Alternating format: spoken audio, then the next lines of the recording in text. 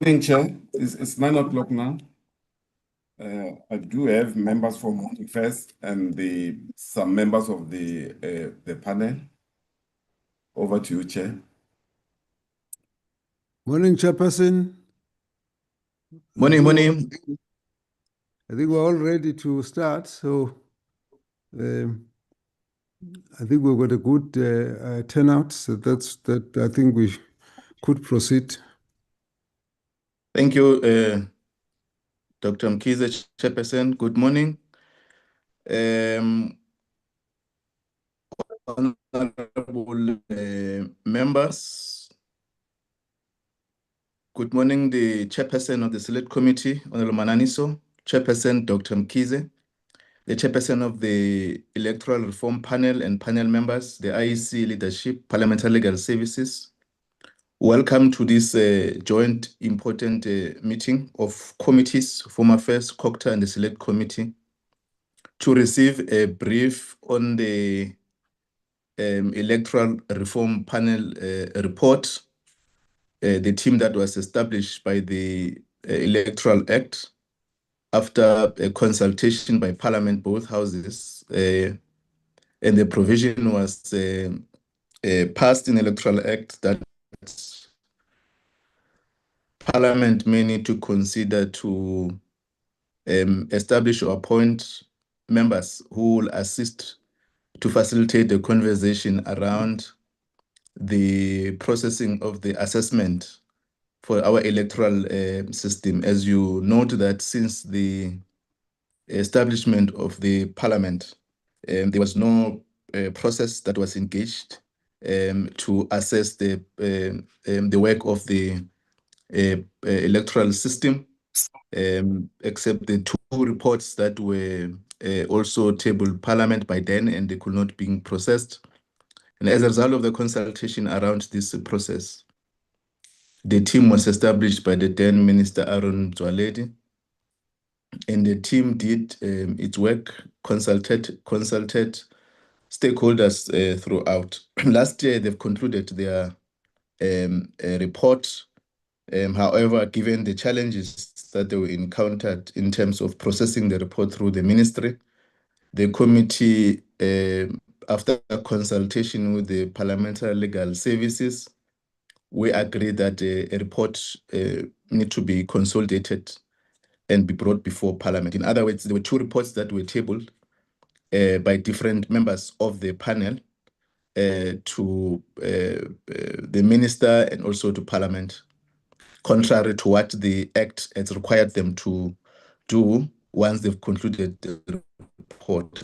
And I want to appreciate the minister and also the team led by Advocate Suzanne and the collective for have considered the decision of the portfolio committee for referring back the report.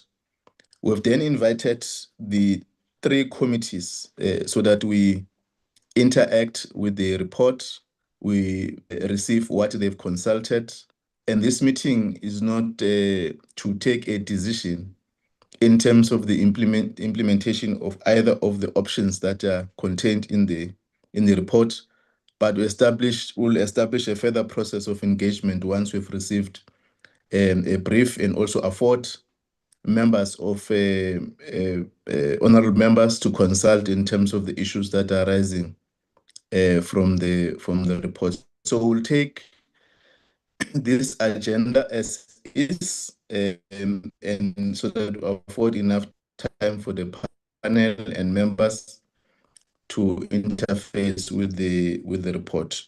We are going to jointly facilitate this meeting with Honorable Mananiso and Dr. Mbon to assist the smooth running of the committees. The agenda. After here, we'll invite Dr. Mkhize and Honorable Mananiso to make remarks.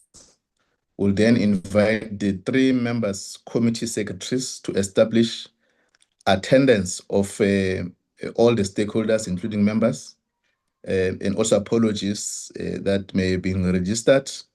We'll then invite either the ministry or the DG to introduce the team And then we invite the team to give a presentation.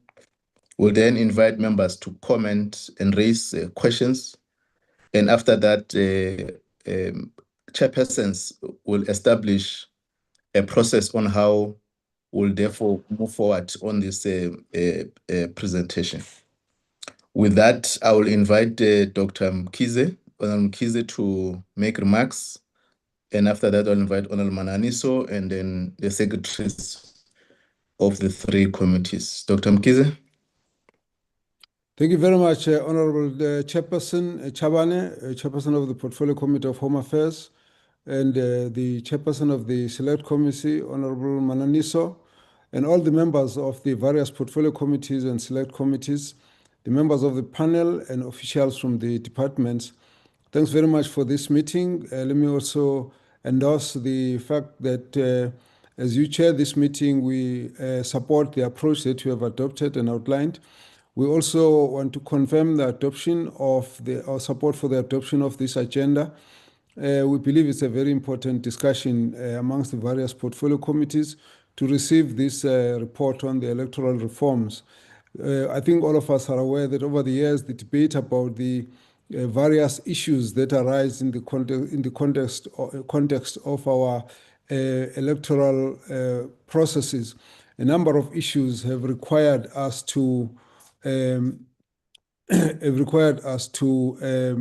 look at various principles, and on those principles that have been looked at, there has never been a time when all of these issues are consolidated to formulate various proposals of what can be done to improve our electoral system. And as we all know, it will take a while for an electoral system to be a shoe-in terms of what all our conditions and our situation in the country would be. So over the 30 years, there's been a lot of lessons learned, challenges that have been identified, and therefore at this point, various proposals are being put together. It's a very interesting document, and obviously, as we sit here, we're not likely to be able to take a decision on them, but it will actually inform various parties as they see to look at what is best for our national electoral processes. And at a certain point, we would obviously have to discuss the matter as a house and then take a way forward. But I think it makes a huge contribution in terms of improving our electoral systems, and therefore we look forward to engagement with the members.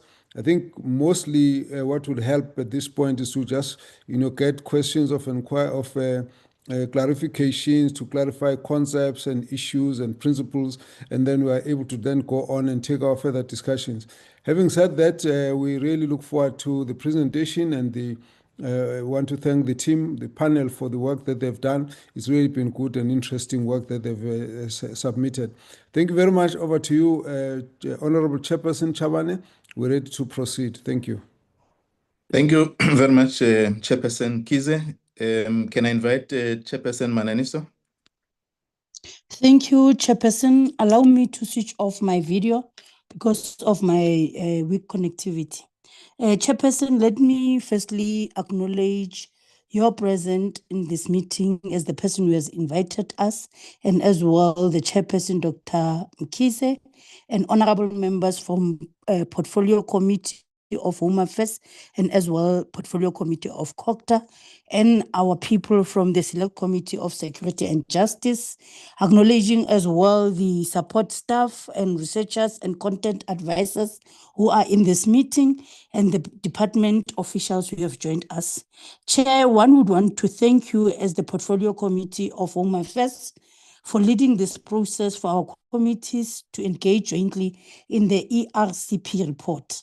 We believe that joint engagement such as this allow us to address important matters such as electoral reform in a more expedient and efficient way.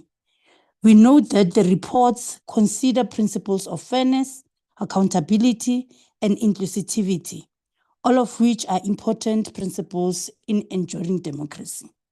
We also note that the consultation was undertaken to arrive at the decisions and recommendation in both the majority and minority reports. So with that being said, Honorable Chairperson, I would like to align myself as well with the agenda as tabled before us, and the emphasis that this meeting is about the briefing, nothing else. Other matters will be dealt with as we continue dealing with this matter up until we get to the entirety of adopting this as PC and select committees. Thank you. Thank you, Chairperson Mananiso. Can I now invite the secretaries to confirm attendance and apologies? Let me start with the Select Committee of Security and Justice.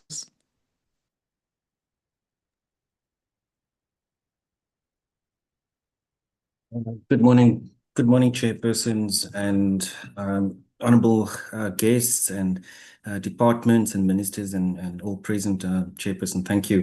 Chairperson, we received apologies from Honorable Pala, Honorable Noe, and Honorable Gericke. They are currently on the Joint Standing Committee on Defence, on Oversight. And then Honorable Billy indicated he's attending the court case regarding the 7 family members that were killed in KZN, Chairperson. And then, Chair, in terms of our attendance, we have Honorable Mananiso, Honorable Zulu, Honorable Kotzel, Honorable Machobeni, Honorable Nonkonyana, our whip, Honorable Mokai, and Honorable Madupi. Thank you, Chair. Thank you. Can I now invite the Copter?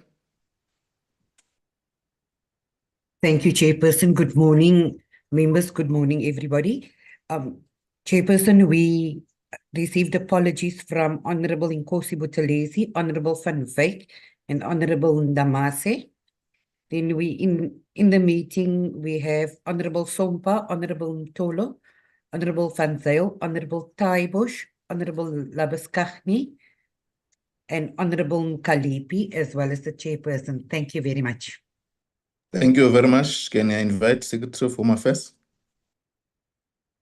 Good morning, chairpersons.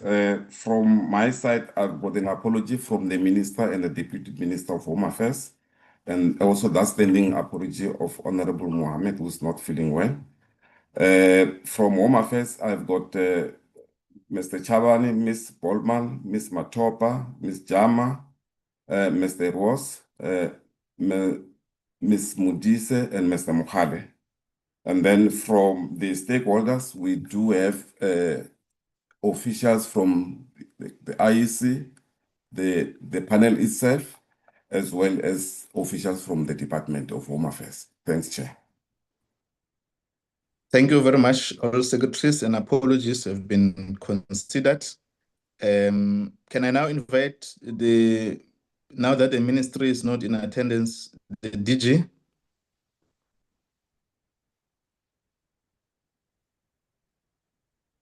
The chairperson is not in the meeting as well. Okay.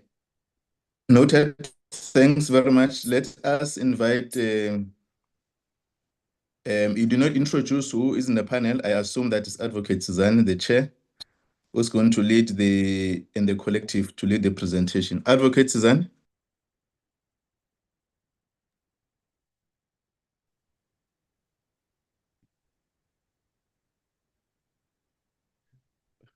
Good morning, Chairperson, honorable members.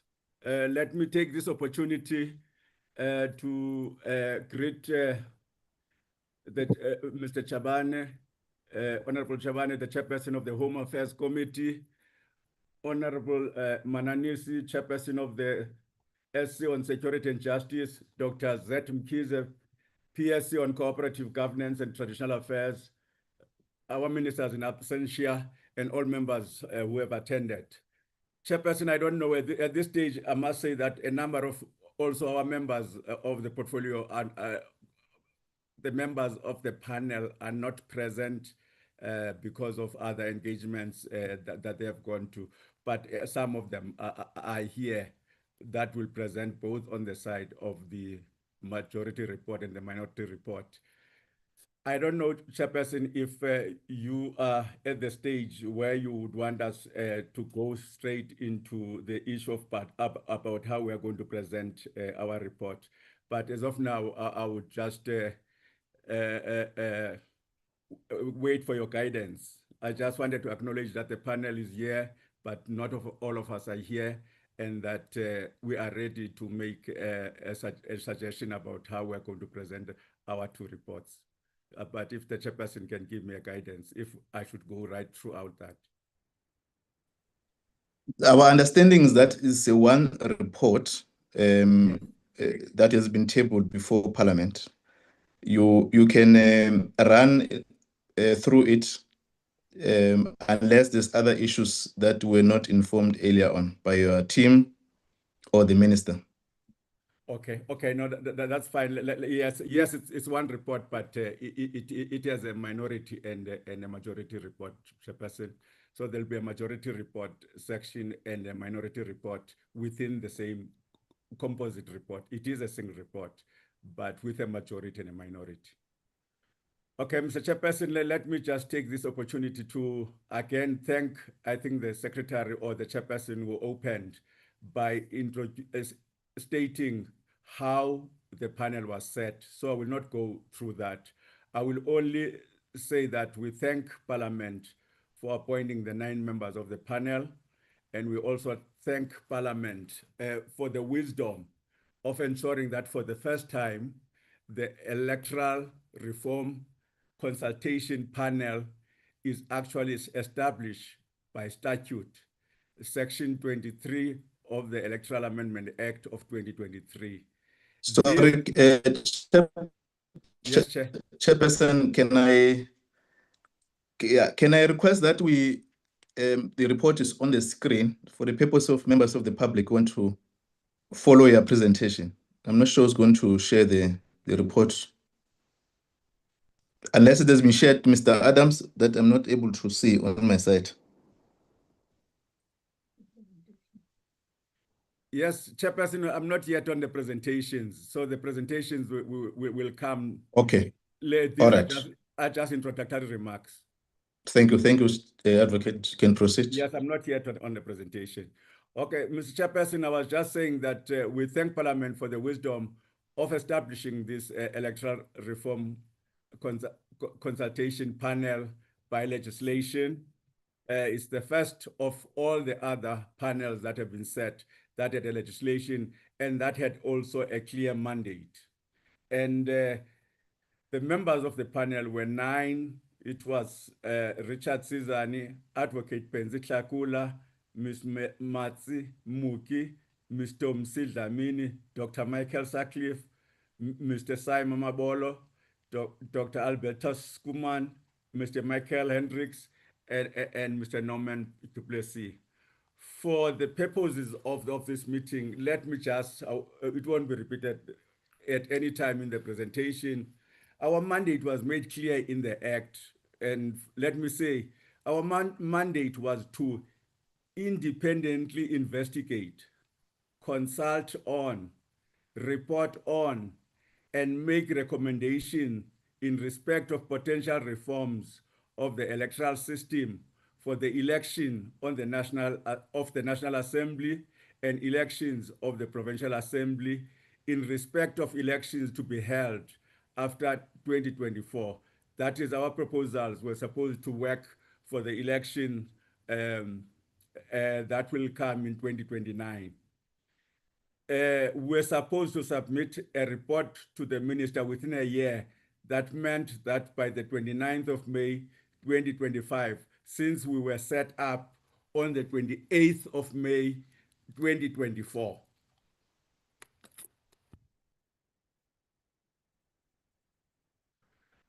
Let me just say, without going into details, Chairperson and honorable members that are present, that we did all the tasks that I said were in that mandate. Others, of course, we did not, which we'll explain when we make the presentations. We did call for submissions. We did hold public hearings throughout the country, as our chairperson of the Portfolio Committee indicated that he wants us to go from the north to the south and from the south to the east. We did that, and the Department of Home Affairs helped us finance that. And we did conduct research, quite extensive research.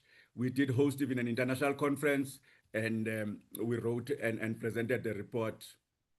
Because of some teething problems, of course, of establishment and continuing with our work, we actually, Chairperson, needed to get a 3 months extension, which our minister graciously gave us. And therefore, it meant that our report now would not be submitted on the 29th of May, but would have been submitted on the 29th of August, 2029. And this, as a panel, we are proud to say we did keep to it and we did submit it. I must say then, just in conclusion, unfortunately, Chairperson, when we submitted our report and the minister tabled in Parliament, we had, after the deliberation within the panel and our discussions, could not really agree on the content of all the chapters and on the content of how we do our recommendations. And as the legislation allowed that even dissenting views must also be recorded for the committee to see.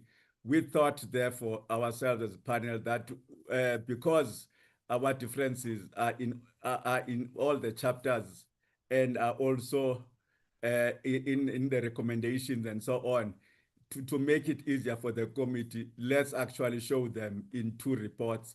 But unfortunately, the portfolio committee said the legislation requires 1 report, and even those who dissent, their views must be stated in the single report, which is what we've actually managed now to do. So the revised report then, which is a composite report, was submitted to the Minister of Home Affairs on the 30th of January, 2026, and the minister retabled it before the portfolio committee and so on. And later on, the portfolio committee called us to come to a meeting, and that was postponed. And we are now having the meeting just to brief the portfolio committee on that report. Honorable Chairperson, the panelists have agreed that that's Section A of the report, which is composed of the majority view of the panel, the majority report, which is represented by 5 panelists: Advocate Pensi Tlakula, Dr. Michael Sutcliffe, Mr. Simon Mabolo, Mr. Michael Hendricks, and Mr. Norman du Plessis will be presented by one of them, which is that 5. Then there is the minority report, which is in Section B, which states the view of the minority panelists. And the minority panelists are 4. They are Dr. Albertus Kuman, Ms. Matsi Muki, Ms. Tomsi Dlamini, and Advocate Richard Sizani. I hope the chairperson of the Portfolio Committee on Home Affairs will find this in order. Thank you very much. Thank you, Advocate Sizani. You can invite your team to present.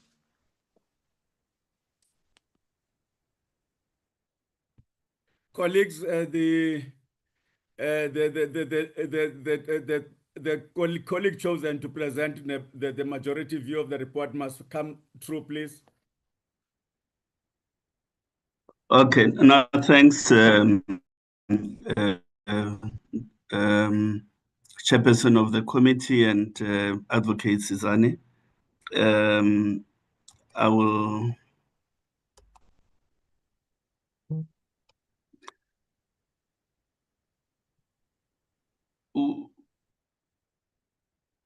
with me, Chairperson from this side of the report, it's Mr. Norman du Plessis, who is going to be presenting the options that this report advances. We also have Mr. Dr. Michael Sutcliffe, who's going to give the committee some reflections on matters related to demarcations. I will start the presentation by giving an overview of the principles and guidelines principles and values that the panel had agreed. And those principles and values were to underpin the assessment of the options that are being presented before the portfolio committee today. Advocate Tlakula and Mr. Michael Hendricks have both apologized and are therefore not part of this discussion this morning.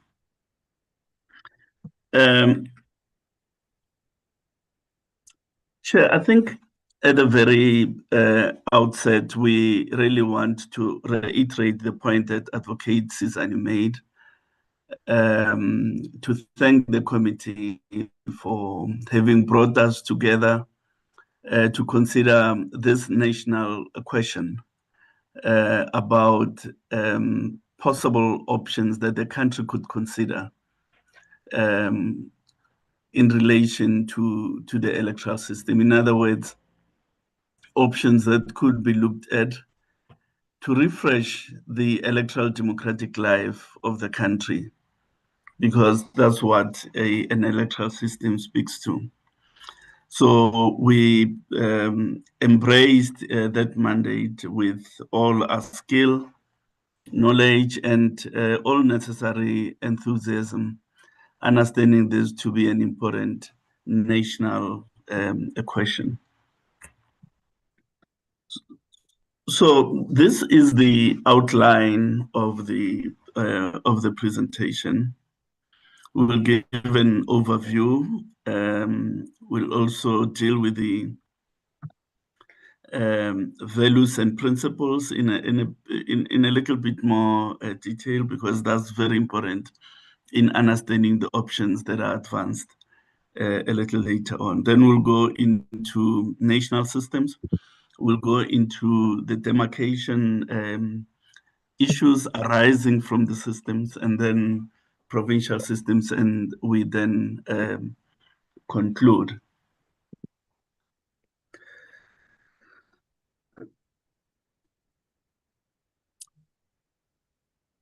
Chair, after the establishment of the panel and subsequent to its first few meetings, there was agreement on the principles and values, and those would be used to measure the options that we were to eventually come up with.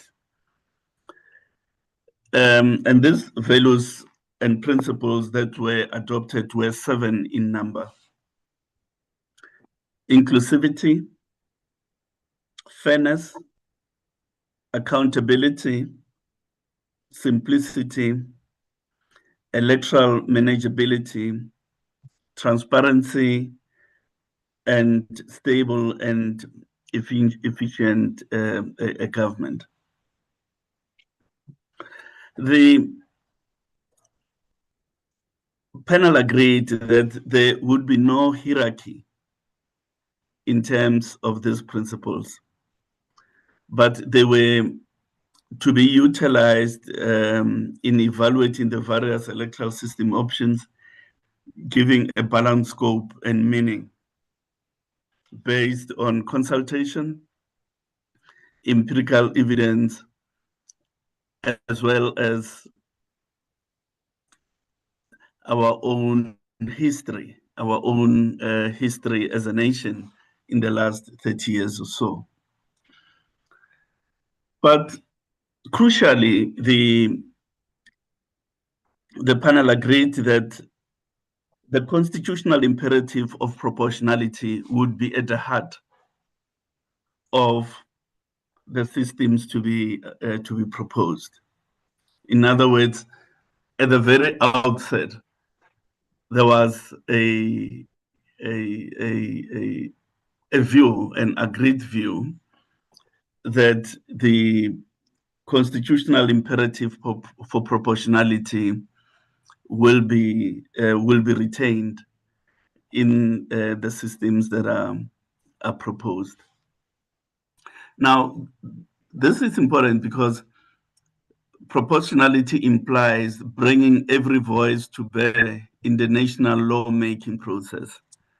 In itself, it speaks to the plurality of opinion that is brought to bear in the national policymaking process. So it's an important overarching constitutional imperative that undergirds whatever electoral system proposals that we were to emerge with.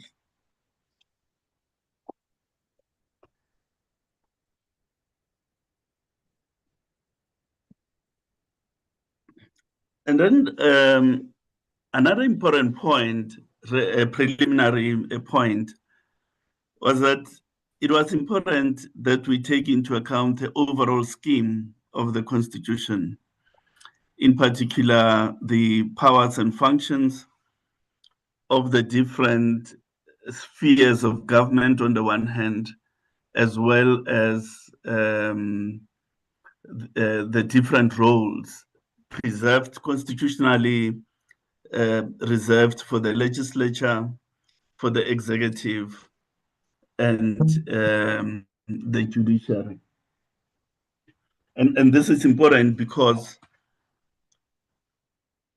representatives are elected into the legislature, and the role of representative is limited to that which is defined constitutionally for them in the legislature. So when you assess how they perform and so on, one has got to be alive to the constitutional edifice that constrains what they can do or what they cannot do. So the scheme, the overall scheme, has to take into account the fact that the executive is a policy making and a public administration component of the state. The legislature is lawmaking and oversight, and the judiciary, the enforcement and interpretation of legislation. So it's important always to bear in mind that when you elect representatives, they're elected into a constitutionally constrained assembly. It can pass laws, create laws, exercise oversight over the executive, but it doesn't have a principal role in delivering services to the populace. That is done in the executive. So that's quite an important issue that we felt it needed to be understood up front. Going further, chairpersons, it is important to recognize that these guiding values and principles have the potential to be interpreted differently. That options may at times require trade-offs between these values and principles. And as such, they needed, these values and principles needed to be considered in relation to one another. Hence, the overall guiding practice that there should not be a hierarchy, but we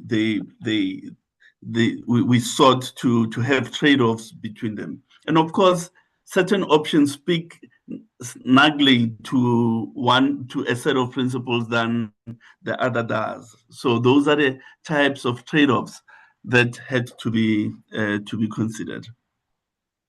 So as a panel, we're required to give appropriate weight, if you like, appropriate weight to each value and attempt to harmonize all so as to realize an overall balance.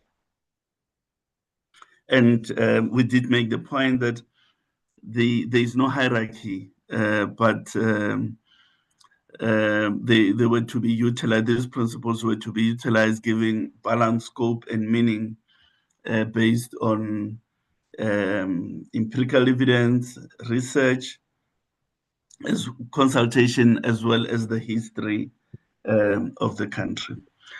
So getting to the first principle, we asserted that there are at least two aspects to inclusivity.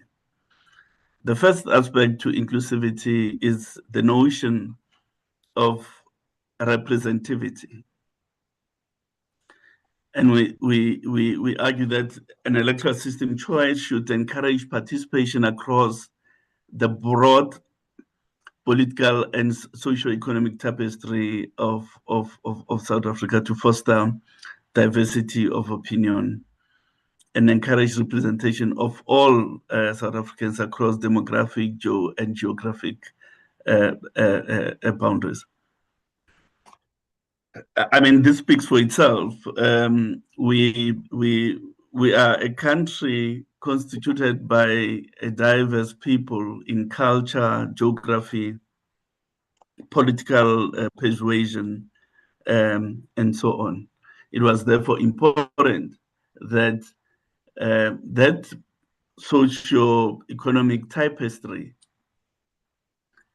is facilitated by the option of electoral system the country eventually adopts.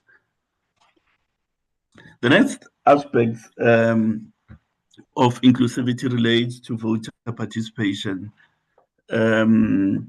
And this includes really how voters feel about the efficacy of their vote.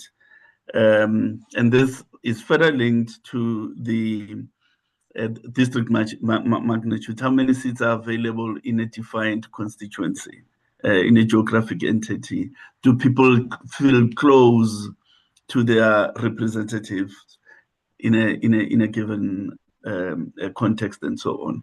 So that feeling of whether the vote is efficacious by voters and whether voters really can identify with particular representatives in a defined geographic entity was the second aspect of the notion of inclusivity.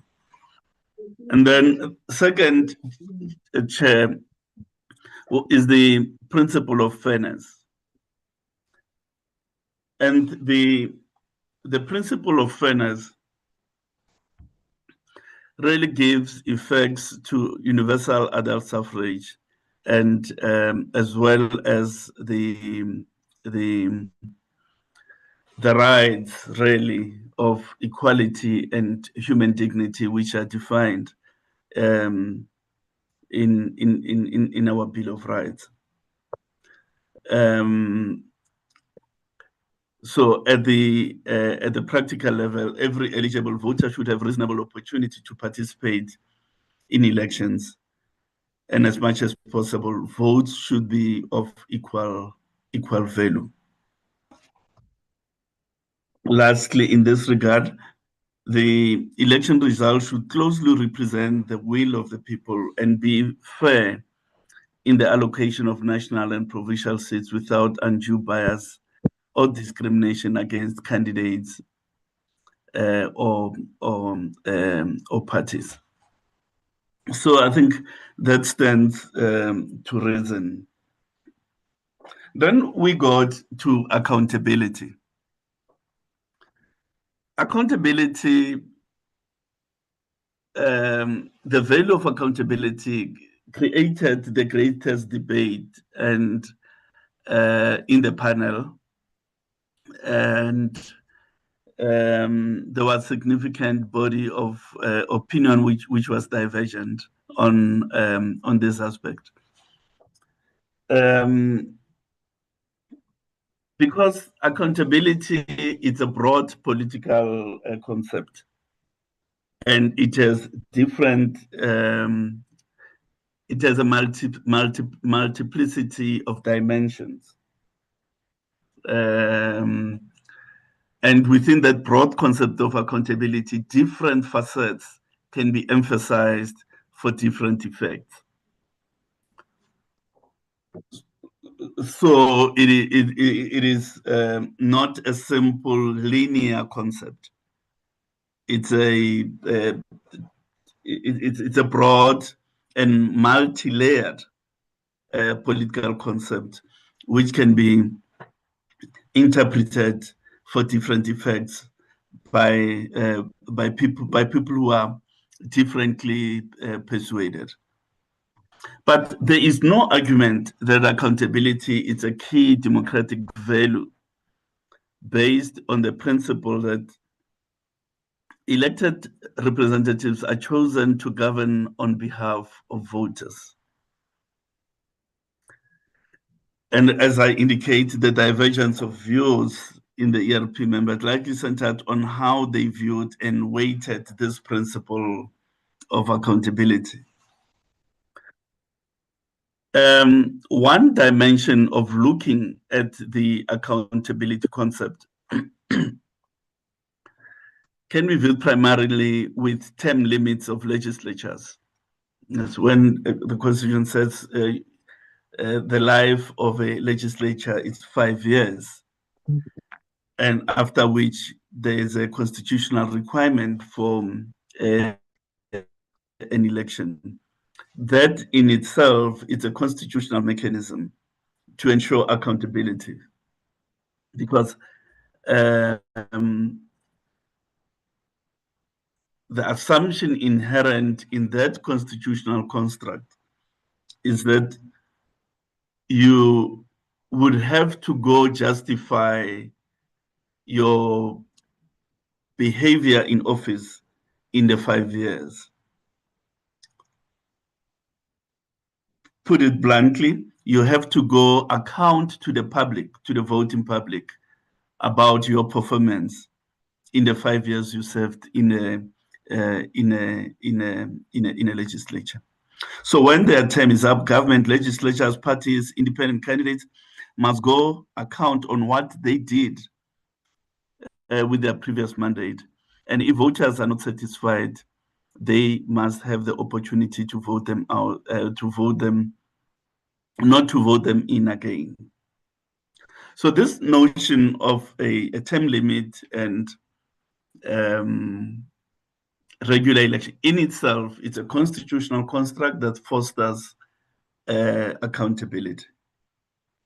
And then the second dimension of this concept relates to collective or individual accountability. There are constructions of accountability that pertain to the individual, and there are constructions of accountability that pertains to the collective. For different effects, you can emphasize different aspects, even in relation to collectivism and individualism. The majority of the panel members viewed accountability as less effective when the focus is on the individual representatives, given that representatives remain party members and are members of a caucus. In other words, subject to the collective decision-making of caucuses. So we tended to view accountability primarily in collective terms, where a party rather than individuals is just for its performance against the mandate it had received in the previous election. So that's another dimension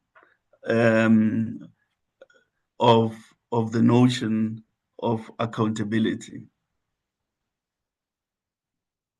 Now, in the case of individual accountability, the party can still determine if the individual has contributed or detracted from its support. But of course, that is an internal party matter. Where voters can exercise direct choice at the next election, there are signal measurements involved, because the ratio is clear. It's a voter to a single representative in a single geographic entity called a constituency. So there it is quite clear that a scenario like that would notionally provide for the ability of voters to link their vote to a person in that constituency. So the role and responsibility of elected representatives as simply agent of the voter, or the relationship, or rather the distinction between the elected representative and as independent trustees or mandated delegates, it's good. It's always good where there's a close association between the voter and the representative. In other words, close association between voters and representative is always desirable within that dynamic of the representative being an agent of the voter. And then in the public consultation processes, a big issue that came up that informed, as it were, the desire for a constituency-based electoral system was the notion of responsiveness. And responsiveness we also see as an element of accountability. And it came through various ways during the public consultations, where citizens were focused on being able to access services and having someone to assist them. Hence, the close connection between the elected representative and the citizen they serve.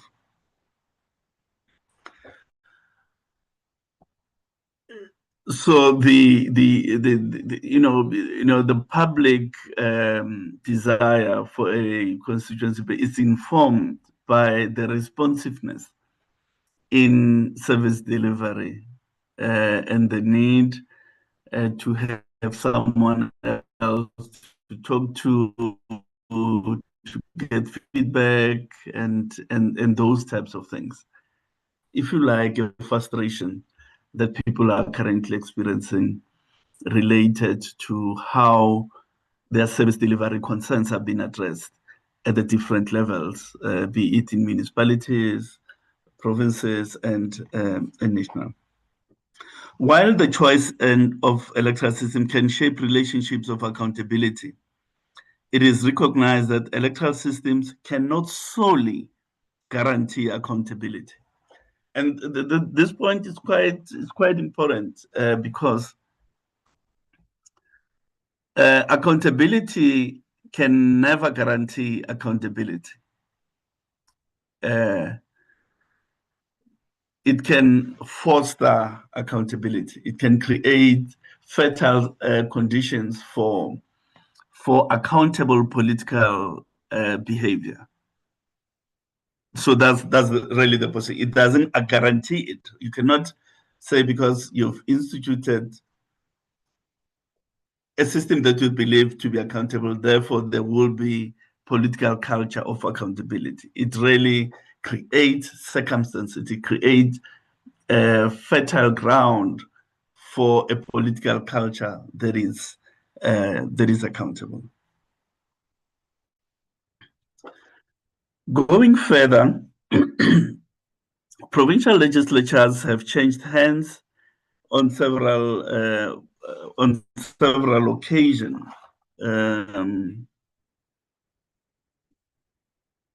And the level of support between parties at national level have fluctuated significantly over several elections, which means the electorate has made their views on manifestos and the collective performance of parties clear. In other words, the fact that there's fluctuations. It means the electorate is really analyzing the performance of the income of incumbents, and they are adjusting their political choices when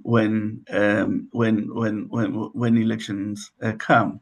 So you can see through that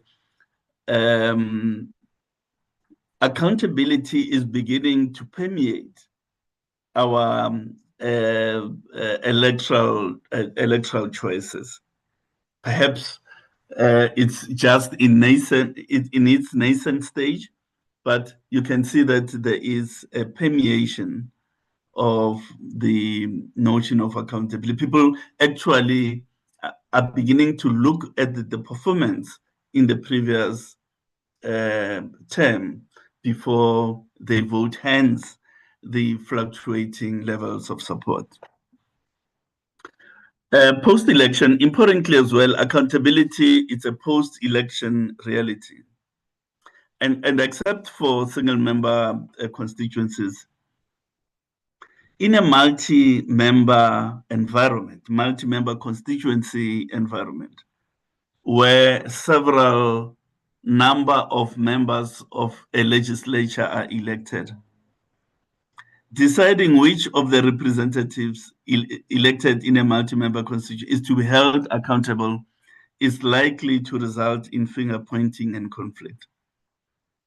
If you elect 4 people in a constituency and things don't work as well as they should, who then is accountable? What is the basis of making a decision that it's this one, but not this one or the other one?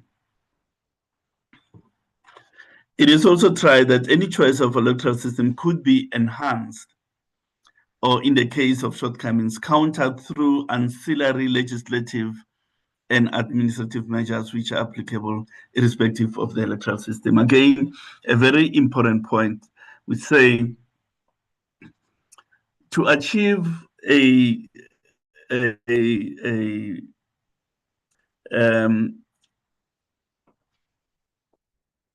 matured culture of accountability, whatever electoral system is eventually agreed, such an electoral system must be supported by ancillary legislative and administrative measures to support that electoral system. That the electoral system on its own will not be a panacea to accountability shortfalls that the country is it's experiencing.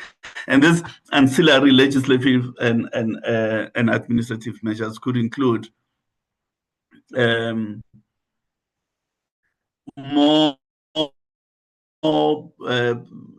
radically changed constituency officers.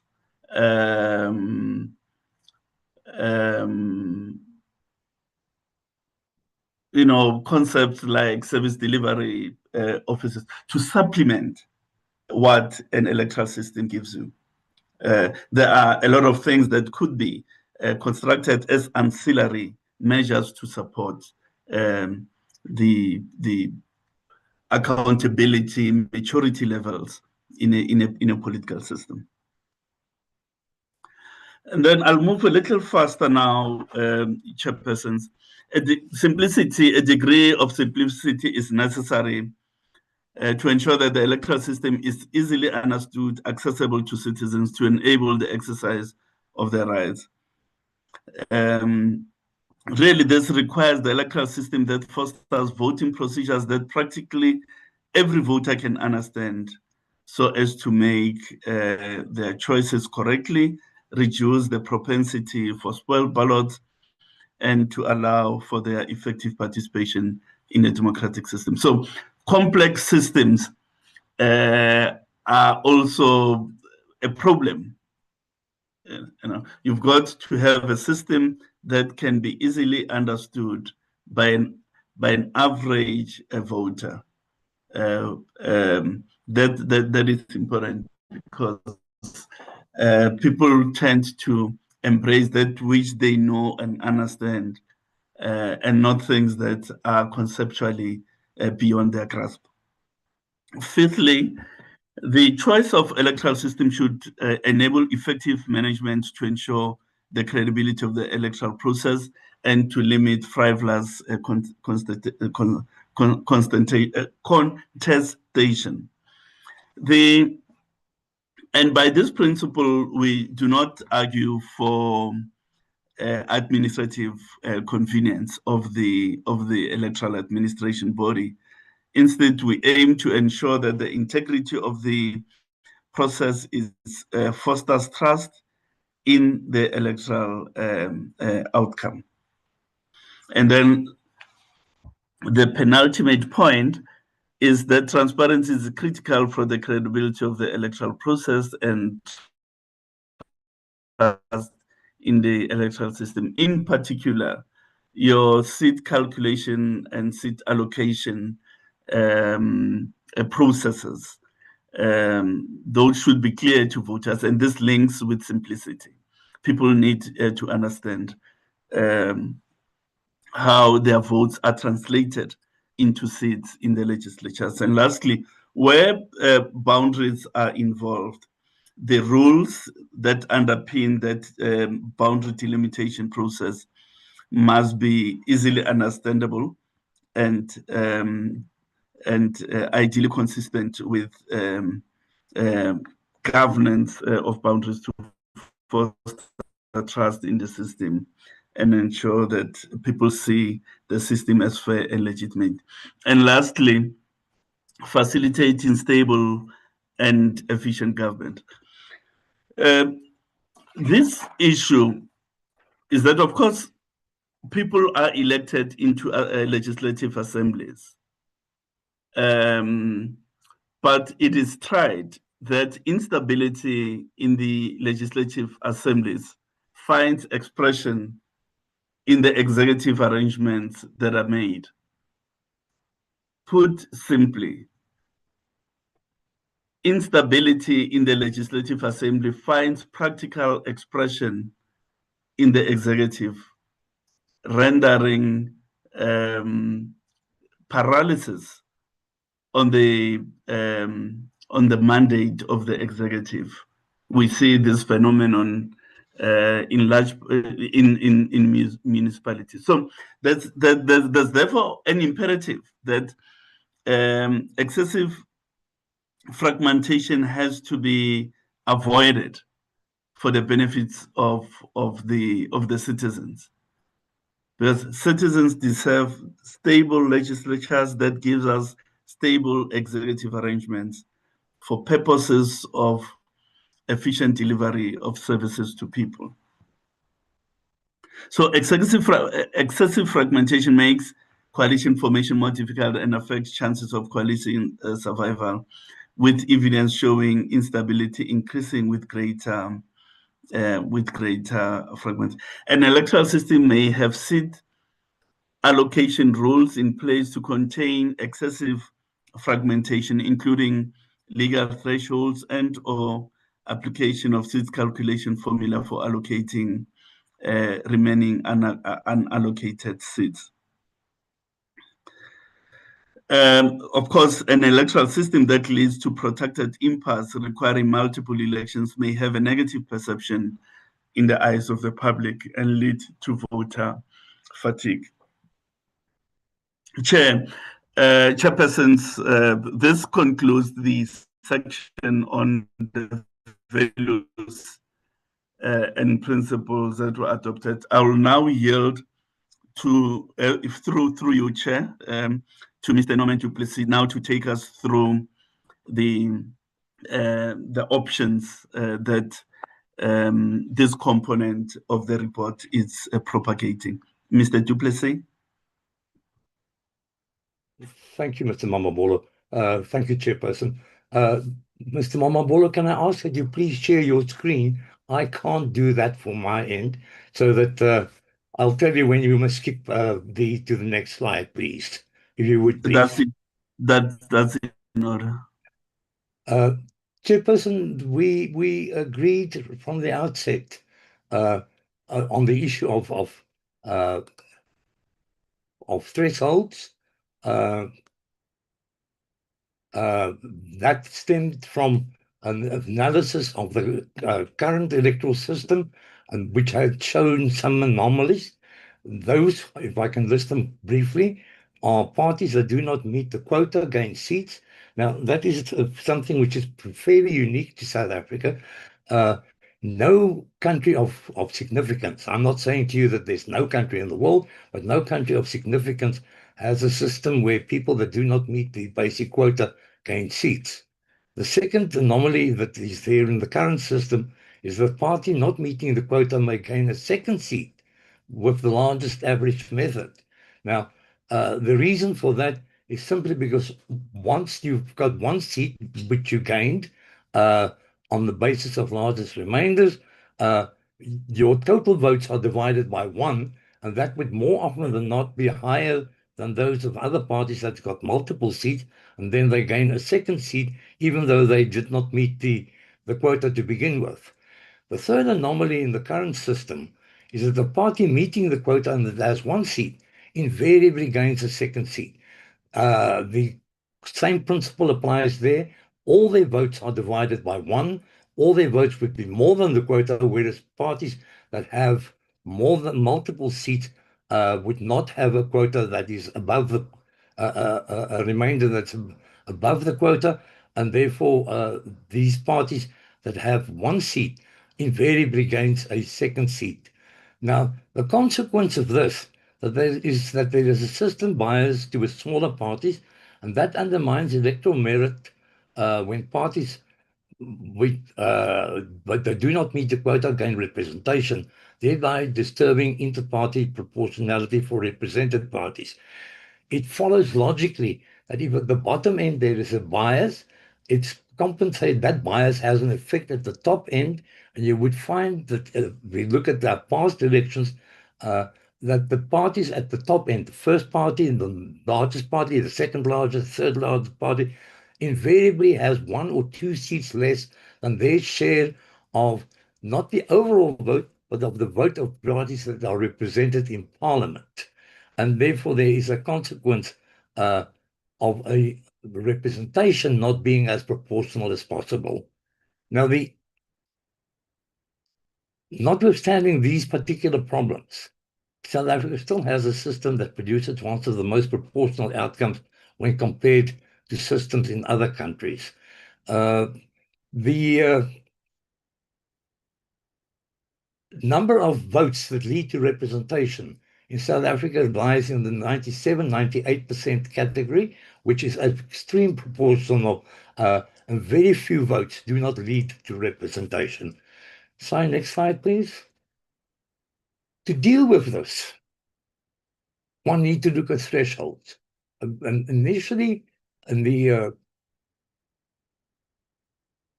ERC panel as a whole, we agreed that quota threshold should apply. Given the central role a quota threshold plays in resolving the anomalies in the current system, all members of the ERCP agreed that introducing a quota threshold and allocating remaining seats using the largest remainder method for all the recommended options would resolve the anomalies and ensure inter-party proportionality for represented parties. Modeling of the different options is based on the quota threshold and data from the 2024 election and can be viewed on the Home Affairs website. We'll provide you the details of where you could go and have a look at them at all. The result of this modeling process was thoroughly discussed at several meetings of the panel. Now, talking about thresholds, no thresholds can apply in constituencies. From a mathematical perspective, now whether that constituency is now the 9 regions or multi-member constituencies, obviously it doesn't apply to single-member constituencies where the majority vote counts. But from a mathematical perspective, it's not possible to apply a quota threshold in regions or in constituencies with a smaller number of seats. Seats are thus, as presently the case, allocated to parties and independent candidates who meet the quota, and the largest remainder method is used for the allocation of remaining seats. If I can just explain that to you, if you have only one party meeting the quota in a let's say a multi-member constituency of 5 members, but that party is only entitled to 3 seats. Then how do you allocate the other 2 seats if no other party met the quota threshold? So obviously that is a problem. Then you have a very odd situation, and it can occur mathematically, not practically very often, where no party meets the quota threshold. That happens if you've got a lot of parties having bits and bits and bits of votes rather than one dominating party. And then you have a situation where you can't allocate any seats. So the consequence of that is that no quota thresholds can apply in constituencies, and the quota thresholds applies to compensatory seats only. A quota method threshold is the model that only applies to the allocation of compensatory seats. A natural quota is used to determine which parties meet that bar, and only their votes are carried forward for the compensatory calculation. A new quota is determined for the parties that qualify for seats, and remaining seats are allocated using the merit-based largest remainder method. In other words, we're doing away with the largest average, because that actually was introduced to set a artificial threshold after 5 parties were given seats without meeting the threshold. Now, the minority approach is somewhat different from us, and I comment on that because there are 4 options on the table. The current system, a multi-member constituency system, which is akin to the Van Zyl-Slabbert model, 2 variations there. One where you have a 200-200 split, and one where you have a 300 constituency, 100 compensatory split. And then obviously also the single member constituency. So we're all dealing with the same models, but I have to point out that there is a difference in how these models are applied. Now, unbeknown to all members, the Minority Report amended the quota threshold, even though it had been accepted at all meetings held by the panel. The Majority Report states that it found the 2-quota approach when applies a quota threshold causing confusion, and noted that it left it to Parliament to decide on thresholds. The Minority Report did not provide modeling to illustrate the implications if a quota threshold did not apply. Now, the consequence of all this, based on 2024 elections data, the quota threshold and the largest remainder method for allocating remaining seats, which is now the majority approach, would reduce the number of represented parties from 18 to 15. The 3 that are fall off, if you want to call it that, are the 3 that gained seats without meeting the quota, but gained seats on the largest remainder method. Without a quota threshold and using the largest remainder method for allocating remaining seats, the number of parties would increase to 23, as opposed to the current 18, including 10 parties with 1 seat each. Next slide, please, Ma'am. Having dealt with those broad principles, we can now have a look at the specific options. Option 1, that is a model number N plus 1.6. Now, if I say in model N 1.6, part of the report is a reference to a Home Affairs website. There, these models illustrate the options step by step so that everybody can see how they were calculated, the formulas used, and it's probably very educational in the long term about how election results are calculated. Now, option 1 consists of the current 9 regions with 200 seats in the regions and 200 compensatory seats. The description is that, which I've now indicated to you. The outcome, 11 parties gain regional representation, and in overall 15 parties are represented. That is now the 3 that falls off as a result of the quota threshold, which is applied in this model. And 97.52% of the votes cast led to representation. So it's still an extremely proportional outcome all in all. The advantages of the system is voter familiarity. No redemarcation is required because you stick to the current provincial boundaries.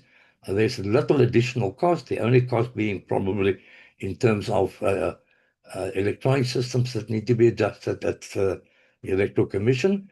It enables fair gender and minority representation because there are long lists on the compensatory side. Parties can ensure that there's fair gender and minority representation. Inter-party proportionality is achieved. That which is in the current system disturbed because of the introduction of the quota threshold means that inter-party proportionality is achieved and there is no risk of overhang. Now, the question of overhang is an issue that I'll get to a little bit later. Disadvantages of this system: there's no close association between voters and representatives. And intra-party nomination processes exclude the general public.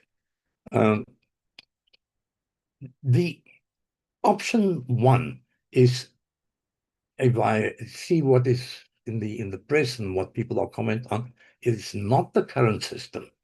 It retains the demarcation of the current system, but it has a completely different way of allocating seats. One, by the introduction of a quota threshold, and secondly, by only allocating seats based on largest remainders, which is merit-based. So it's a variation which stands there for option one on its own legs. If we move on to the next slide, we get to option 2A. Option 2A is retaining the essential elements of option one, except that the 9 regions are replaced by 41 smaller multi-member constituencies. They have between 3 and 6 seats per constituency, with most being between the 4 to 5%, 4-5 seat range. Let me explain perhaps how just broadly the idea of ramp demarcation. Dr. Sutcliffe would later on deal with this in greater detail. We've used municipalities and combinations of municipalities to ensure that you have at least 3 seats, because many municipalities would only qualify for 1 and some for none. So you have to combine municipalities to arrive at constituencies, and that gave us 41 constituencies with multi-members. The more ideal situation would have been if one could combine district councils. But that is a little bit more complex in the sense that there are 2 districts which do not qualify for any vote representatives at all, Garib and Karoo. Apart from that, there are 10 district councils where they would only qualify for 2 seats, and then you have to start those combinations, and in the end you end up with not a great many more constituencies than the 9 if you work on a provincial basis. So realistically, one had to use municipalities rather than district councils to combine to get to constituencies. This is broadly the same setup as von Sail-Slabbert recommended, with between 3 and 6 seats per constituency, as I said, and with a 4 to 5 seat range as the most prevalent. The outcome is that 7 parties gain constituency representation, and overall 15 parties are represented. Same number of parties as in option 1. Parties gain the same total number of seats, and you still have 97.52% of the votes cast lead to representation. The advantages: representatives are more easily identifiable, more particularly because if you have 4 to 5, it would be more often than not multi-member representation. Multi-party representation, rather, and the municipality-based constituencies require little demarcation, although there would be, as Dr. Sutcliffe will illustrate, could be a lot of contestation about that, which municipalities you combine. It enables fair gender and minority representation because you still have a compensatory list of 200 representatives. Inter-party proportionality is achieved as in option 1. There's no risk of overhang because you would have enough compensatory seats to deal with that. And given the smaller number of seats in constituencies, it may be possible to consider open lists if there is a consolidation of participants in national elections. Now, I'm not suggesting that that is something that is imminent. One would have to have probably only 10 parties participating, 5 candidates for each. That's you have 50 entries on a ballot paper, which is equivalent of a 1 page as you have it at the moment. You can't really get to multi-page open this because there are a great many difficulties around multi-page ballot papers. Now, the disadvantages, it's more difficult to follow the results, not impossible, but more difficult than it is in option 1. It may encourage a larger number of participants with local interests, only in a particular constituency. As representatives are elected in constituencies smaller than provincial governments, the ability of representatives to deal with provincial alignment and oversight may be affected. If we go to the next slide. Option 2B is similar to option 2A, except that there are 300 constituency seats for the 41 constituencies and 100 compensatory seats. Exactly the same setup, except that you have a larger number of representatives coming from the constituencies and a lesser number of compensatory seats. The number of seats per constituency varies between 4 and 10, with most being in the 7 to 9 range. Now, once again, in the 7 to 9 range, that in terms of a ballot paper doesn't really lead itself to an open list, which is the ideal in the long term. The outcome, 10 parties gain regional representation, and overall 15 parties are represented. Parties gain the same number of seats as in option 1 and 2A, so that the final outcome is not a problem. 97.52% of the votes cast lead to representation, similar to what you have in option 1 and 2A, and larger parties have fewer compensatory seats than in option 1 and 2A. And in some cases, depending on how the votes fall, it may be single numbers that they have in terms of compensatory for larger parties. The advantages, representatives may be more easily identifiable, but it's likely that representatives elected within the constituency would come from different parties and independents. Municipality-based constituencies have less involved demarcation, but there could be contestation over which municipalities get combined. Inter-party proportionality is possible, but only if a quota threshold applies. Disadvantages, with fewer compensatory seats, promoting fair gender and minority representation becomes more challenging. Instead of having 200 seats, you only now have 100 seats, which is divided by parties, between parties. So it becomes more challenging in terms of gender and minority representation. It may encourage a larger number of participants with local interests, the same as in option 2A. Here comes an important issue. There is a 2.5% risk of overhang if a quota threshold is applied to the 2024 election data and 15 parties gain representation. That means 3 of the next 100 elections are bound to have overhang where one cannot fit it into a 400-seat assembly. If a larger number of parties gain representation, the risk of overhang increases steeply. And if a quota threshold does not apply and 23 parties gain representation, the risk of overhang, or the probability thereof, increases to 58.7%. I'm going to deal with the question of overhang in detail a little bit later on. As representatives are elected in constituencies smaller than provincial governments, the ability of representatives to deal with provincial alignment and oversight may be affected. The only difference between 2A and 2B, really in practical terms, is the risk of overhang which comes into it, and the vague possibility in 2A in the long term of open lists, where voters could not only elect a party, but also the candidates of that party during an election. That's what open lists would imply. If we move to the next slide, please. Option 3, that's 200 single-member constituencies and 200 compensatory seats. The description, constituencies consist of an alignment of municipal wards and must be demarcated for every election to accommodate population, migration, and growth.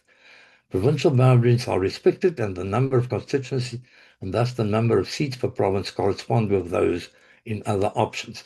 Now, the reason why you would have to demarcate for every election, in the other cases, in option 1 and 2A and 2B, the boundaries are fixed, the demarcation, and it's the number of representatives which are adjusted depending on the number of registered voters. Here, where you have a single member constituency, you've got to adjust the boundaries. And that obviously happened because of you base it on wards, and wards are changed for every municipal election, or many of them are changed for every municipal election, and therefore you have to demarcate, and you have to take into account migration of people. The outcome: 4 parties gain constituency representation, and overall 15 parties are represented. It's still 15 parties, but you now are down to 4 parties gain constituency representation. Now, this, if I can just comment in that particular respect, the notion is there that smaller parties or independent candidates would fare better if it's a smaller constituency, as opposed to having to gain votes in a larger geographic area. What this proves is that the more constituencies you have, the smaller the area, the fewer parties gain constituency representation. And the reason for that is the 4 parties that gain constituency representation here are parties that have voter support across most constituencies. It's national parties as opposed to people that have concentrated support in 1 or more provinces, but not in all provinces. Now, larger parties have fewer compensatory seats. The largest deviation from proportionality in the first tier, that is in the constituency tier, is 19.1%. Now, that is based on 2024 data. I can just mention to you that in the last municipal elections, a party that got 47% roughly of the vote got more than 70% of the wards. There it was about I think 73, 74%, if I recall correctly, a 25% variation, a distortion from overall proportionality, which you have to compensate with the compensatory seats. Parties gained the same number of total seats as in option 1 and 2A and 2B, and 97.5% of the votes led to representation. The advantages: there's obviously now a direct association between the voter and representative, and it permits by-elections, which the others do not. Based on 2024 election data, a plurality factor indicates that in approximately 40% of constituencies, where candidates win with less than 50% of the vote, independent candidates have the best opportunity to be elected, not on the basis of a majority, but on being the candidate that received most votes, even if it's less than half of the votes. The disadvantages: there is a 97% risk of overhang if 15 parties gain representation. In other words, one would actually say that overhang is assured, and one will have to deal with that. Gender representation may be negatively affected because you have a tendency to affect to field the best candidate in a constituency rather than purely looking at gender or minority representation. As representatives are elected in constituencies smaller than provincial government, the ability of representatives to deal with provincial alignment and oversight may be affected. That is the same as in other options. And then there are demarcation challenges, as I have indicated. If I go to the issue of overhang now, if we go to the next slide, please. When does overhang occur? Overhang occurs when a party gains more first-tier seats, regional or constituency seats, than it is proportionally entitled to overall. In other words, if a party, let's say, is entitled to 100 seats, but overall if you look at the overall result, but it gains 110 seats in the constituencies out of the 200, 110, then there's an overhang of 10 seats. You have that occurring more often than not when there's a large number of seats being allocated based on largest remainders. Now, the more constituents you have, the more is the likelihood of largest remainders coming into play and taking a party over the threshold of what they are overall entitled to. Now, the solutions to overhang, because overhang means that you can't fit it into 400 seats any longer. You can increase the number of seats in Parliament, but this will require a constitutional amendment. Equally, one will have to have it open-ended. You can't say, for instance, reduce the number of seats in Parliament to 350, which fits within the Constitution, but then you end up with 403 or 404 overrun seats, which is quite possible. If you look at Germany, for instance, where more than 100 seats eventually landed into overhang before they abolished that whole idea. So it's a complex one if you want to increase the number of seats in Parliament. Overhang seats are now if we get to the other options, the second option, overhang seats are retained and the result is recalculated, excluding the seats and votes of the party with the overhang. The results then fits into 400 seats, but other parties forfeit seats, resulting in disproportional inter-party representation for represented parties. There is an example, which is part of the report, which is also on the Home Affairs website, where there is an overhang for the largest party of 6 seats, based on 2024 election data, in a 300-100 configuration of single members.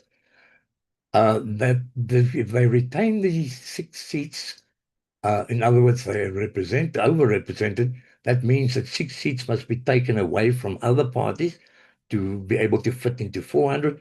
And that means that the second largest party in that particular example, the second largest party loses 2 seats, and then 4 other parties, the next four largest parties, lose 1 seat each.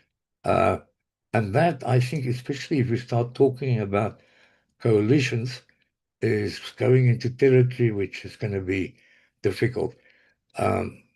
Overhang seats alternatively could be forfeited to remain within the 400-seat prescription, but this means that the affected party loses the constituency seat where it performed less well, which could be the only seat it gained in the multi-member constituency.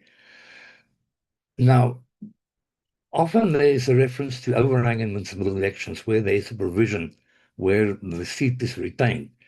Where the overhang in municipality elections, where a smaller number of seats are involved, there is mostly an overhang of 1 seat, and those seats are retained as a ward would otherwise be without a ward councillor. 1 seat is not that much of a complication, and I think more often than not, people don't even realize that that was the case. In the last municipal elections, there were 6 seats, 6 councils where overhang occurred, involving 2 different parties. In 5 of the 6, it made no earthly difference because there was one party that had an overwhelming majority, and there was one case where it was hung council. I don't think the issue arose there. I don't know whether people actually realized that overhang occurred. However, as illustrated in the example referred to at the national level, where 400 seats are involved, it could affect multiple seats, resulting in significant greater impact. The larger than I've explained, the 6 seats. Now, let me also say to you that overhang does not necessarily affect the largest party. It could affect any party. Second, third, depending on whether they pick up seats based on largest remainders in constituencies. So this is not a predetermination that it would only affect the largest party, and moreover, that it would only affect one party. It could affect more than one party. And it becomes a complex situation.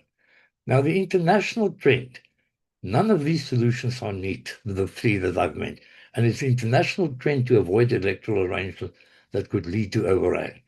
Now, the consequence of this, I have explained to you. A party with overhang seats, another complication, which regardless of any of the remedies referred to above, not be entitled to any compensatory seats.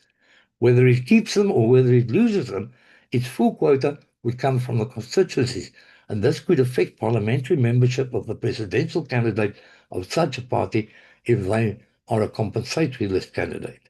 In other words, the moment that becomes a possibility, your presidential candidate at best stand in a constituency rather than be a list candidate.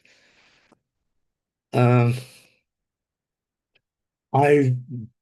will get to provincial elections, but demarcation is very much an issue around these options. And therefore, if I may ask Dr. Sutcliffe whether he could please talk to the demarcation issues. Thank you very much. And thanks again on behalf of all of us, I'm sure, to you, Chairperson, for convening this. I must give a bit of an apology. I do have a physical meeting that I'm tied into, but certainly will listen into as much of this as I can and beyond. Thanks also to the Chair of ERCP, Advocate Sazani, for introducing where we are. I'll take you through these 3 slides, and even though it's 3 slides out of the bundle, quite often demarcation becomes an issue that gets complicated. Even though we have a proportional system, and you've heard about that, the Constitution doesn't require, specific proportionality. There's another word escaping me there. So it is an important issue because the choice of which municipalities get chosen if we're using municipalities, or which wards get chosen if we're using wards, etc., can in fact become very controversial issues. So the using administrative boundaries is usually the neatest way to deal with demarcation. And it could be done by a range of bodies. And obviously that would depend on how far Parliament takes this process as to what body it will be. You could have independent delimitation commissions, such as the Municipal Demarcation Board, although they're confined constitutionally to dealing with municipal boundaries. It could be done by the courts. There's some countries where parties make representation to courts and courts decide. There are political processes where legislatures themselves do it, etc. So that would clearly be an issue that would need to be looked at there. All of those have got pros and cons, and they vary significantly in terms of cost, whether the cost is borne by the state or whether the cost is borne by others. And they also vary in terms of how long it takes to deal with that there.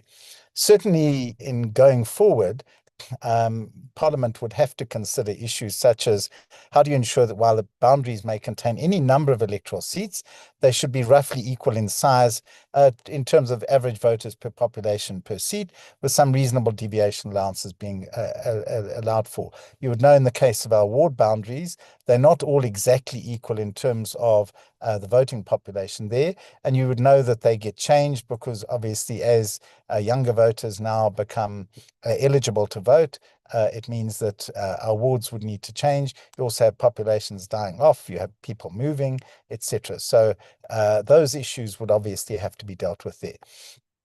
The issue of functionality is important. Ideally, you want whatever delimitations you do to represent a reality where people, broadly speaking, are living and working and shopping and having religious context within that boundary there. And that becomes very difficult. We would know in the case of ward boundaries, it's extremely difficult. It's slightly less difficult when you're dealing with issues at national level, but it's still an issue to deal with there. Obviously, we also have huge differences in population density. It goes without saying that places like the Northern Cape, and I think that Norman's already dealt with the issue of 2 of the districts are in fact too small to have even a single seat if we use districts as the basis for identifying parliamentarians. Issue of public consultation is important. Clearly, with very large areas, and even at a ward level, it's difficult, but at a high level, how do you deal with that public consultation? Because often people can't get to the venue where that consultation occurs, etc. So those would all have to be dealt with properly. And then the regularity. Do you do these before each election, in which case, how long before them? And we have a particular system already in place for local versus national government there in terms of voting registration. So there will be impacts at that level there. So that's the broad issues that we would have. Next slide. Our view is that there are a set of demarcation principles to look at. Firstly, is that you would want to make sure that we get equality of voting strength across each constituency. We believe you need an independent, impartial boundary authority to finalize boundaries.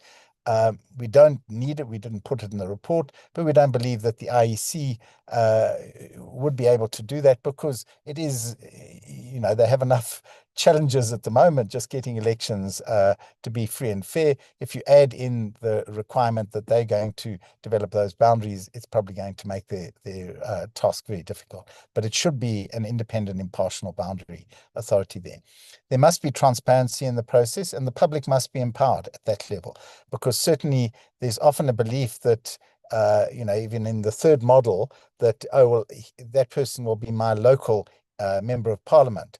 But how local is local? You will see in Appendix 4, where we just show you the potential size of those three options that we've got, the three basic options that we have, the potential size of these constituencies at that level there.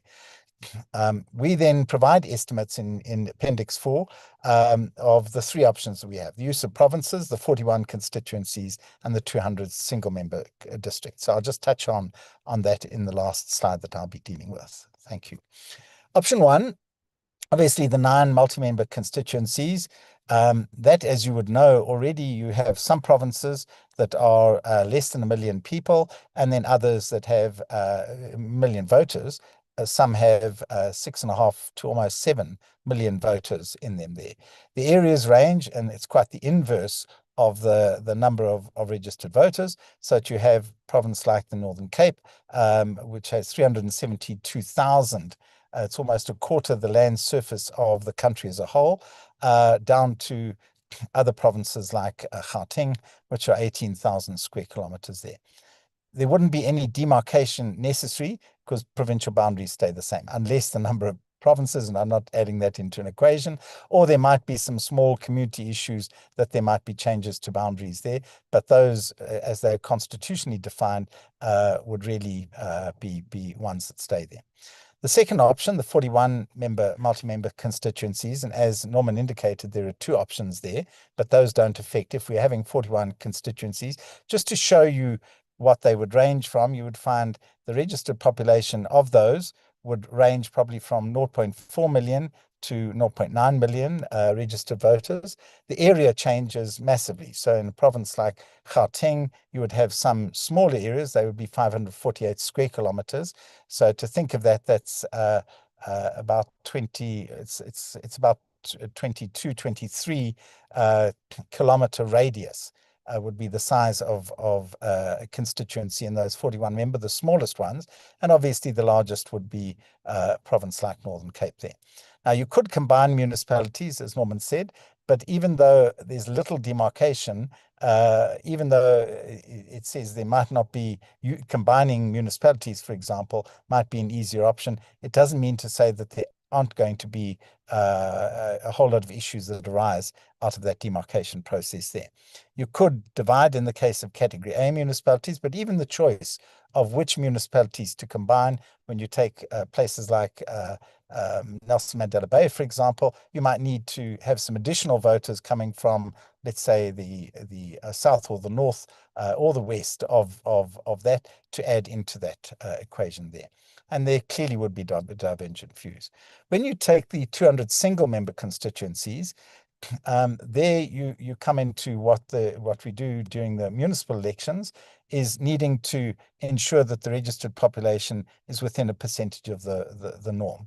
And there it's not easy to simply say it's going to be municipalities, which would be the basic area there. And then you might divide it into getting the single member constituencies.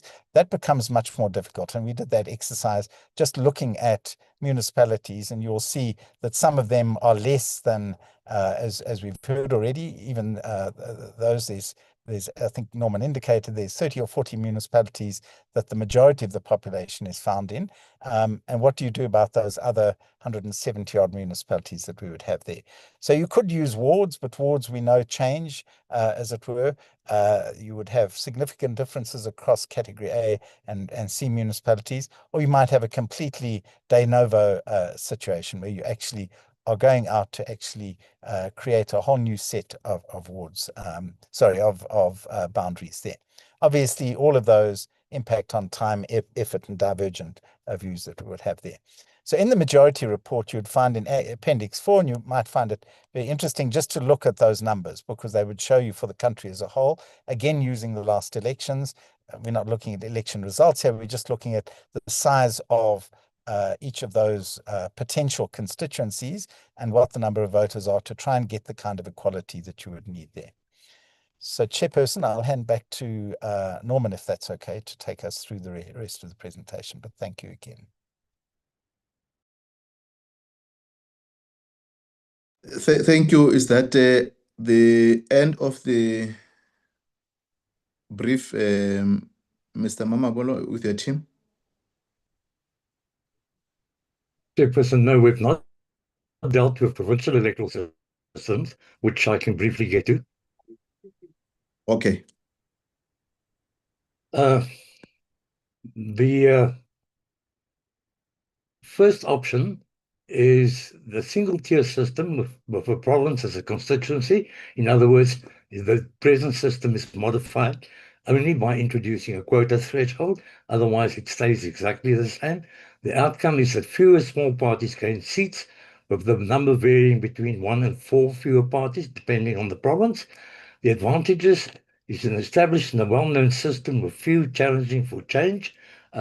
In the public consultations, I can only recall the Free State coming to the provincial system. Nobody else commented on the provincial system, so that obviously was not something that bothered a great many people. Independent parties and independent candidates and parties compete on an even level playing field, and there's no risk of overhang in a single-tier system. Disadvantages: representatives do not have a close geographic association with voters. It's inherently the current system, except that a quota threshold is introduced. If we move to the next one,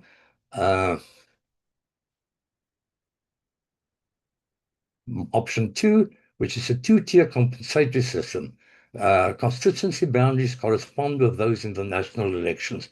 In other words, we're now talking about the 41 constituencies as they apply in a province, because they don't transgress provincial boundaries, and half of the seats are allocated to constituencies proportional to the number of registered voters, and half are compensatory seats. The outcome is parties receive the same number of seats as in the case of option 1. There's also a quota threshold in this case. Advantages: representatives are more easily identifiable and associated with a geographic area. An alliance with a 2-tier compensation at the national level, and there's no risk of overhang in any of the provinces. However, a disadvantage: it increases the number of ballots to 4, 2 for the national election and 2 for provincial elections. And that obviously is not over and above the cost implication, which is dealt with in the report in full. The major effect would be on the slower rate at which people can vote, and also the slower rate for the counting of ballots. If we move to the option 3 here, half of the seats are ward-based single-member constituencies and half are compensatory seats. Demarcation is required for every election due to a population migration. In other words, we are talking about wards being the basis. Additional constituency boundaries can correspond with those in option 3 for national elections, because different numbers of seats are involved in the two elections. Gauteng has got 80 provincial, but only 47 in the National Assembly as regional representatives or constituency representatives. And because they don't correspond, you have to have a different demarcation for the provincial election. If you're talking about single member constituencies, larger parties dominate constituency outcomes. Advantages, it's a close geographic association between voters and representatives, and it permits by-elections. Disadvantages increase the number of ballots to 4. The demarcation of constituencies is required for every election, and would be a challenging process. A high risk of overhang in 7 provinces, which range from 10 to 63%. That, Chair, I think deals with the provincial elections. It's a little bit more simple and straightforward than what it was with the national elections. Thank you. If I pass to Mr. Mamabola, please. Chairperson, that concludes the presentation on this aspect of the report. Thank you very much. Thanks very much, through Advocate Zane, Mr. Mamabolo and your team on the submission you've made to the report. Advocate Zane will now invite you to allocate other members of your team for a presentation. I think good day again, Mr. Chairperson and honorable members. I must just say in my opening remarks that unfortunately, because of the timing of this meeting, 2 of my colleagues who would have made this presentation are not here. I was not meant to make the presentation. It was supposed to be made by Dr. Skuman and Ms. Matsie. We were supposed to be the backup answering the questions, myself and Tomsi. So it fell on me, therefore, Mr. Chairperson, to actually take you through the minority report. So I'll try to emphasize key points that and key messages that our report brings to the committee. If I don't address some of the things, it is not because we agree with some of the things. I would say that our report, the original report, and also this section B in this composite report do contain all our full arguments and all our full research on this matter. So those matters are addressed there fully, but I will address some as I go on. Also, I'm conscious of the fact that the first report did take quite a lot of time. So I'll try not to repeat things and so on. Thirdly, I will avoid by all means not to try and repeat the arguments that we have had in the panel here, nor even mention members by name on things that I'm talking about. The person who's continuing with the slide can see that our report, Mr. Chairperson, will talk about the mandate and process, findings of previous commissions, public perceptions and consultation, international benchmarking, and trends in electoral reform, understanding electoral system design, electoral system options, assessing options against the guiding principles, additional measures such as thresholds, overhang, and open listing. Mr. Chairperson, let me just make this point before the person who's running the slide continues. This is important. On our mandate, probably we can change the slide. We can move with the slide to the parliamentary person who's running the slide. Let me just say, of course, we've dealt with the question of the report people. They are the 4. Let's move, please. Mr. Chairperson, I had already read the mandate. What I want just to make as a message to the portfolio committee and the other portfolio committee members that are here is that our mandate was not purely about technical definitions, technical understanding, our own personal views. Part of our mandate was to listen to South Africans. Part of our mandate was to look at research throughout. Part of our mandate was to receive written submissions. And what we bring to the portfolio committee, therefore, ourselves as a message, more importantly, was that our collective knowledge as panelists was not the only deciding factor in how we make our recommendation. The constitutional preamble starts with "we, the people of South Africa." So one of the things we wanted to bring to the portfolio committee is that when you send us out there, we also listen to South Africans. We also carrying that message from them for this portfolio committee and the leadership of our country to also listen to them. And their message that we got outside, the message that we got from research, the message we got from a 30-year period of a system that we admit has served us well, was that it is now time to reconsider. It is now time to look for some of the solutions, because the current system has probably run its course, and some of its failures, although it has a very good successes, are really beginning to undermine governance, instability in the country, and have led to the situation that people are losing confidence in our democracy. So that is what I want to say. If you don't understand anything that I say, Mr. Chairperson, that is the message that I would like to say, that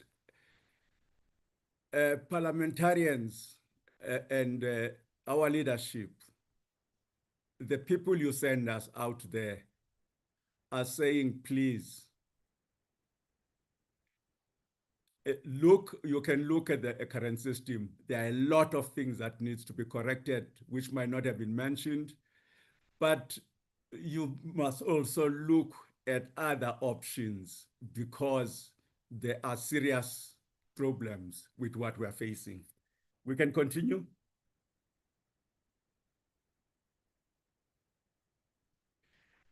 We've dealt with the process of establishing the thing. I will not deal with it. Let's continue. Mr. Chairperson, I would just like to mention this point on the previous reports, that part of the reason we had to have a chapter 3 in our report, which mentioned previous reports, was that it was part of the message that came out, that even in the interim constitution, that the current electoral system was not a final system. It was an interim system that will be reviewed from time to time. And you will find that we therefore mention the task teams that it has started. But I would like to start so that, because I will address this matter later, I'd like to start by reminding the committee that when Madiba, our first president, stepped down, he reminded members in his last address to Parliament that one of the things I think you must look at in our system is whether your representatives are closer to the people or not. You can find that in Madiba's speech. that one of the important things was, is there any closeness and relationship and recognition of our representative by the electorate? Matiba said that, and you will find, of course, that in the previous reports, we had the 202 report, which was led by Van Zyl-Slabbert report. That's a Van Zyl-Slabbert report. And their recommendation was clear that they want a multi-member constituency system with smaller constituencies. And I think he had suggested about 67 constituencies at that, but keep the proportional side of the thing to do a compensatory. If a party, for instance, got more votes but could not get a seat, then there's a compensation where they will be allocated so that the whole thing becomes proportional.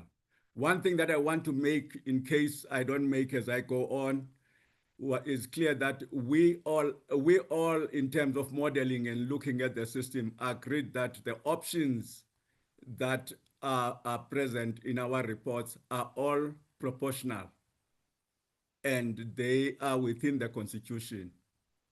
And there is no problem with that. That is one thing that we had all assessed in our modeling. I'll answer why there are some boogeymen that are being raised in this later on. But the point that I would like to make quite clear is that if you look at the mandate of our electoral of our leadership in Parliament, if you look at their mandate in terms of the election and amendment, we were asked not to choose a system for our country. That is the choice of our elected representative. We were asked to give them sufficient relevant options that they can look at and that can apply in our system. And the power was up to them. What we were asked to do was, we said, tell us the advantages and the disadvantages of the system that you are choosing, you are recommending. Tell us what are the financial and legal implications of those systems. So there was nothing stopping our representatives, if they look at the system and find the system that would suit here would need us to tweak the Constitution here and there. That is absolutely in terms of the mandate that we're given within ourselves. It was not a matter of a deal between 9 people. It was a matter of saying we can suggest these things, but if there is a constitutional issue that must be addressed, it did not say that we must not. We must just say, well, one of the issues that we have to do in this one, you might have to look at the Constitution. And and Parliament can decide or not decide on that matter. So I would want to say, for instance, the Slabbert report itself did come with the multi-member system, and it was the same system that you will find as our option 3 B here, but ours is modernized. So it's not a new recommendation that we made in option 2B. The Independent Panel Assessment of Parliament of 2006 talked already in 2006 of replacing the system. Of course, Cabinet in the 202 majority report of Slabbert, which recommended a change, felt that there was no need for change. The independent report in 2006 was also presented. The high-level panel assessment of key legislation in 2017 by former President Motlanthe recommended that Parliament should amend the Electoral Act to provide for an electoral system that makes members of Parliament accountable to define constituencies on a proportional representation and constituency system for national election. So that's what that report say. Then we had the 2021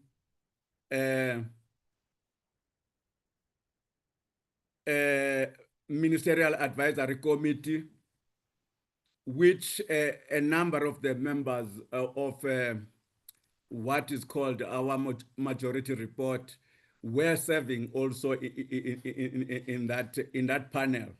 That panel was led by Mr. Valimusa. The majority in that recommendation, which did not include some of the members of our team here, the majority led by former Minister Musa, made the recommendation to change to a mixed member proportional system made up of single constituencies and national compensatory list similar to the local government system. So our 200 third option is the majority report of Mr. Valimusa and so on. And what you are finding now, of course, Mr. Valimusa's report was not accepted, where he was recommending that we must have a mixed system like the local government system, which we already have, which is again 200 of single constituency members now, plus 200 compensatory seats. That's what that was the majority then. And today, what you are finding is that the minority, of course, chose the current system. So what you find today is that the minority, which is us, is recommending the majority of Slabet in 202, is also recommending the Valimusa majority of 2021, and the majority here is actually recommending, although it's not saying it in clear lines, but their slant is basically recommending that leave matters as are. This is the system, the current system is the best system for the country. That is why we had a division, because we chose change. We chose change to the question of actually remaining with the system, and it's up to members to see. But certainly, even if you were to look at the system with a number of honest examination of it, there would be a number of changes that you need to do, like there have been changes on the issue of independence, of independent candidates. There have been some issues about accountability in the system, and many things about party-centric role of political parties and the leadership in actually controlling the levers of power, choosing candidates, and also dealing with the issues relating to even how it has influenced Parliament to take certain decisions. So there are certain things in the system really that you cannot pretend that you are going to cover up by models, by simulations, and by technical definitions. We are South Africans. We live here. We, the people, are experiencing what is happening. Let's pass.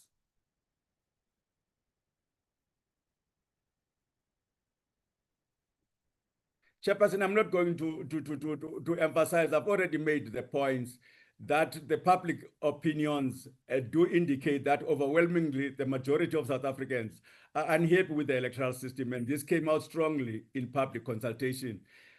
I must say, Chairperson, so that I'm not misunderstood, we tried to have a survey, and because of procurement and so on, I'm not blaming the Department of Home Affairs, they tried to help us, but procurement did not allow us to have a survey of what people think about the system.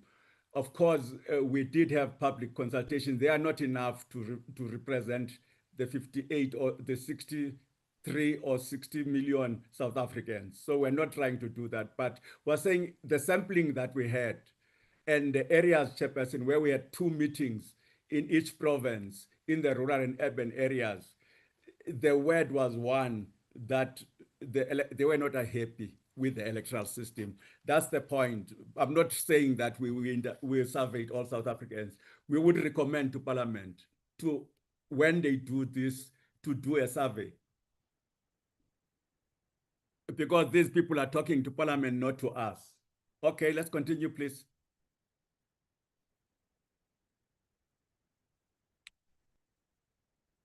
Well, again, this is one of the research, because we're asked to do research, and the barometer does indicate there that basically if you look at the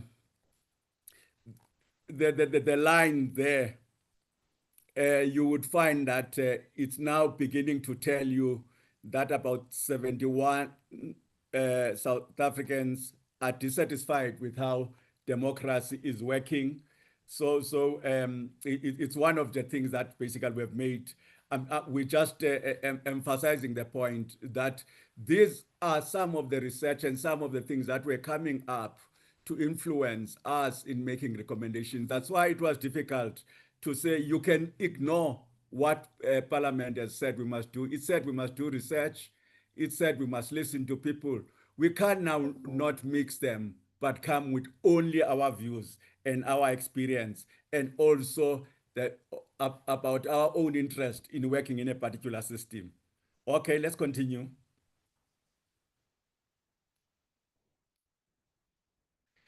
Again, that I'm not going to spend any slide. What you find there is that South Africans are indicating 53% of them are indicating that they are no longer interested in our democratic system or how the system is, although South Africans were in love with our system and they were really proud of 1994 as it go.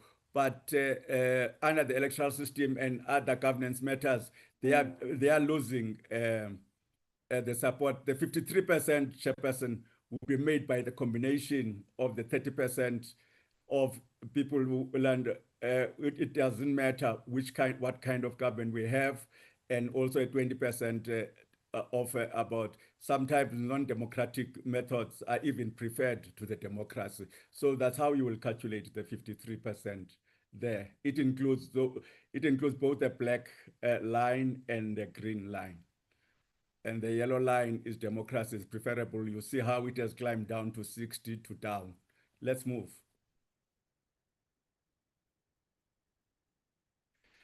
Mr. Chairperson, I just want to make one point here that must be understood clearly. We're just making the build-up point that South Africa has one of the world's lowest turnout rates among the voting age population. So we're not talking about all South Africans and so on. We're talking about those people who are actually of the voting age. And you will see that the number of our country, out of those countries that are 170, is 155. That's the research that we used, is 155. Let's pass.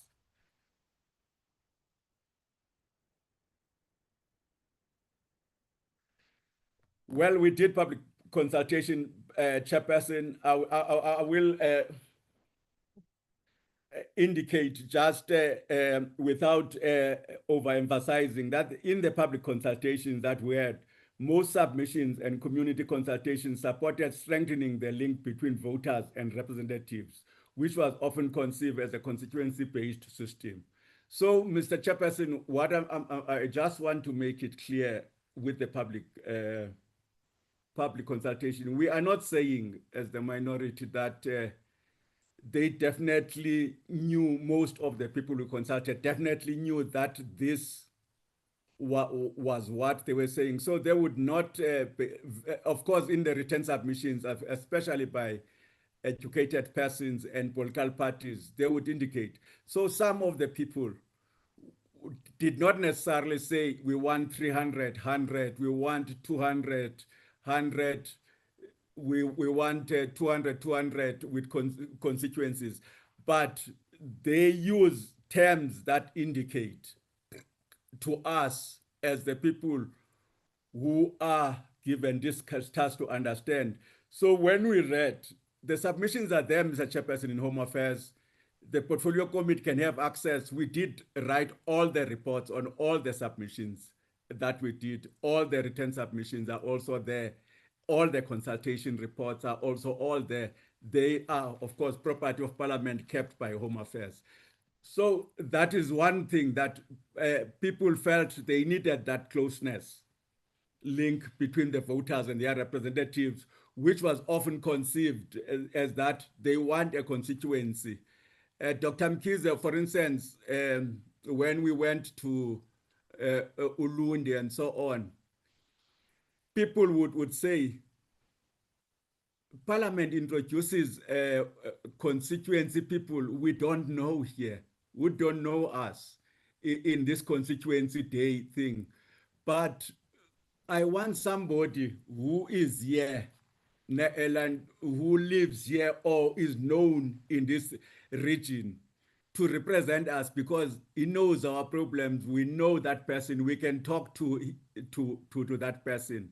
Secondly, most throughout the country, Chairperson, from Mpumalanga to Ulundi, from Eastern Cape to Polokwane, most people indicated to us that part of what we want to see in the system, we don't want to wait for the next election and then be just pumpkins during the period. We want some power, and we want even the political parties to have that power where they are able to actually hear our complaints and remove a person we are not happy with. Or we also want to be able to say, no, this person is not serving us well, and the things that is doing and so on are not working well. So we want the recall. So there was a sense we got, Mr. Chairperson, that in some of the changes that the people are putting to their representative is that you need to look for a system that will also ensure that there's closeness, that will ensure that there is some accountability. We can't wait for another 5 years and so on and do a technical definition of what is collective and what is individual. They want the individual to know. More importantly, one of the points they made quite clearly was that, again, some of the people that are chosen by political parties in this close list system and proportional system, even if it's two-tier, is that they are not people of quality. So to a certain extent, if you introduce some people we can choose, and in an area that is close enough, smaller enough to know, we will know people of quality. So even the quality of our representatives will actually be better than now, because some of the people, you don't know how they reach Parliament and how they get there. And I'm sorry, I hope this is not taken as Sizani's personal opinions trying to attack either the current system or members of Parliament. It's not. But Chairperson, you send us to listen to people. We did study these things and we have capacity. But part of the thing that we did say, we say we must tell you what the people are saying. So I want you to know that some of these things are things that came out of the submissions. They can be checked, they are written there.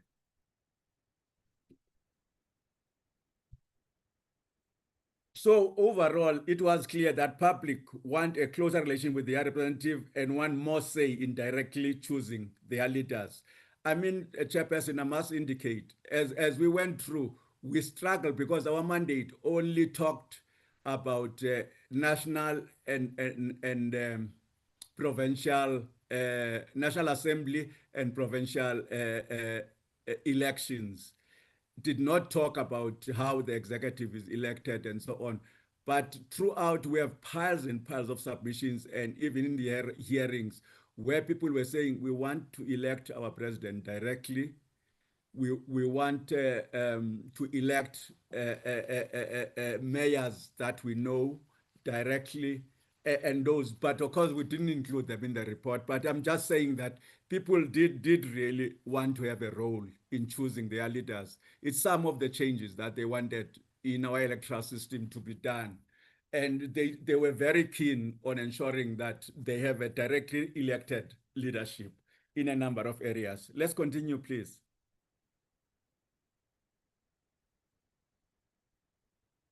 Let's continue, please. I don't know if I need to sorry.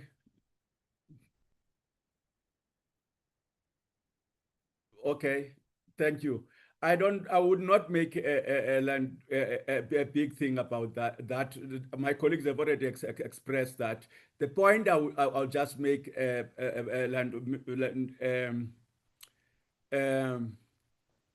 chairperson, what the current system has, which is one of the most criticized issues that were even criticized. We're not saying that we're canvassing for others, but one of the points that was made was that although there is an attempt that there are no constituencies in our country, there are actually constituencies. Proportional representation nationally makes the whole country a single constituency. Then the regional ballot is made up of 9 provincial constituencies. So there are constituencies. So there are 9 big constituencies. That's the point that is mentioned. For instance, Gauteng as a whole is a constituency with candidates basically that are 47 there, and you would find in that regional list, and therefore you would find that each party would have probably, if it's capable, to put 47 people.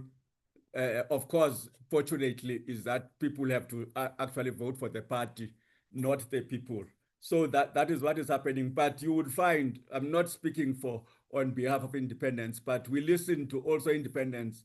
And Zaki Ahmad, in his submission, this is one of the things the independents said they are not treated well in the current system, was the fact that basically one person from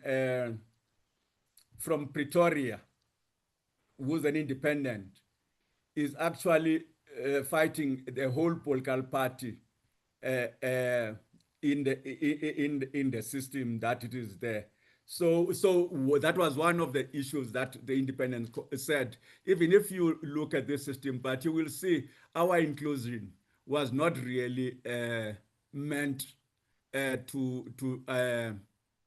was not really meant seriously to accommodate and strengthen democracy. It was just purely to comply with the Constitutional Court judgment.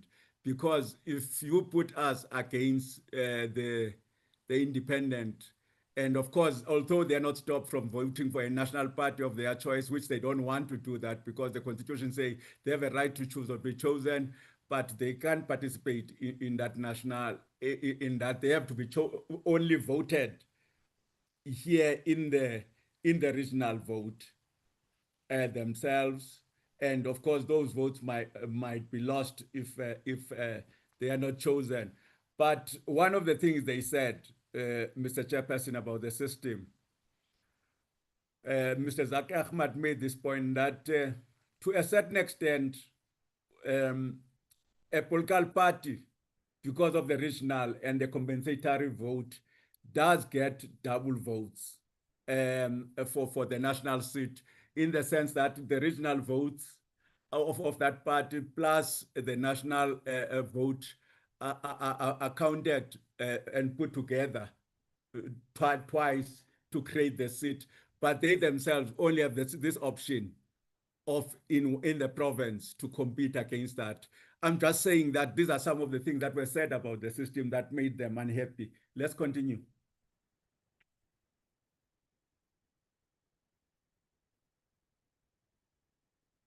So I've already made the point. I don't know, but our research that was made and we were asked, Chairperson says, if we are not the largest, we are amongst the top members currently in having the largest constituencies in the world.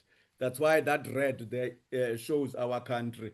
But other studies might actually show that probably we're number 2. But certainly there's no doubt that our 9 provincial constituencies are quite huge by standard of constituencies.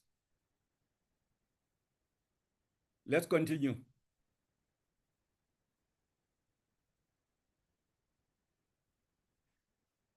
Well, Chairperson, Ellen, it is again us making the point that it is now some international trends that electoral system, especially in the 90s, have been reviewed and sometimes not change, with some improvements, having listened to a number of things that needs to be done. So that just shows, yeah, that certain countries have moved from the first past the post system, the British system, to actually a mixed member system, and also a single constituency and proportional representation system. Others have adopted a purely proportional system. Others have gone back to the first past the post system. So there has been a charge, but the majority of people have moved to a certain extent. Some of the cases of change have moved to multi-member constituencies, and some of them have moved to single-member constituencies as some of the changes that they take into account. So we are saying to the portfolio committee, there are trends that show that you can change. Look, for instance, Chairperson, a country like Lesotho, just next door to us, has actually adopted a multi-member constituency system. And in that system, the members of the National Assembly are 120, if I get it right. And 2/3 of that, 66% of that, that is about 80 members, are in constituencies, and 40 members are proportional. That's what Lesotho has done. And again, if you are looking at the middle system that we're talking about of a multi-member constituency, where you have now a number of small constituencies where there are each party can have 3 or 4 or 5 candidates. You can look at a country, for instance, that thought about it very hard and finally did it, a country like New Zealand. So there are some changes. Of course, we can look at it even other countries, that our research does show quite a number of those things. That's why we insisted that we would want this research to reach Parliament, and so that Parliament can look at it and in making up its decision. It's not our task to impose a system to the Parliament. It's for them to choose, but we need to be open about what we found when we were sent out. Okay.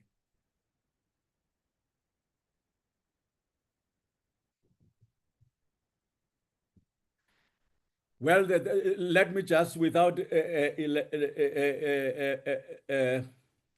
overemphasizing this point, to indicate that the debate on electoral system design is over the best size for constituencies, as this can make trade-offs in objectives.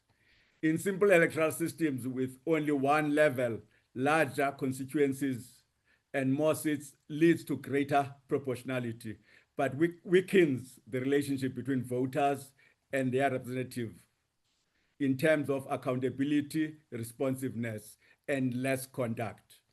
But our system, of course, is not that system. However, this conventional trade-off in the size of constituencies is not applicable to our system, because our system is two-tier compensatory system, such as a system that has these huge constituencies that can be made smaller without impacting on proportionality, would also assist in creating and achieving best of both worlds. So we're saying our system is two-tier. It has consequences, but they are just too big, and also has, of course, the proportional compensatory system, which makes it good and fair, but it would achieve, in our own opinion, better results without losing proportionality and the values in the principles that we have taken into account, which I'll address later. If, for instance, some of the constituencies would have been made smaller, like they are suggested in the options that we have given, as some of the things that Parliament can look at in ensuring that things like accountability, responsiveness, and contact with the people are also achieved.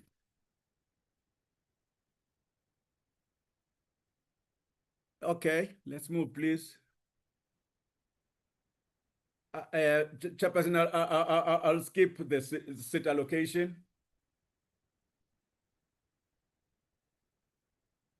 I'll skip the seat allocation. Sorry, let me then conclude. Can you go back, please?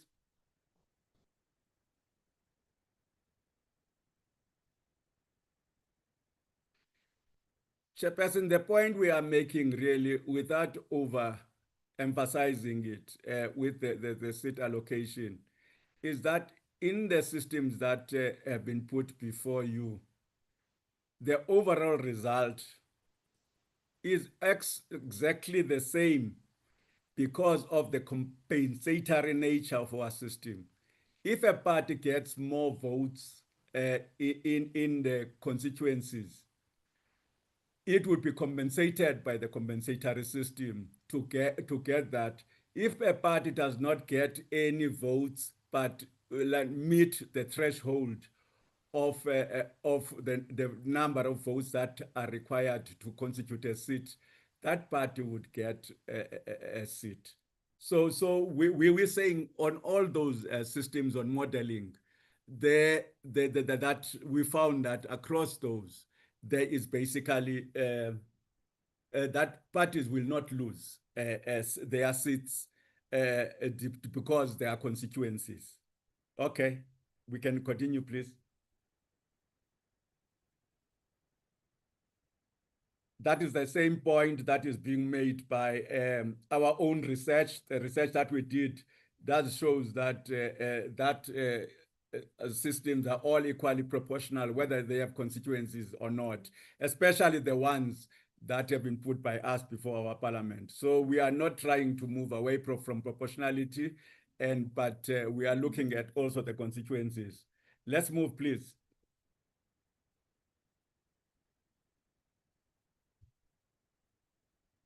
So option one has already been explained quite at length, and it has the first tier of 200 seats distributed across 9 multi-member constituencies following provincial lines, and has a further 200 seats, which then are compensatory. Okay, let's continue, please. This is option B, and of course option B has also 2A, which is 200, 200. This one maximizes the issue of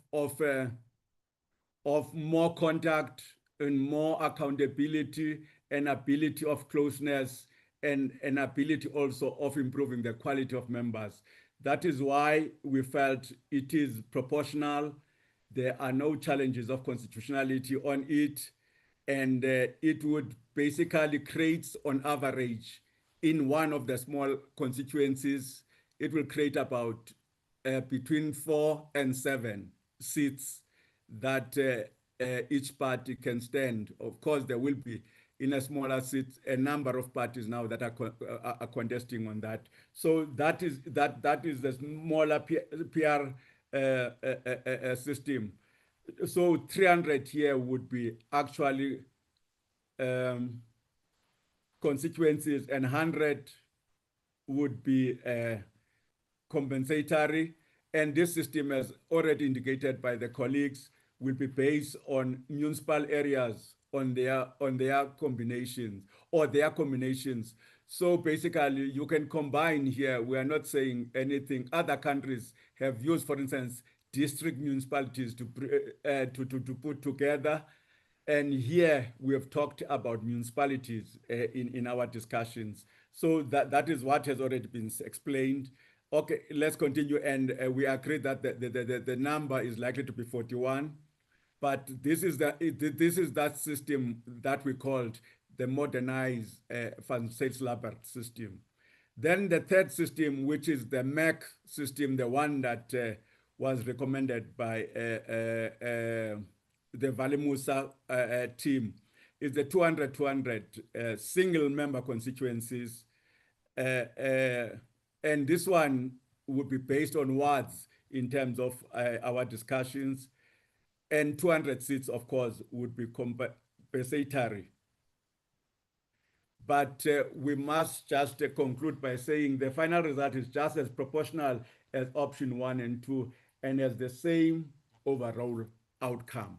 It's a matter that, of course, we are putting to members, but we would like just to put the caution that because we are propagating change, Chairperson, we are also saying to Parliament that don't take our word for it. Please get peer review.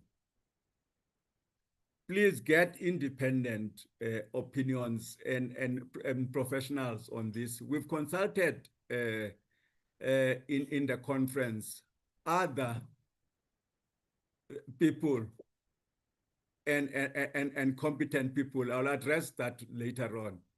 And professionals in the area, internationally and so on, others who participated in the country from the 1994 elections were advisors. Yeah, they were in our conference which we held, which was a very successful international conference. There are also South Africans who are experts in these things, people like Mr. Atkins and others that are here. That Parliament on its own should peer review some of the things that are being said here. Because, for instance, those experts, and I talked to them myself, and I'll address that later, and other members, of course, talk to them, indicate that on the numbers that are here, on the numbers that are here and the divisions that are here, it will be a 1 million, 1 in a million years or million elections that you can reach something that would be called an overhang. That there is no threat of overhang in the two systems in terms of their own modeling and in terms of the modeling that we also did. This thing of overhang is a simulation that is done by one person amongst ourselves and was not peer reviewed. I will address that. So there is a caution that these things, some of them, don't take our word for it. Check them, because it's the task of the Parliament to choose an electoral system. Let's continue, please.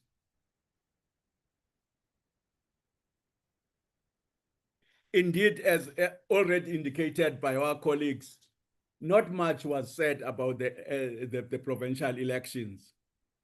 So basically, we did not do anything.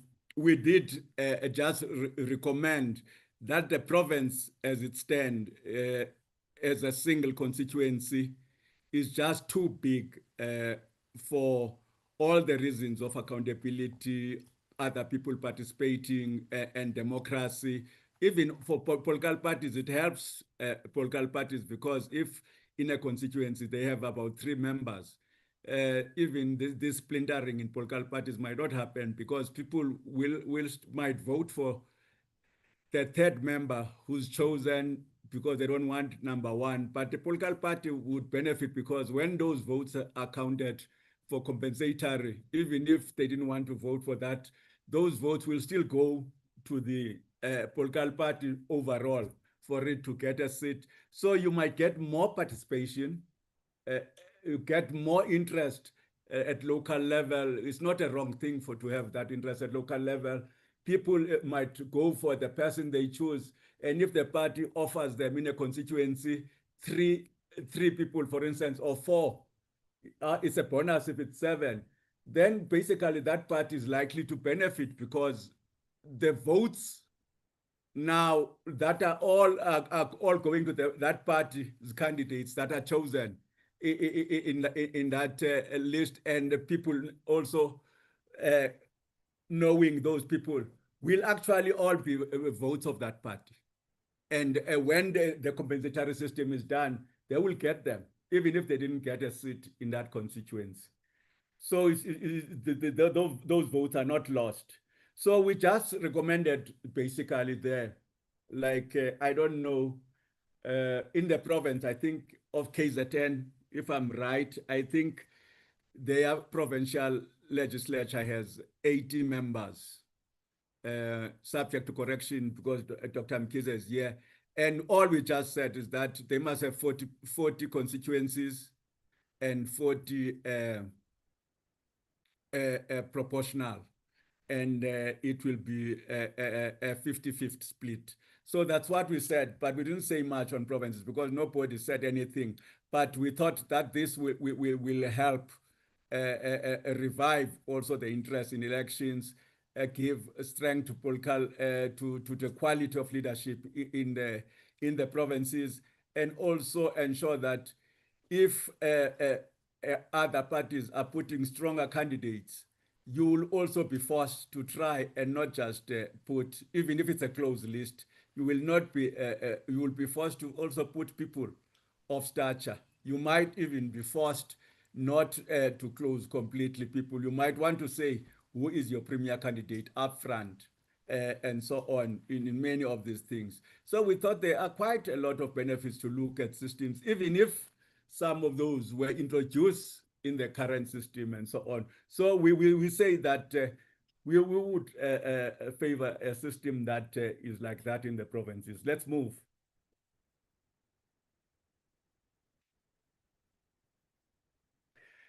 Chairperson, I think you did get a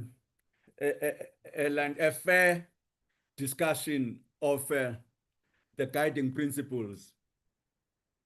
And therefore, I will not repeat it and so on, save to make 3 points that I would make.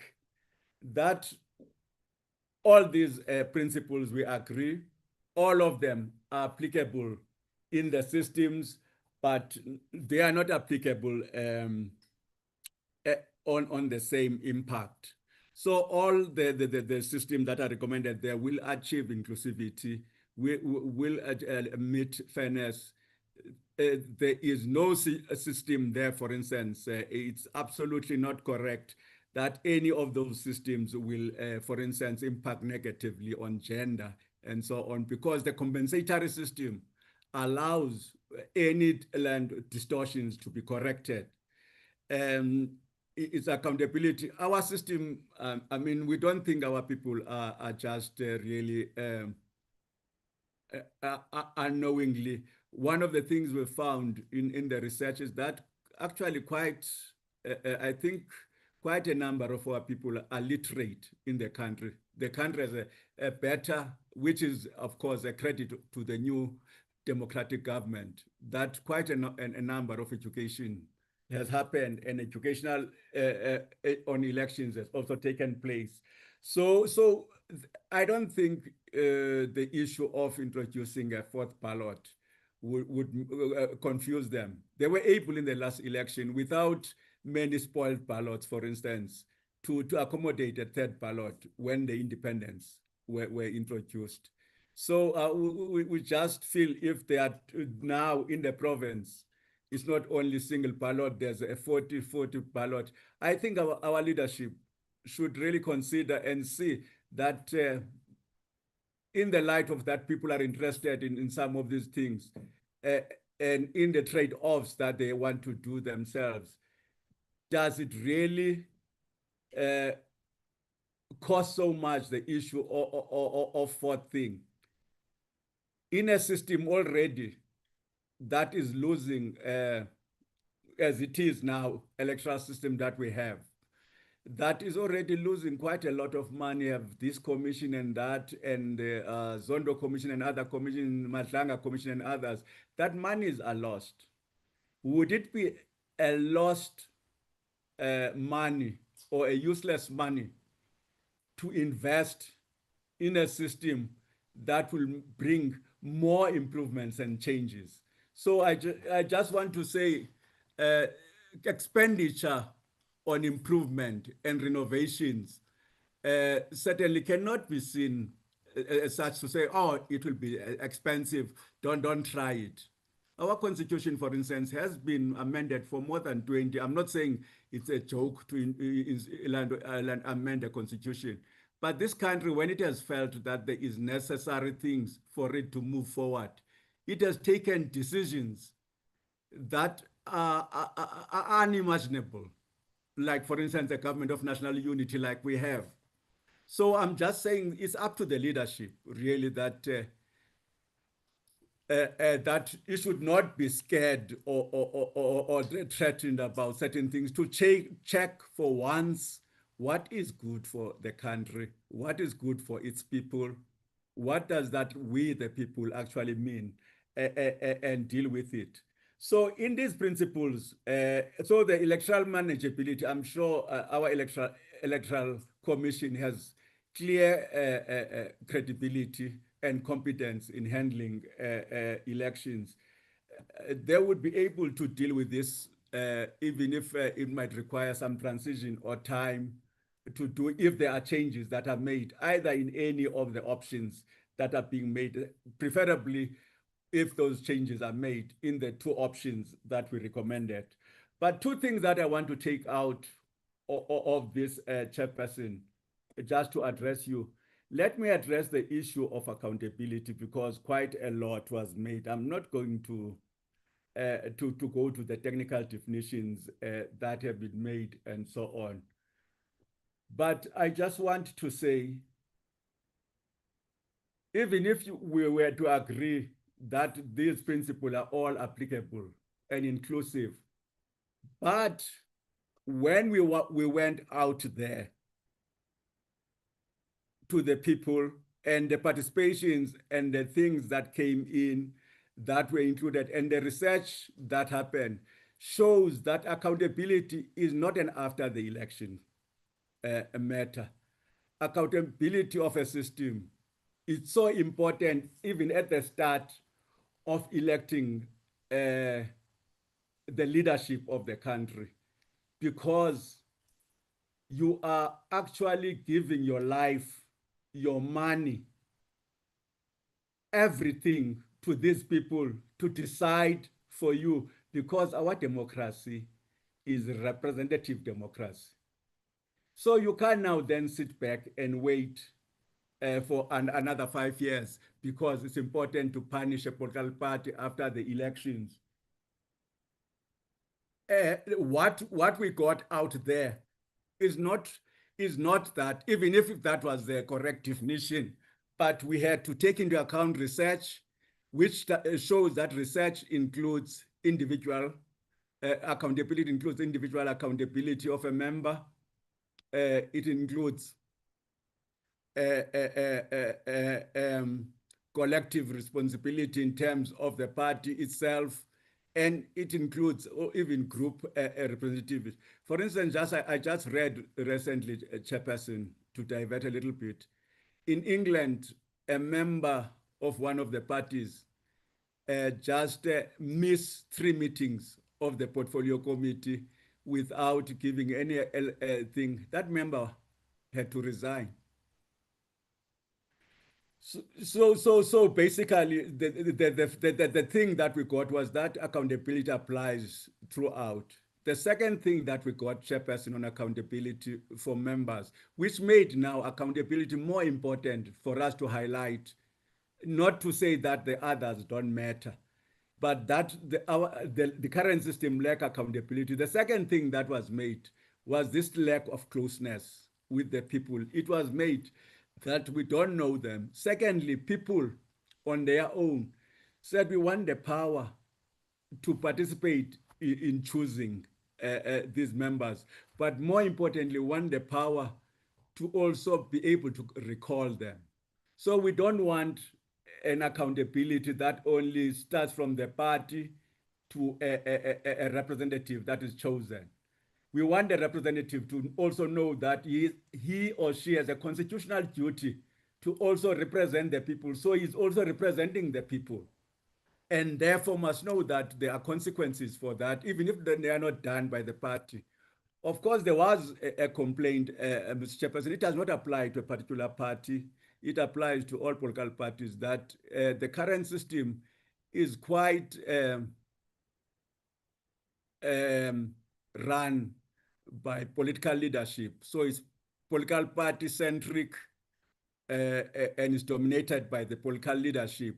And therefore, to a certain extent, candidates might be chosen as favored leadership. Even questions of accountability and punishment might actually happen whether the member is popular or not popular within the current leadership. It's not about the particular parties, it's all the parties.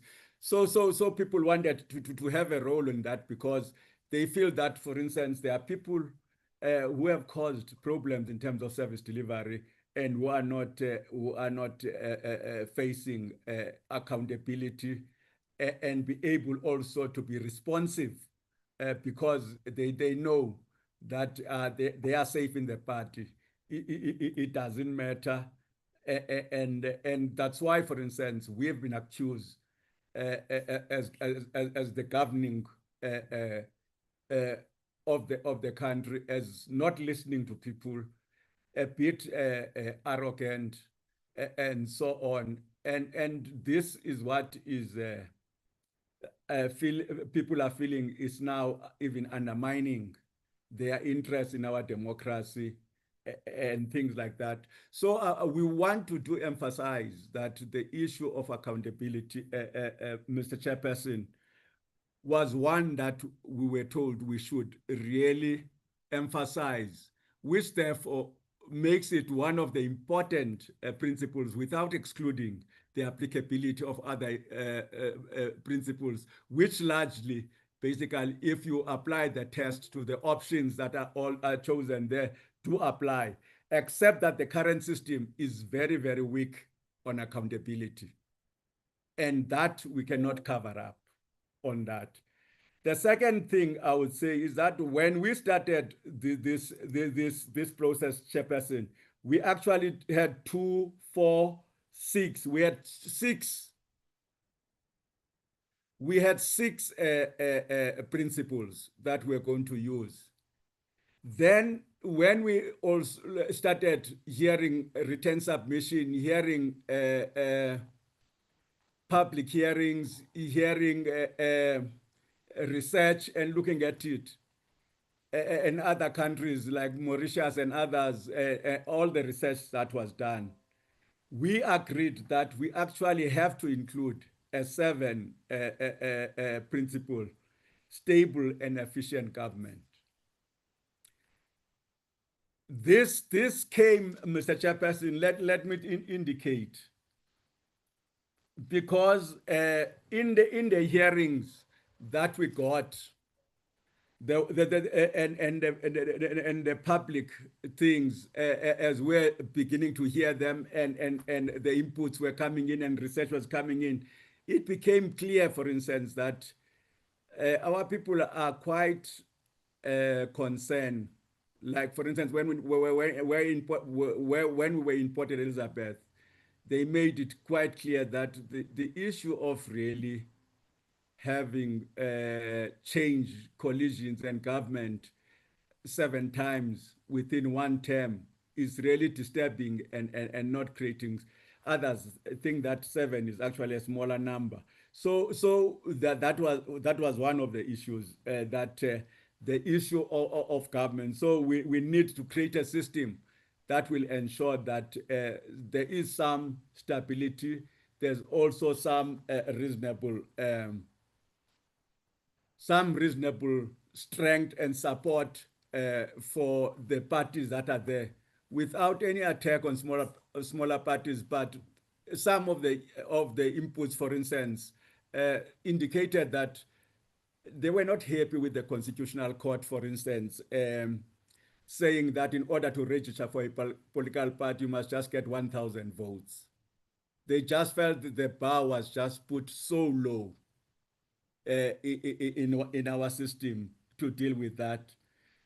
Some of the smaller parties, especially, for instance, I remember the submission by Rise Mzansi, even indicated that some of the government stability is actually not caused by political parties, small political parties. It's actually caused by the big parties. For instance, people gave us this example to say, for a political party to retain control, it would take a person who is basically have one seat in that municipality. That was the people then commending, would take that person and make that person a mayor. And the majority of people really did not choose that person to be their mayor in that, but they felt that the bigger parties are also guilty in using the smaller parties. There was even some members who know better some of the return submissions, which says that some of the parties are even just an artificial creation of some funders to give them money. That's why they said we must convey to you, members of parliament, that you must look at that issue of funding, although it was not our mandate, because the system is creating, as of now, I understood by figures, we already have about 500 registered political parties. And because of some of these things. So in all the systems, even including this, some of the things that must be emphasized, that they need to be looked at. So that issue was raised by Rise Mzansi and other people and so on. Let me also address the issue for instance, the issue of a threshold then did also come in here. And let me say, I've heard in the other presentation, I'm not responding directly to it, that there's an agreement on a threshold amongst the members of the panel. Mr. Chairperson, this was discussed, and there was indeed an acknowledgement that probably if we introduce, there are different thresholds. There is what is called the normal threshold, which is the threshold you get when you divide the total valid votes of an election, you divide them by the number of seats, and you get the number of votes that will constitute a single seat. Like, for instance, in the last election, you had to get a total of about 79,000 votes for one seat at that time. So then we say that is a natural threshold where you then actually then say that you get a seat. If you don't get that, you have no seat. But in our system, of course, there's been the other largest minority who's considered in the second round of the votes that are left. That then would mean that now the other parties would get a seat, although they did not meet the current thing. So there was an agreement that on the natural threshold, the parties that must participate in the second run of the votes that are left must be the parties that in the first round had won a seat. If you didn't win a seat, you can't just get a seat without the people first saying that you are entitled to one seat, and therefore probably you can be given a second seat depending on how those remaining votes now are given to the largest remainders and so on. But that we agreed upon that. But there is a criticism that we said that the issue is not closed. It's open, the issue of the threshold. Yes, Mr. Chairperson, it is not closed, because that is basically on the, what we say, natural or normal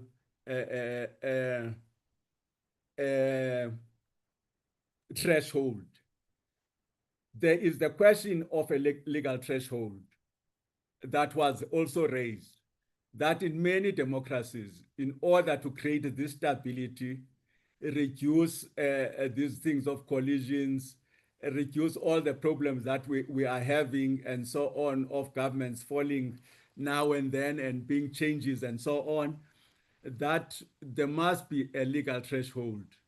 The question, of course, that we had discussed at that time, if we have a legal threshold, there might be a question of rationality that might be asked by the court as, why are you using 1 or 2 or 3 or not 5 or not 2 and so on. So we said there might be that, but we have to put it to the leadership of Parliament, that what we are saying when we say this matter cannot be closed.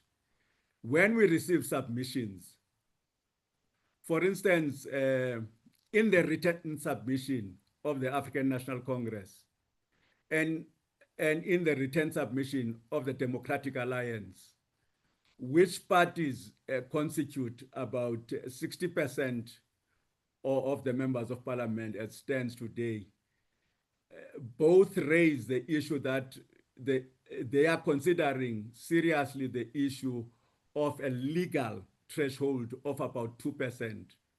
I know the African National Congress, sort of when they came in person now to present to us, and we pushed them on this, they sort of did sort of try to be like not sure or what, said, okay, it might be the natural threshold, it might be 1%, but both those parties in their written submission said, because of these instabilities of government and so on, we want a consideration of a legal threshold. And both parties, for instance, wrote to us and said, we want you to actually consider, like Germany and other countries, a framework now that is done, that is governing coalition governments, so that you can recommend also to Parliament. Unfortunately, we said that is not our mandate. So that's how serious it was. And then lastly, in public participation, most of the people we met indicated that no, it can't work this thing of too many parties. It can't work this thing of a single party being a mayor, especially in the local government where they were operating and so on. They were very unhappy. So they did say that it's a matter that our representatives in Parliament must look at and deal with that. I will not deal with other matters. I'll pass.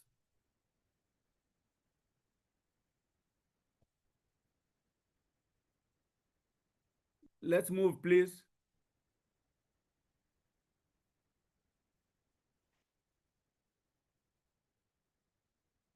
Mr. Chairperson, I've just addressed this slide to just basically say, if you look at all the options, all the principles in our things are applicable. I have raised the issue that this current system has some weakness when it comes to the issue of accountability and responsiveness, and also the relationship with the people. And some of the people think that smaller constituencies or single constituencies plus the compensatory proportional representation might actually address all those trades-off.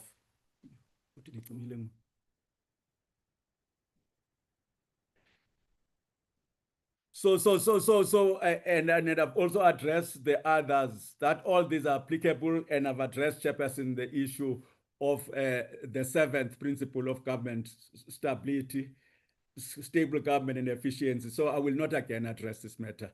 We can pass. I have already done that summary, Chairperson, that the compensatory nature of the systems mean that, the compensatory nature of the systems means that all three will achieve objectives of inclusivity and fairness to the same degree. The large consequences that we have currently make no difference to overall proportionality and the inclusivity of election results. The main area where options differ is on the extent to which they foster a conducive accountability relationship between voters and their representative. Option 1, to retain the current system, performs the weakest in this regard. Public consultation raised concerns that voters do not know their representatives, that voters have no say in choosing their representatives, and that representatives primarily account to party leaders rather than the voters. This lived experience is confirmed by the empirical evidence on the effects of closed list PR systems with large constituencies. This was part of the research that was done. So we are just, that will be made available to Parliament to consider when they look at options. We can pass. So our argument, sorry, don't pass the, our argument therefore, Chairperson, that research shows that our current regional multi-member constituencies can be made smaller. I'll pass that because we have made that point, and I would also make the point that it is clear in the studies that we have done, this can be either smaller multi-member constituencies or single-member constituencies plus the compensatory side. Both will improve the relationship without harming proportionality. And certainly, in our own understanding, no party will be advantaged and disadvantaged by such changes. And that is the studies that we can show and produce that. And of course, I've already made the point about the public is a bit frustrated about what is happening to our democracy today. And probably that's why we are advocating that changes, wherever they are made, we must also look at the question of electoral reform and consider seriously the issue of other systems that are applicable to our system that have been already suggested even before by some people before this panel of ours. Okay, let's pass. I will not deal with submissions. I did address the inputs by submissions. Let's move. The overall assessment of submissions, Chairperson, is that of the three options, the current system performs the weakest and presents limited advantages that the other options do not offer to this, that the other option do offer to the same degree or greater. Our current electoral system is an outlier compared to similar systems used internationally. This includes using the largest constituencies, as we said, or second largest, and so on, and the largest compensatory tier system of 200-200 among equivalent proportional representation systems, the combination of which is unnecessary for achieving objectives of inclusion and proportionality. The studies show that the real serious size of, in terms of what we have studied and research that will show, the real size of the compensatory thing does not create more proportionality or does not actually disadvantage any political party, and is not really a factor, but is one of the choices that can be made. But information will show that even if you have a different thing, up to a particular stage, you would not face any challenges of disadvantage in terms of proportionality or even the issues of overhang. And these options that have been modeled before us gave us that comfort that here you will not need any serious changes in terms of the constitution, and also that proportionality will not be affected. Issues of inclusivity, including race or gender, will not be affected. Let's continue, please. Chairperson, I've addressed the issue of electoral threshold.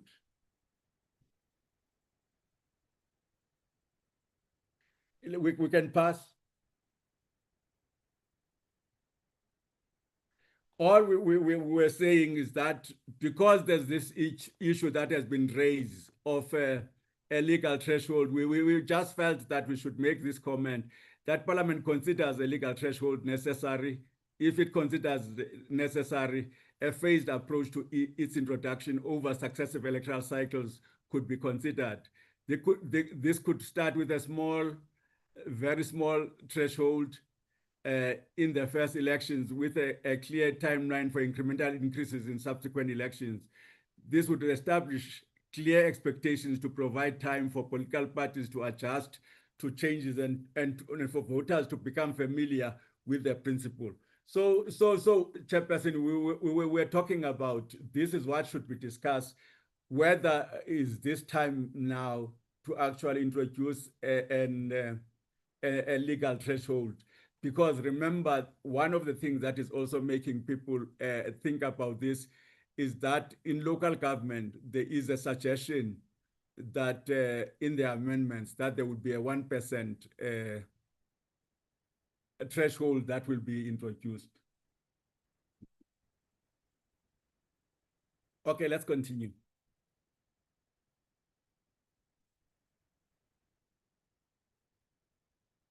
Chairperson, I will not canvass this. There was an interest. A number of people had said that, but we are just reporting about it because it was only thing that was said. It's not something that we're recommending. There was an interest in the open list, but we think in our system, as of now, our recommendation would be that the closed list system is the preferable one. And it would be very difficult to have that system.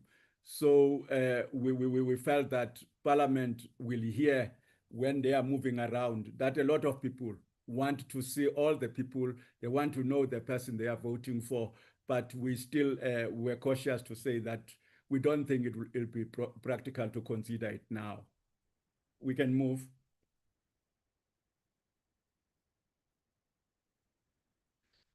We can move, please. We can move. So, Mr. Chairperson, let me address that what our minority opinion recommendations are given this. We were not, we took this approach without jettisoning the current system, without basically saying that it has not played a role. But we felt that the current system is an outlier by international benchmarks, and the issue of such large provincial constituencies and the issues of accountability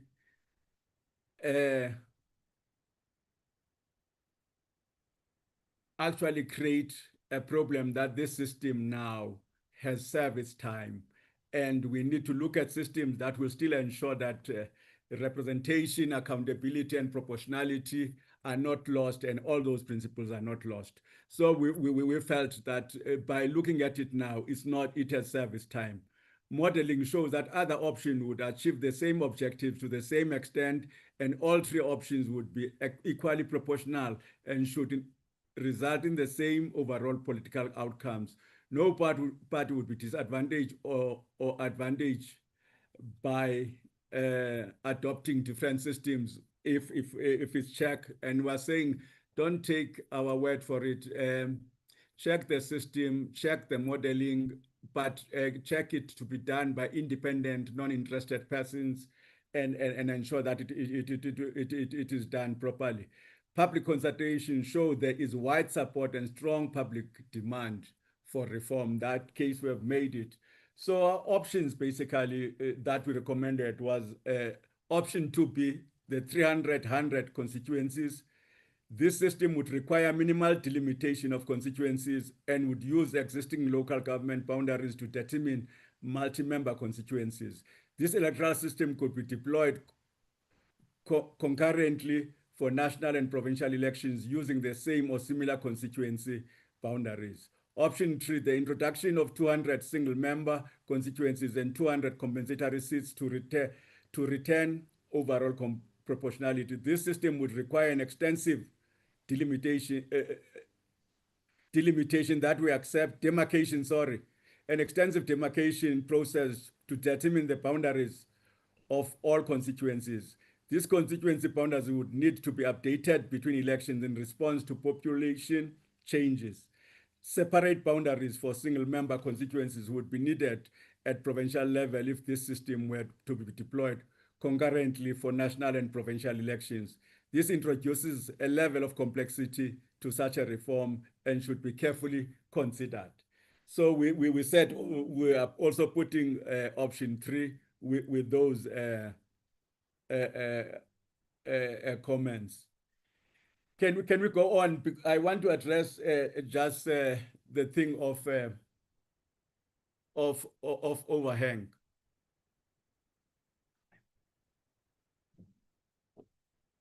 Okay, let's go to evaluating options.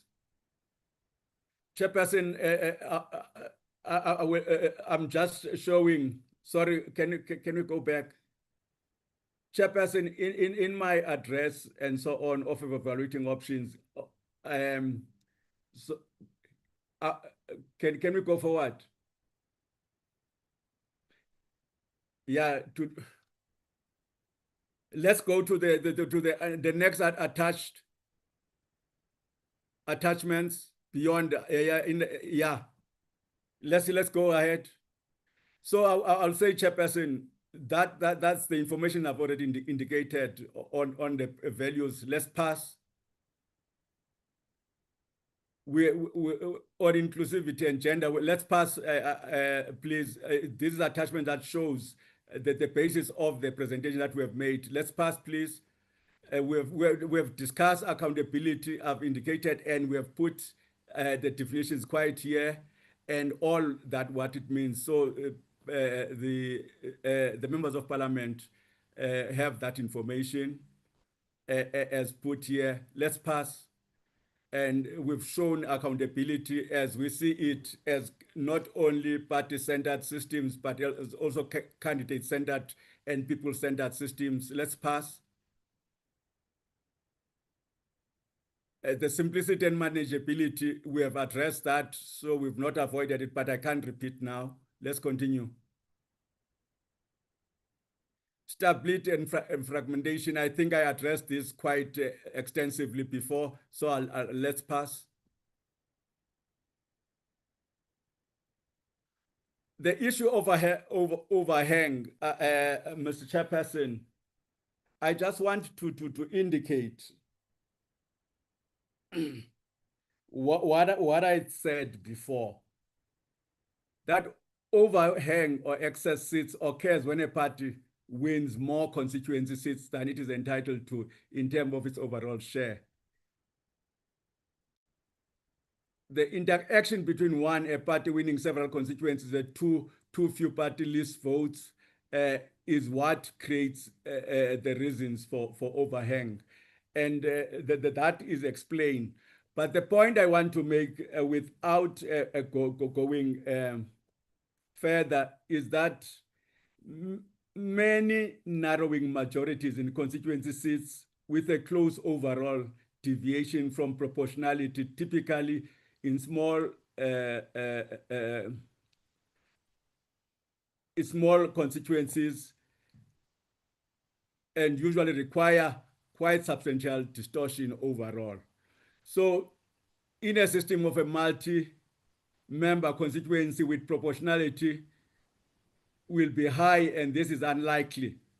The issue that overhang in a system using multi-member constituencies with proportionality will be high.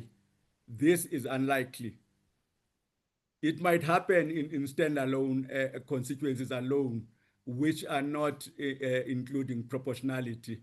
The point that was made by experts to us, and I'm saying on this matter, you need, if Parliament is worried about overhang, you would need a peer review to get independent experts to give you this opinion, because I was told by a particular land expert, which we consulted on this, that, Mr. Chairperson, for you in option 2, which is totally not land affected by overhang, it would be 1 in a million if you would have an overhang. Even on option 3, where there is a suggestion that because of those single constituencies, with proportionality that is diluted, but they say there is a chance of an overhang, which is possible with there. But they say that out of 15 parties, you would need to have about 14 parties actually having almost closer similar votes, like all of them getting about 6%. So it means that about 14 parties must be so close that that overhang would be realized. It is an issue that if members want to handle, check, they must do with peer review. But on these systems and on the advice that we receive, that it will be once in a million that it can happen, and it is not really a threat. And should that time ever, which we don't know, but it's certainly not based on this recommendation, it happens, that it would be addressed. One of the ways that it has been addressed, for instance, in local government, was to make that legislation that allows for one or two people to be added, and we don't certainly know that here there will be a huge avalanche of members that would require over and so on, and that cannot be handled through legal means by Parliament if there's a need for change. The point that we would like to make, that even the Constitutional Court indicated when it dealt with overhang, that it does mean that at a particular time it might have to be addressed by Parliament and to deal with that that matter. So I can assure the members that on the 2024 modeling that was done, for instance, of the results, on option 3, which is threatened a little bit by overhang, but not as much as this 98% that we have shown today, which we are seeing it for the first time, it was indicated that if that overhang happens, basically under option 3, it's not something that can be now contemplated. It will be, as it has happened, 1 in a million times. But the point that I want to make, that I didn't want to sound grumbling, but Chairperson, this thing of the 98% overhang was done by one of our colleagues in the group of 5 using his own simulations. When a modeling was done that shows that overhang by the same figures of 2024 elections, there will be no overhang in option 3. Then we also showed, and as research which will be submitted to Parliament, that the formula that was used by the colleague is a wrong formula. We insisted, and we all agreed as a panel, that let's get an independent body to do simulation. We were promised by one of the members of the group of 5 that we will get vets for free as people who are doing simulation to do an independent simulation for us. And Mr. Chairperson, we waited for this. Then when we were insisting, when are we getting this simulation now that is independent, we were told, oh, that is no longer available, and now they would need 300,000, which we could not go to the DG, in all fairness, around March to ask for 300,000 because you would not have it. So we abandoned it. So we want to indicate that this overhang thing is a boogeyman, and secondly, it is a simulation by a system which is called, I think, Californian system, that is known only by that colleague on that other group, which has not peer reviewed. We insisted on an independent process. We were promised that independent process so that we can see, because modeling did not show an overhang, but when that time came, that was not brought to us. So this has not been peer reviewed. It's a view of one member of the panel using his own system at home. The issue of demarcation, we accept that it will be an issue, not much for option 2, but much for much for option 3, and might require, because of population changes, to do that. But again, I want to caution that, again, as a panel, we had talked about getting the demarcation board, although we thought it would not be the one that is dealing with us, to come and discuss with us the principles and everything that must be taken into account, so that all of us can be at the same level of argument about the issue of demarcation. We never, as a panel, met the demarcation board. The presentation you got today in the majority report is actually, again, views of a member who either consults or work in the demarcation board, and has written that basically on the knowledge. And we don't begrudge that, because members that are in this have capacity and qualities. But for it to be a report of all of us, we needed to participate in that. We needed to discuss with the demarcation board. It never happened. So from our side, that report is a report either that those colleagues, because they agree together, are agreeing with those principles. Ourselves, we're not saying that we don't agree with it, but we say we never saw it at any time. It was never presented to us, and we see it for the first time being presented to Parliament, and therefore we still feel Parliament itself on issues of demarcation, which are really there, we accept, would also have to get an independent demarcation board and other experts to help it to deal with the questions of demarcation. And so, as far as I'm concerned, Mr. Chairperson, can you continue, please?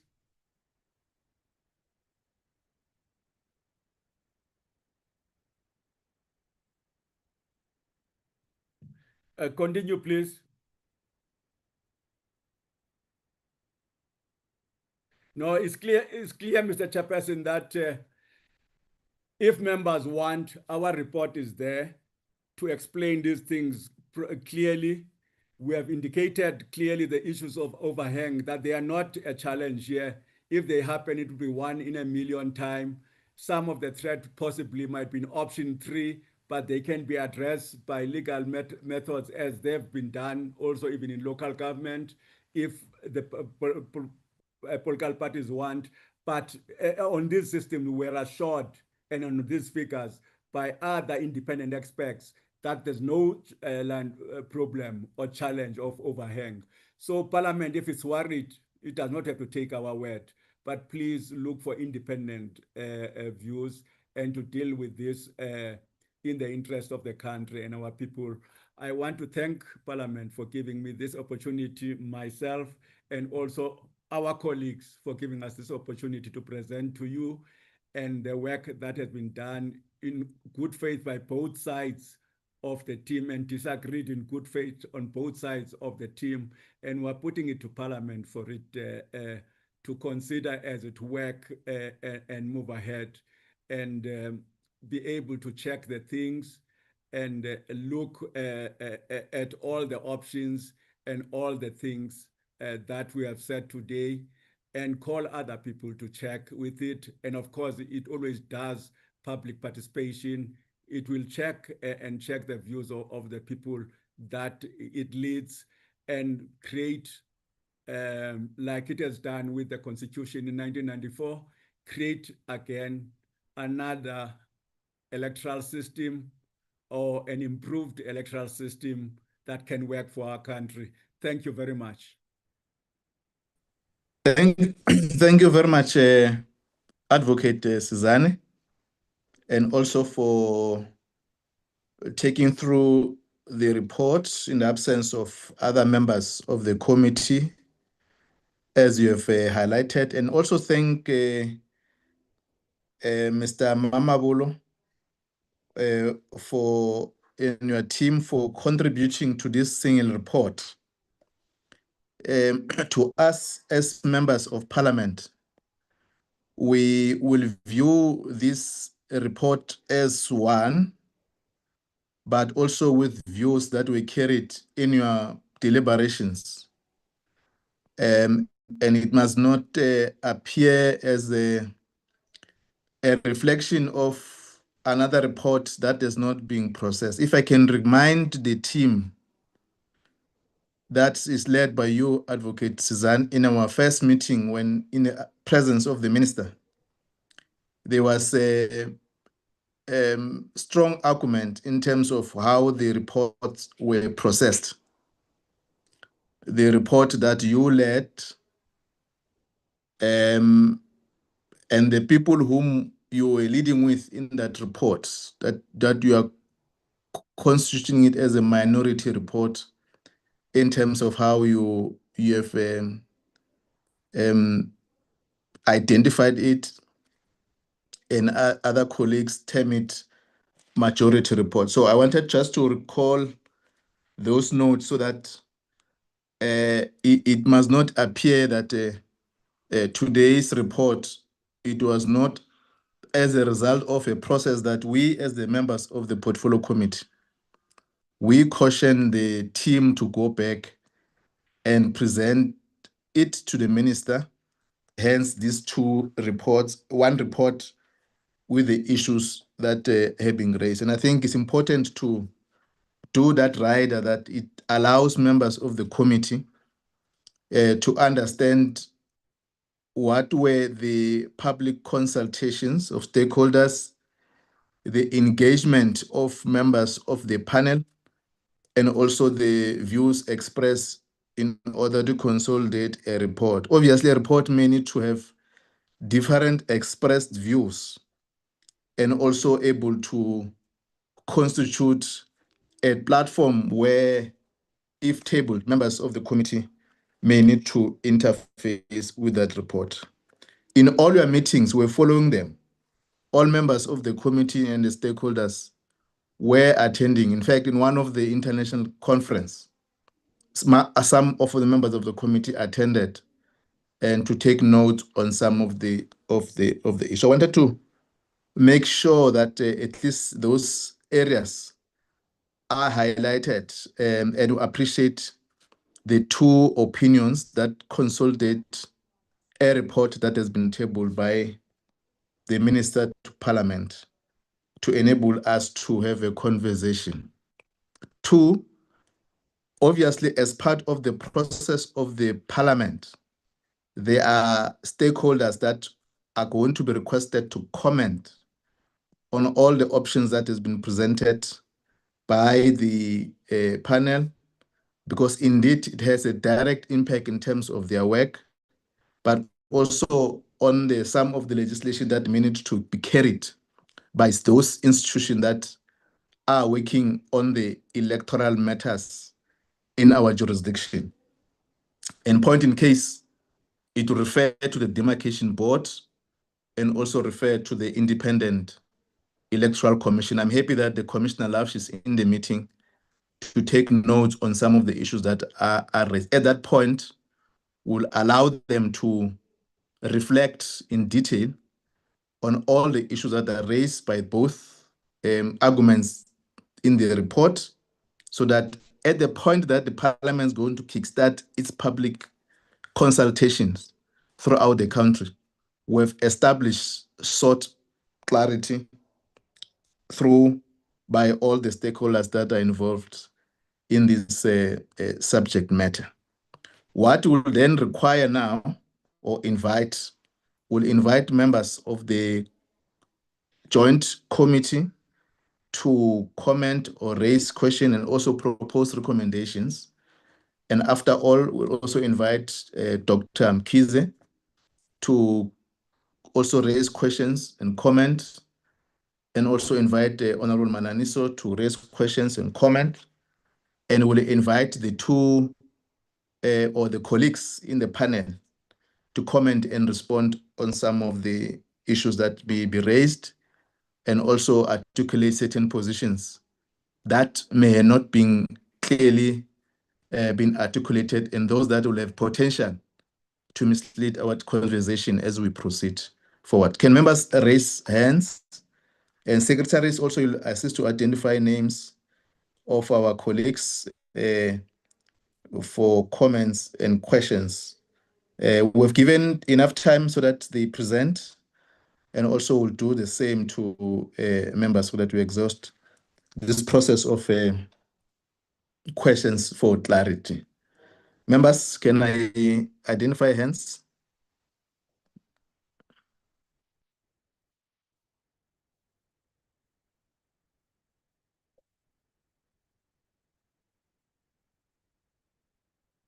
Maybe the first question that I may need to pose on the two or on the colleagues that are led by Advocate Suzanne, whether the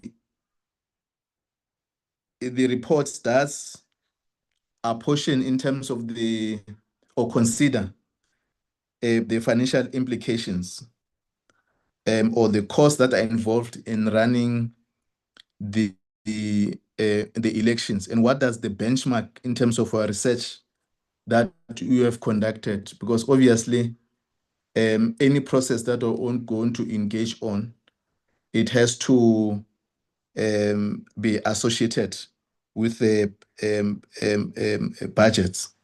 And secondly, is the reports did attempt to also assess the possibility of having a single period of elections. In other words, synchronizing the two local governments and provincial and national election into one. As you know that we conduct elections for local government, and after 5 years or so, we conduct for local, national and provincial elections. What are the takes that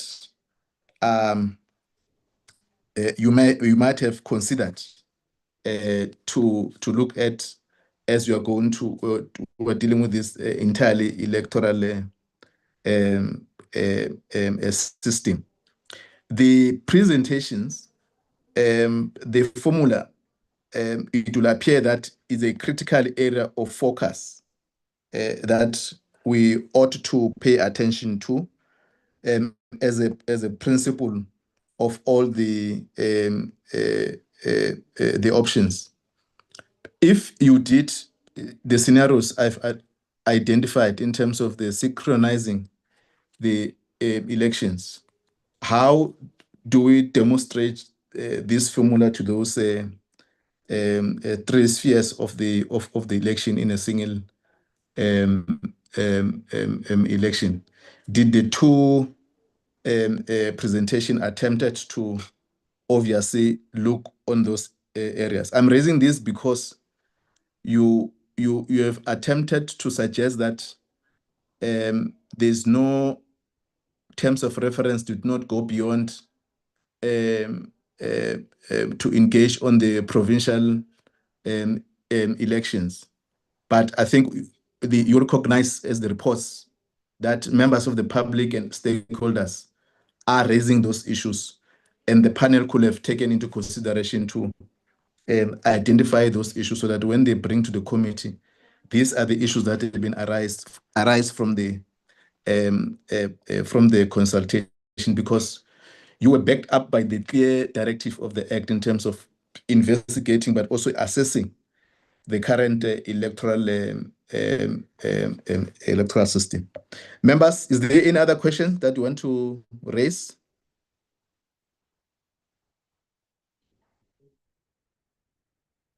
Can I invite Honorable Matopa?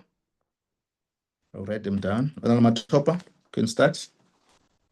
Thank you very much, Chair. Colleagues, let me also start by welcoming the presentations, Chair.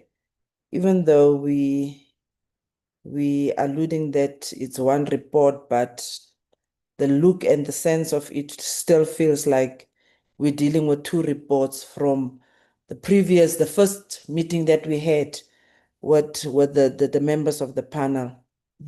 But what I want to echo, Chair, is that it still really feels that like we're dealing with two presentation reports here. And it's clearly stated by Advocate Sizane that the mandate was clear. So, and there's one word or sentiments that were echoed, is that the people are not happy with the electoral system, and that the current system has run its course, leading to undermining the law, and the people has lost confidence. Further stating that the current system lacks accountability, which is a point that has been emphasized on a lot, accountability.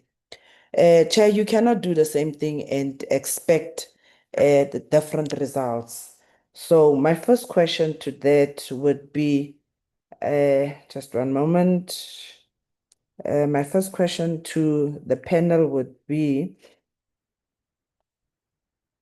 on public input and system reform, how did public consultations and historical reviews influence the urgency and the direction of the proposed electoral reforms? And what key weaknesses in the current system justify the change? On practical and constitutional implications, what are the key legal, financial, and implementation implications of the proposed system, and what trade-offs should Parliament prioritize when making its final decision? And when I go to the presentation that was presented by Mr. Mamabolo, where it stated clearly about the guiding principles and the values, where inclusivity, fairness, and accountability is the key principles, and accountability is the greatest point where it was debated and diverging views came out of that. And the big issue that also come up is the notion of responsiveness during public participation, access to services, and service delivery performance in previous terms. My question to the chair would be, what evidence supports the view that the voters are increasingly holding parties accountable based on past performance, and given the limitations of electoral systems in guaranteeing accountability, what specific legislation or administrative measures, such as strengthening constituency or service delivery officers, are proposed to enhance responsiveness and improve citizen access and feedback? And on the demarcation side of it, Chair, I would also just like to pose these questions. How does the proposed model address practical and mathematical challenges in the seat allocation, particularly in cases where one party meets the quota but does not fill all available seats, or where no party meets the quota threshold at all? And how does the use of quota thresholds, compensatory mechanisms, and the largest reminder method influence overall representation, party inclusion, and proportionality across the different electoral system options presented? And almost in concluding, Chair, on demarcation and credibility, how will the proposed system ensure fair and equal constituency demarcation, and why is an independent boundary authority preferred over the Electoral Commission? On presentation and accountability, which electoral model best strengthens the link between voters and representatives while maintaining fairness and proportionality? And in conclusion, Chair, on impact and on political diversity, how will the introduction of quota threshold and different allocation methods affect smaller parties and overall representation? I thank you, Chair. Thank you, Honorable Matapo. Honorable Ntolo. Chair, thank you. I'm covered by Honorable Machapo. Thank you. Thank you, Honorable Mtolo. Honorable Marina van Zyl. Thank you, Chairperson and Chairpersons of the session, and to the other colleagues on the joint committees today, and also for the presenters, the panel that's done the work. Chairperson, the first thing I wanted to check maybe is to try and understand on the majority report on the overhang figures and numbers, who verified that? Has it been verified by qualified professionals like actuaries? If so, can we please be furnished with the details of that? Maybe there's a report or anything of that nature. So if that can just be covered to me, please. And then obviously I'm from the Cooperative Committee, and we are currently seized with electoral reform, which includes the coalition bill, which supports, and I know that there was mentioned by the second panel member on the minority report of 2%, but it is in fact, I think now at 1% threshold, which we obviously support. Can the department maybe confirm whether it aligns with this approach to reduce the fragmentation and strengthen a stable governance? And if not, how does it propose then maybe to address the growing instability caused by micro parties and coalitions? Then just on the accountability issue that was covered in both reports, specifically in the majority report, it leaned towards collective party accountability. But, you know, the public consultation shows that voters want direct accountability to representatives.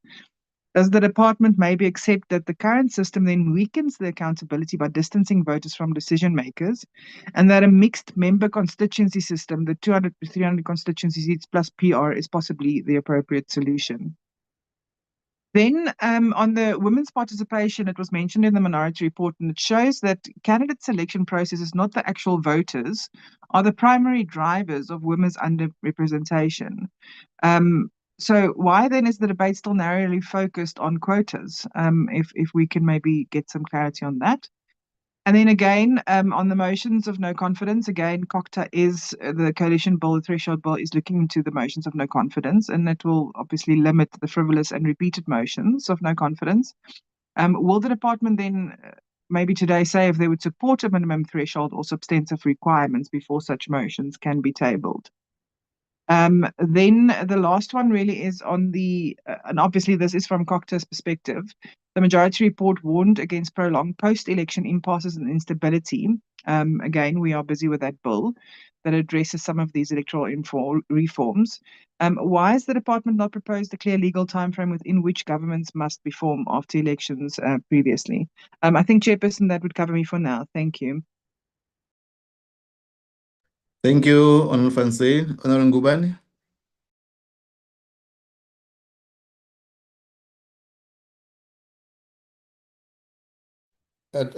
Okay, thank you very much, Chairperson, and thank you very much as well to the presentation by both parties on both the minority report and the majority report. I think they've done an extensive work on it. We really appreciate their presentation. Chairperson, I think I as well share the same sentiment as Honorable Matapo, that we still take on the view of today's presentation. The two reports were presented today, which has totally opposing views. But what a lot has been said, which probably resonated with my view on what is happening currently with our electoral system, were said many times by Advocate Sizane, which a lot, especially that the current system lacks accountability.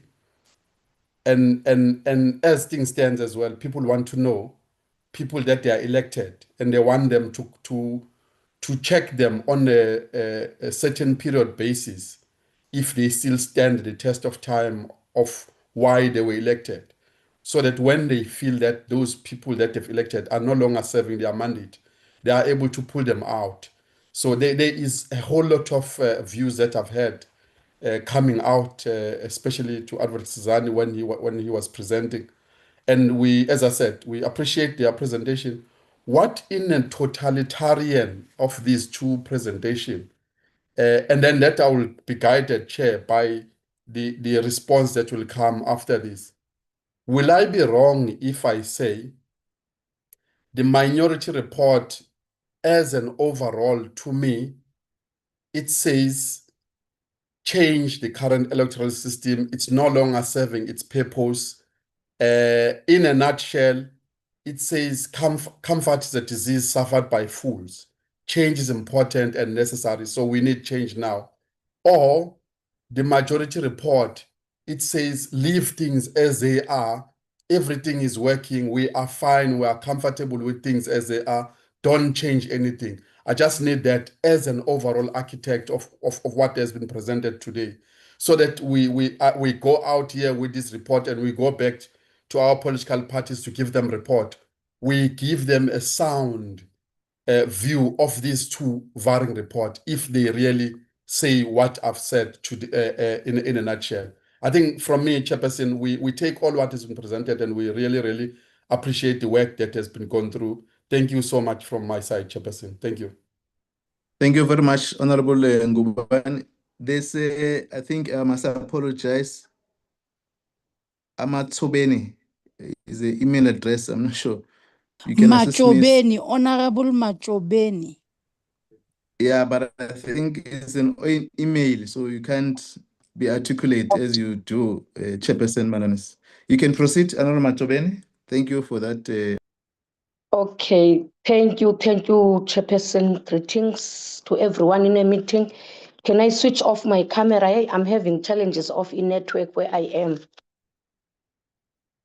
Chairperson, let me appreciate the reports, as it is my first time to attend this. So, during the Electoral Reform consultation process, which groups and communities were consulted and how was representation ensured across all provinces? Specifically, what measures were taken to include people living in rural areas who are often excluded compared to those in urban areas? Number two, Chair, the issue of demarcation.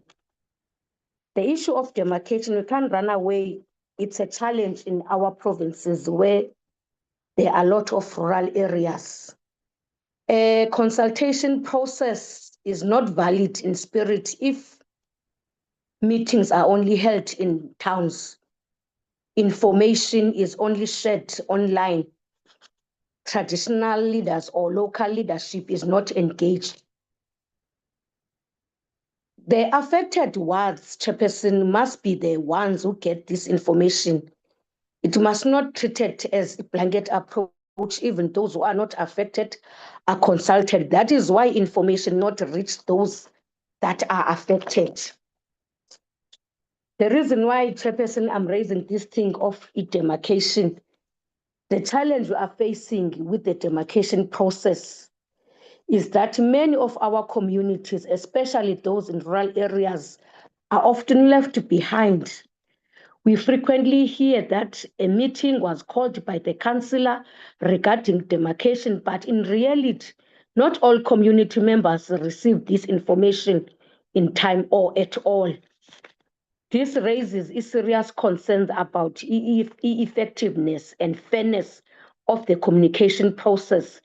If public participation is a requirement, then information about consultations must reach everyone, not just a few individuals or those in easily accessible areas.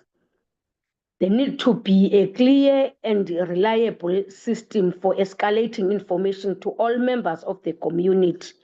For example, Chair, using a local radio announcement, notices in public spaces. The reason why, Chair, I'm raising this thing sharply, it's because where I'm from the Eastern Cape and Mpashe municipality. There's a ward called Ward 11 and Mpashe.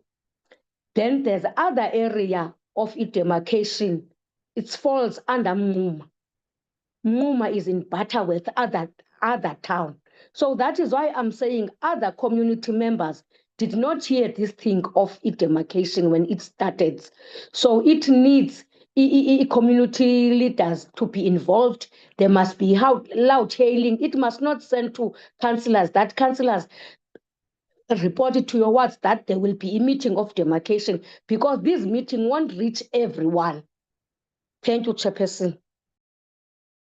Thank you very much. Can I invite Honorable Ross? Thank you, Chair, and also just requesting to ground my camera. I'm in Acacia Park and I'm going in and out. Chairperson, firstly, I think the panel being split shows that this is not an easy process with a magic wand, and that we're not necessarily going to come to a solution where we say this is the optimal solution. I think if that was there, somebody would have found it by now in academia and presented it to the world, and everybody would have done that. So there's definitely always going to be trade-offs one way or the other. But I think a starting point when you look at legislative reform is that law reform needs to resolve some mischief in the existing law. And it appears that I think the word even in the report appears 235 times, is accountability is one of the key things that the public is crying out for. Accountability of their public representatives. And the report it talks about a closer association between voters and representatives, and the effects of the electoral system design on incentives for representatives to respond to voters. What I am struggling to see, though, is what exactly accountability means in this regard. Chairperson, for example, I'm sure you will have experienced it as an MP. When it's raining in and around the area that you stay, your phone lights up with municipal complaints about the water or the power that's gone off, or the water that's gone off, and that somebody has written to the municipality and they're not responding. And then, the expectation of you is, as a member of parliament, that you're at the national level of government with oversight over government, that you will be able to resolve this and get to the bottom of it. But the challenge is there are thousands of these things happening. And so it's an unrealistic expectation that is created there. So you need to respond. The question of what do you need to respond to, and how that works. And it's important to clarify this accountability, because now when you look at the design of a system, whether you look at 1 or 7 or whatever, let's say even there's 1, that one person with a constituency that covers 2 municipalities, will they now have any say or any oversight, or specific oversight authority over those 2 municipalities at a municipal level to deal with municipal issues? Because we cannot say that municipal issues are not, we have no say over them. I mean, we have COGTA here, who does oversight over municipalities. So I think part of the issue at the moment is that this accountability is not 100% crystal clear in terms of what exactly it is, so that you can design a system that whereby you can hold public reps accountable. When we say accountable, we're just saying you need to be closer to the voters or representatives. So my question to the panel members, with all their experience in the space, is: are there international examples of successful systems of holding public representatives directly to account?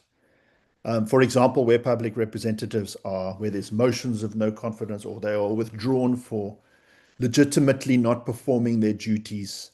I think that might be helpful for us, just to say, what exactly would this accountability be? Because often the lines are blurred, especially in the National Assembly. And there is an expectation that you can just resolve everything very quickly, whereas you don't necessarily, although you have an overall oversight power, you don't necessarily have the power. And also it's not desirable, let's say, for an MP to have the power to tell an official to fix something. Because that can lead to manipulation. Then I see there's the slides of the average number of seats in a constituency worldwide, and the Gallagher Index of Disproportionality. And the global average of constituencies worldwide is 8.5, and the Gallagher Index is about 6 to 7. I'd like to understand, does this suggest that there's some sort of a sweet spot around 7 to 8 persons in a constituency, if you had to consider a constituency system, that might be a sweet spot of an ideal size for a multi-member constituency, if we can get some guidance on that. Then we've heard that, where constituencies are large, like we currently have our regions or provinces, we've heard that it's extremely proportional as it stands. But there is a slide that talks about that all the options available here have the same outcomes. But I'm not sure how single member constituencies can have the same outcome as, let's say, the proportionality of an entire region. If you look at the 1948 general election, the National Party got 41.9% of the votes. The United Party got 49.2%. So almost 8% more, but the National Party got 79 seats as opposed to 65. So that single seat or representative system resulted in a dramatic swing towards the National Party, and we know what happened after that. So it gives the indication that if you have small constituencies or one-person constituencies, and then not a lot of a top-up of PRs, that increases your risk of overhang. So I just want to understand if this is a correct assessment of the situation, where the smaller, so what I'm trying to get at is that the smaller the size of your constituency or the number of representatives, the bigger the number of compensatory seats you would need to avoid any potential overhang. That is the question. Then in terms of the general proportional system that is required by our constitution, I'd like to get an understanding from the panelists if there's any international standards for what is considered to be in general proportionality. So if we look at things like the proposal to have a 1% threshold, for example, has there been any research or discussions that's been held to say, what is general proportionality? What is an acceptable margin that makes it generally proportional? Are there any best practices in this regard? Then I think the other issue that was raised, again, was to get clarification. I'd heard in one of the seminars that was held of this thing called the rock star effect. And what it basically said is that if you have constituencies with few seats, let's say 3 seats, for example, then the first person or the one person out of those 3 would invariably receive around 60%, with the last of the 3 receiving 2 to 3%. So apparently there's evidence that if you have a small constituency with 3, let's say 3 representatives, that you get this rock star effect. If any of the panelists can speak to that, so that we can, because I cannot remember the details of that, but I know that it was raised in one of the seminars. And I think the risk there was that the smaller you make constituencies, the bigger chance you have of persons electing celebrities instead of public reps or persons with experience in public administration.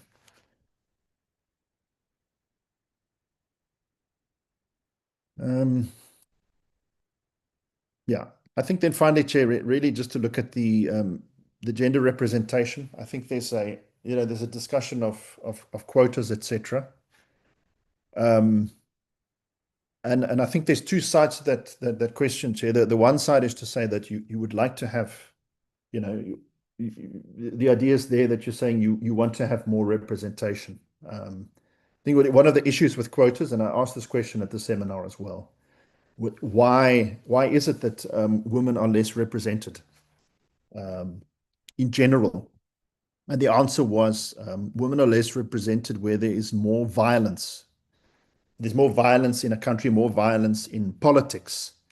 then women are discouraged from participating. And it's a challenge, Chair. It's a potential challenge when one says that you are going to put representation in place or quotas, that you never really deal with the underlying solution. You cannot track whether, if you're tracking that a representation is low, and I suppose you can tell that from the result. But it does create a challenge that you don't actually end up having to face and resolve underlying issues that are taking place in your electoral system that are stopping women from participating. And the other element of it as well, Chair, is that it also it takes away the power of women to vote for the person that they want. So if you are, let's say you're in a constituency with there's 7 options, and the 7 that you like are men, and they've been working in the community. They're well known. They're community leaders for years and years and years. And now you would like to vote for them, but some system is going to come and say, no, we need to have 3 or 4 women, and it's taking away your right in that regard. I just appreciate comments from the panelists as well on that dynamic, that there's 2 sides to gender representation. There's the one that women should be able to vote for the candidates of their choice. And this other element of violence in elections that prevents women from participating. But Chair, I think we're in the beginning of a process here, and I think certainly the comments on the models are concerning. The comments that were raised by Advocate Cezani, and it's something that needs to be looked at, not only in terms of the slides in this presentation, but any kind of slides with calculations that we look at, that they are open to challenge by analysts and confirmation. So not only confirmation by a service provider or somebody internally or an auditor, but that they are publicly also open to challenge, as you would have public participation on any element. Because, Chair, you will know that we've had it in previous legislation where there are often inputs. Well, there's an opportunity for input, but it's one opportunity for input. And then as we go along and we find new things, it becomes a challenge of how do we bring analysts in that have certain expertise to challenge those assumptions. Because if we make assumptions and we make decisions based on those assumptions, we need to be sure that they have stood the test of full scrutiny. Thank you, Chair. Thank you very much, Honorable Ross. May I invite Nkosi Buthelezi? Thank you very much, Chair, and very good afternoon to all in the House. Chair, firstly, I also would like to welcome a very comprehensive presentation or presentations, and I think it really illustrated, as other members have pointed out, or speakers, that it by itself being a split like that shows the challenge that lies ahead. But I would like to start by saying that if you look at the level of which our electoral system has been developed scientifically, if I may put it that way, globally, it really is second to none globally. But the point, 2 or 3 points I was going to comment on have been raised. I don't have to repeat. I just wanted to say the point I want to address is the one of the loss of confidence in democracy, because I think it's very pivotal. Whilst we scratch our heads about why the rates of in terms of voting is not growing, because loss of confidence in democracy, and of course things like IEC voting, IEC, are right up there as illustrative of the vibrant democracy. Now, really, my question was, I wonder what can possibly change this sentiment, because it stems mainly from the people's feeling or disappointment in that in more than 30 years, a lot of them have seen their lives regress, due mainly to the deteriorating basic service such as delivery of water, housing, electricity, storage. It's very, very difficult because it's consistently going south. Whilst all these wonderful electoral systems, which are important for any country like South Africa to keep working on as a work in progress, I think that this can undermine it, because I can dare say that as long as service delivery is going south as it's doing, I don't see what is a magic wand that will make the indications in terms of the voting interest, the electoral system going in a positive direction. I would like a comment on that. And then secondly, also, I just am very interested to know, there's been this sentiment which has been gaining traction of instilling in South Africa the independence right to run right up to the president rather than the political party centric. When maybe can this start kicking in? I know that it's been spoken about a lot. Will it be like in the same election? Or maybe I've missed something, but it really for now, Chairperson, those are the two areas I wanted to comment on, and I thank you for the time you allotted me. Thanks. Thank you, Honorable Nkosi Buthelezi. Honorable Mananiso, Chairperson. Thank you, Chairperson. Let me start by actually welcoming the presentations. And I like to welcome the fact that the details of the report was very frank. And I want to believe that most of us who are public representative, we can align ourselves with what is been said by those who have made inputs. I mean, for the fact that Advocate Sizani was alluding on other people, they have issues around the quality of representatives that we have. It's things that we know on daily basis that people would want to question how one becomes a public representative while he cannot do or she cannot do 1, 2, 3. But I want to appreciate that they were very blunt and very transparent on what they got while they were busy traversing the country in terms of this particular reform. But what is important, Chairperson and Chairperson of COCTA, is the fact that the people from both parties, majority and minority, they are supporting the reform. So us as legislatures, we must make it a point that when we unfold in the whole process, we are able to do everything diligently so without compromising the principles as alluded in this particular meeting.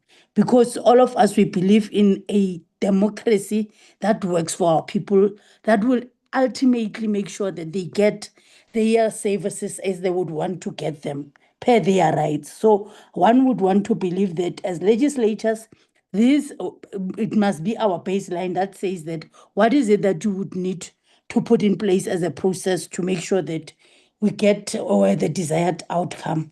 But again, Chair, one would want to suggest, because I've been listening to questions and input from members, that perhaps the time that we have slotted this meeting for today is limited.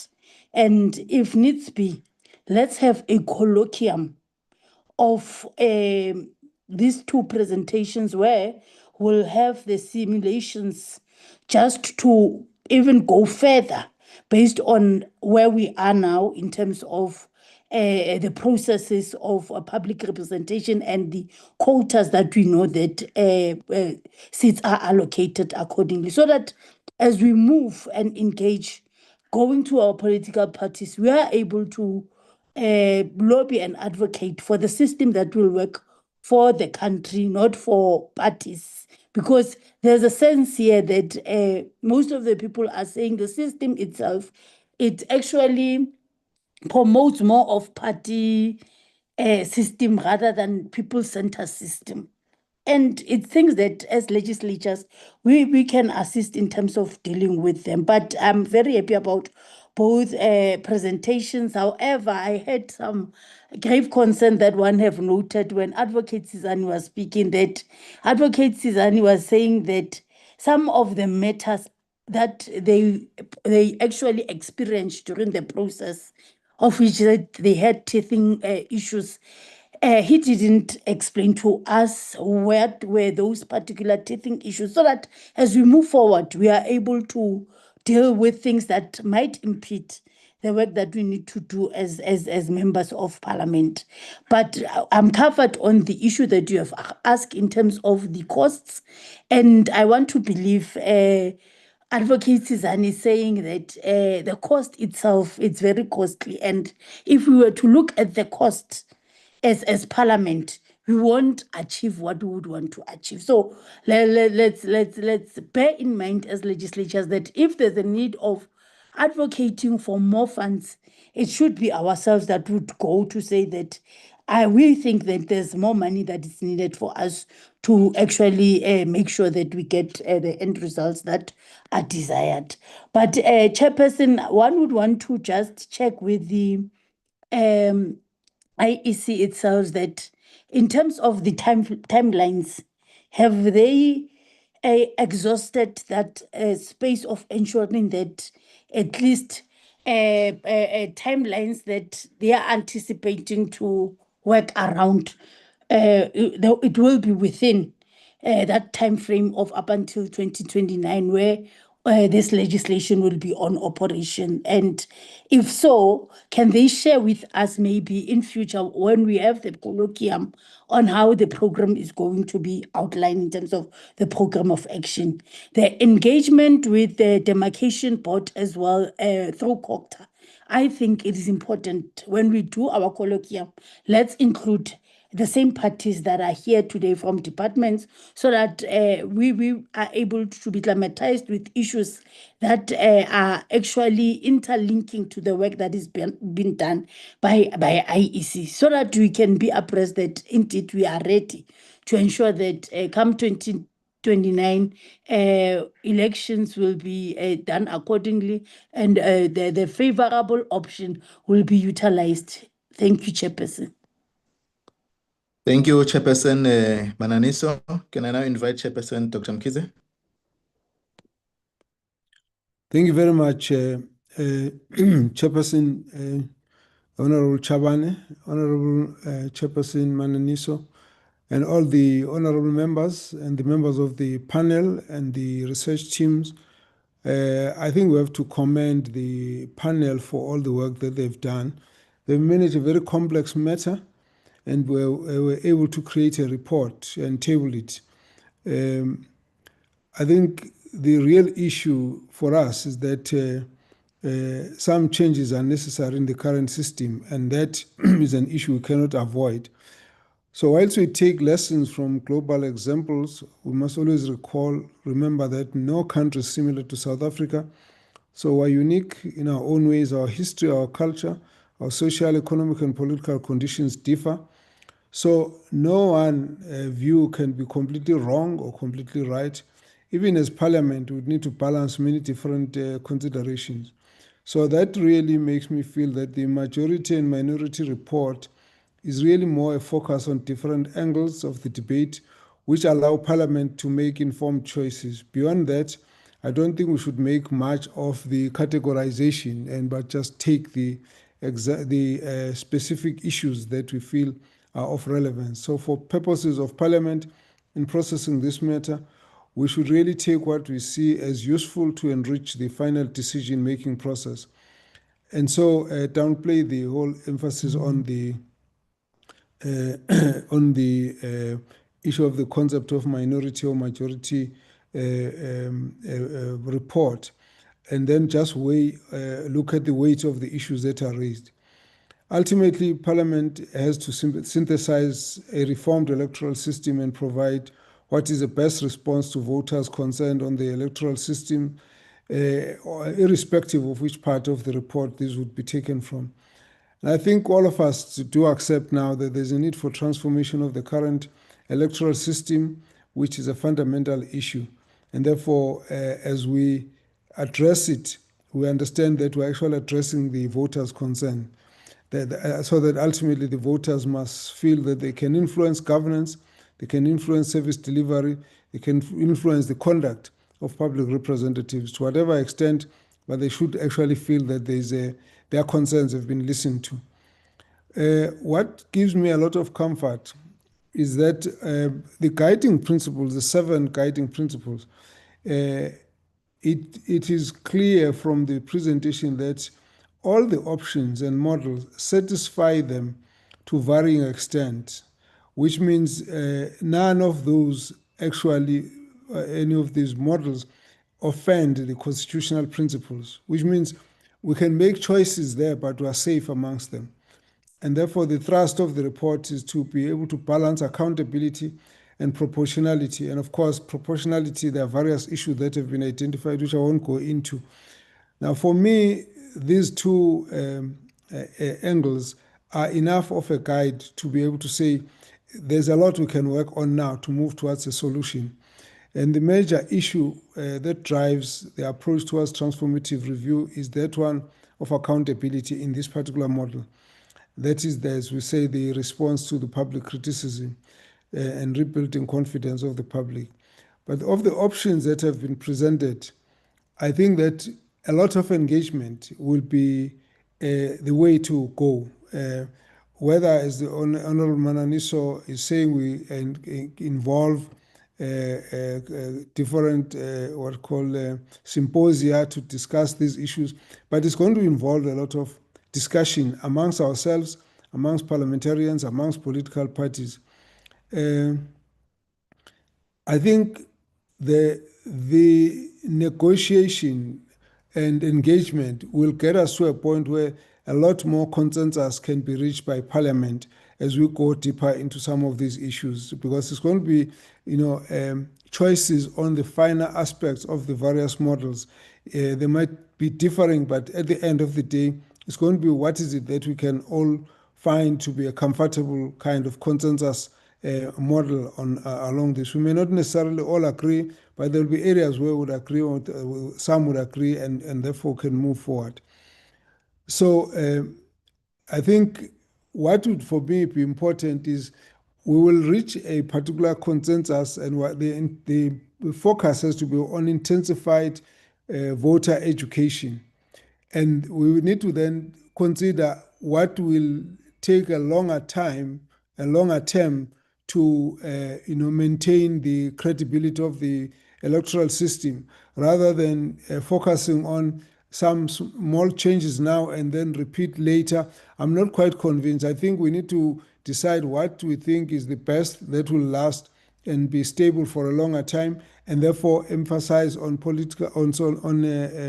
electoral education, so that people get used to the system, as much as it might be complex in the way that they would ultimately design it.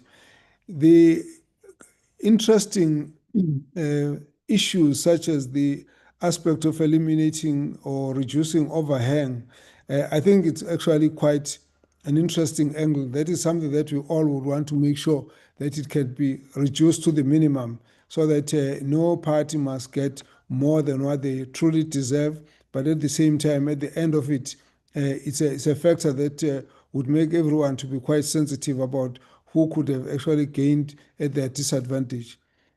The other point, which I think is an important factor, which we must also discuss, and I think as some of the members have indicated from the side of COCTA Portfolio Committee, were already involved in discussions around the coalitions bill. The issue of the legal electoral threshold has to be introduced. Now, the question is, how do we balance the need to support minority party participation, but also discourage what in the report is referred to as disintegration, and situations where we've got a mathematical, ridiculous representation of low voter support awarding seats to undeserving parties. We've got a very small number, but because of the formula, something ends up landing onto someone who's even below what we call the quota threshold.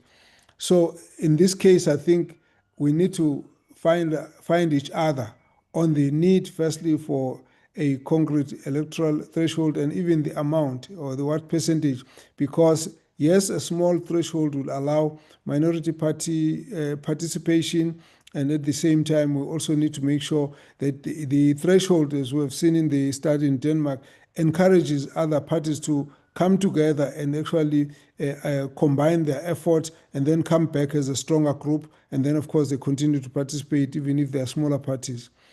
Then the other issues of delimitation or demarcation of constituency boundaries should consider a lot of issues. The size of municipalities, becomes an issue.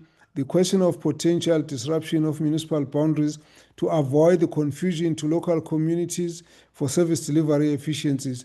Now, to have this boundary for voting for a constituency and a different boundary for voting for a councillor or a municipal council may be very confusing and it may not be helpful. So we need to look at that. But that issue needs quite a bit of careful teasing, because as the examples have been given about Harib and the Northern Cape, you're going to have to decide whether the size of your constituency is going to be determined only on the population size, in which case you are going to have very wide constituencies with a very small, with a very difficult possibility of managing and servicing, just because of the sparse population in those areas, particularly in the Northern Cape. So you have to think about those quite carefully. So in this regard, I think the views of the Demarcation Board and the IEC have to be sought, and I think we need them formally sought so that they are not incidental because someone happened to be serving on both the panel and those boards. This will be very, very important for us as we move on, because there are lots of things that are being discussed here. There were questions, for example, about having one set of elections for all three spheres. How do you deal with it if you've got different boundaries? And there are various issues of the effectiveness of the current boundaries for viable and non-viable municipalities. How do you deal with that? And the fact that you will be actually having overpopulated, voting, constituencies, particularly in the Gauteng area. So we need quite a good and careful management of those, particularly because of the rapid urbanization. You can have this number right now of population size. In another 2 years, that number would have exploded to beyond that level. And so how do we deal with that? So I think the consideration becomes quite important. But having said all of this, Honorable Chairperson, we need to then concretize take a team that will be managing this process, considering that it's multiple portfolio committees and there's a panel. And so how do we combine the guidance, the technical guidance and coordination at the level of taking this work forward? So I think that is something that does need to be clarified. Then the last point is also about the panel. They kept raising the question that the panel must go and get other experts to verify these processes and proposals. Really, what then does it mean is the status of this panel in particular. So I think those are some of the issues that just need a bit of cleaning before we can proceed, but they are not fundamental, but just to make sure that we don't have confusion. A team that has done so much work shouldn't be so diffident as to start saying, well, we've done what we wanted to do, but go look for someone else to do some of the work. I think if we need certain research to be done, we should still be able to sit with the same team to say, no, do this research, this is satisfactory, this is not satisfactory. So that kind of clarification will help so that there's no sense of doubting whether moving forward, are we still moving with the same panel or we're going to have to look for a different process. Thank you very much, Chairperson, but I must say that parties and committees are going to really have a good time going through these discussions. But at the end, we will need to find a way of how to narrow down the options so that we can then move on with a kind of consensus that will help us to eliminate various other extremities and get something that can hold all of us together for many years to come, create a much more satisfactory electoral system that our people can actually use to say they have been listened to, they've been heard, and that their trust in Parliament has been restored. Thank you very much. Thank you, Chairperson Kize. Members, is there any other member who still want to comment or a question?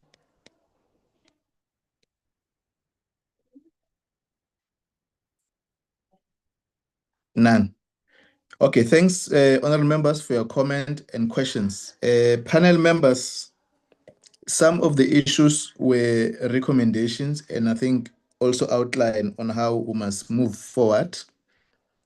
I will invite Advocate Sizani to comment, then invite the team that was presenting, Mr. Mamabolo, to comment. We think that by at least the 15 minutes, both the team could have concluded their comments. Then we facilitate closing the session. Advocate Suzanne? Yeah, thanks, Chairperson. Can I, before I respond, Chairperson, myself, ask, because my colleague Tomsi has to go to another meeting. She just wanted to take Honorable Machobeni's question on public consultations, how far they went. So can she go before me, Mr. Chairperson, please? Yes, can proceed. Thank you, Advocate.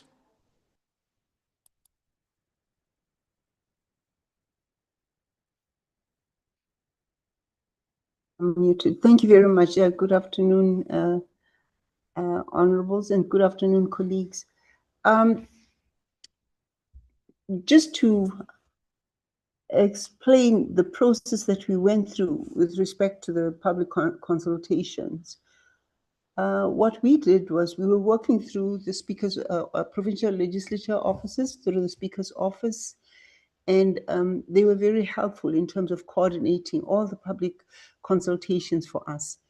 The panel, the ERCP, members did not select the venues or the locations where we were going to hold these consultations, but it was coordinated by the provincial legislatures because they deal a lot with public consultations, so they were the best positioned to identify which would be relatively central in terms of distance and accessibility and the movement of the people that would be participating in those consultations. So what we did was, for each province, we had one rural and one urban.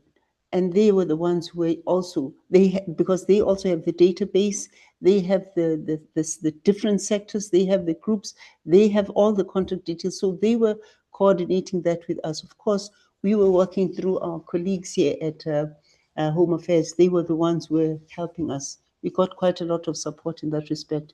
So maybe I should even start with the Eastern Cape to mention that we went to Gqeberha. That was the urban one, and then we went to Matlosibeni. So those were the two that we worked with. And similarly with Free State, we went to Thabo Mafutsanyane, and we also went to that was in Qwaqwa, right? And then Mangaung. We in KZN, that was a unique experience because we first did the city, eThekwini. We were located in this eThekwini, and then we had to go to Mgungundlovu outside in Maritzburg. But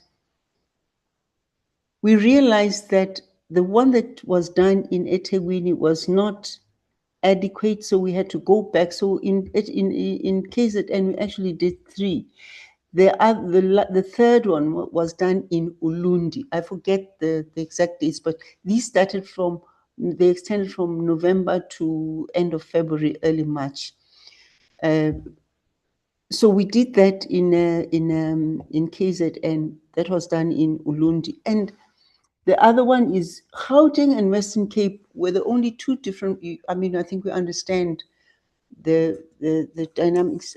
Gauteng and Western Cape, we don't exactly quite have rural, but we had a hybrid. We had hybrids of consultations there. That's where we had researchers, we had political parties, we had academics, we had CSOs. So it was a combination. So for Gauteng and Western Cape, we didn't have the rural and urban kind of arrangement. It was not it wasn't there.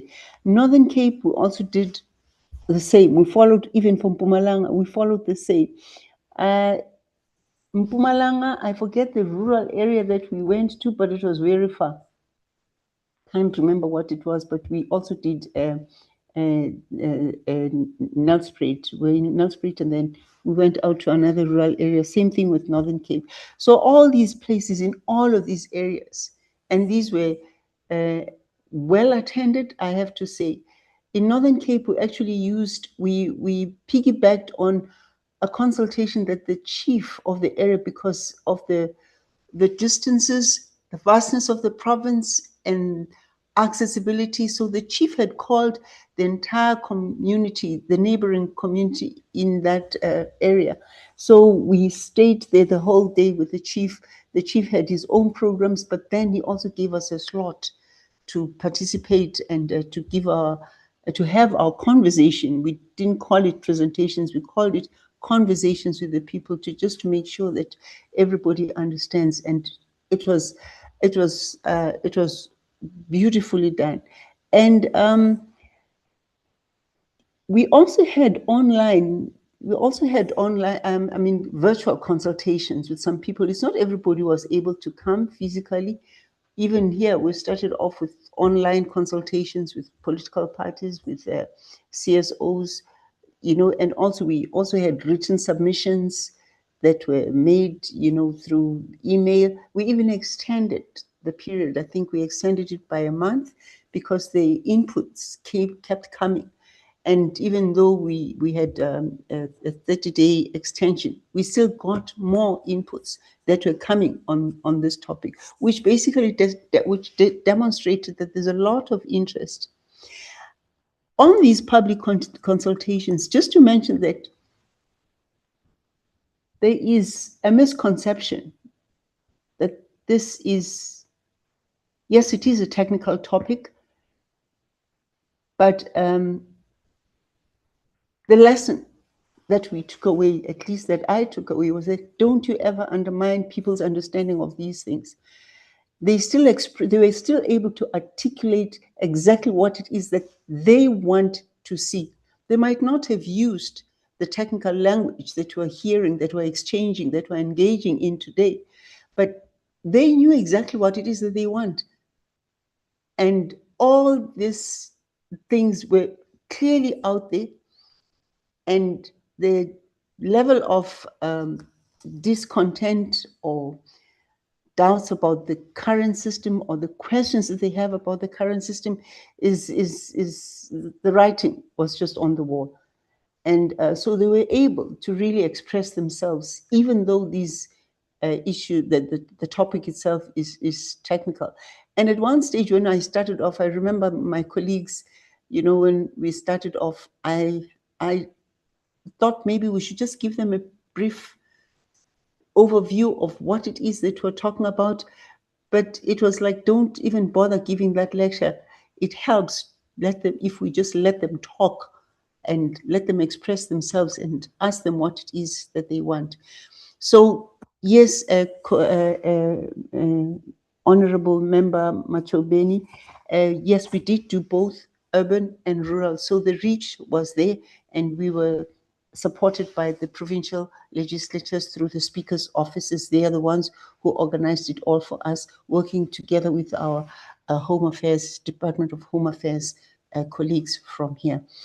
And one message that came from all of the consultations: why should we trust you? So I'll stop there. Thank you, Chair.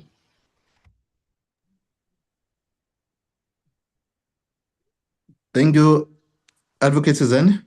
Thank you, Can you conclude your remarks? Yes, my colleague Tomsi Land forgot the second place in Mpumalanga was Middleburg, where we went to. Chairperson, I am not going to really take any of your time from our side. I think we put it up there.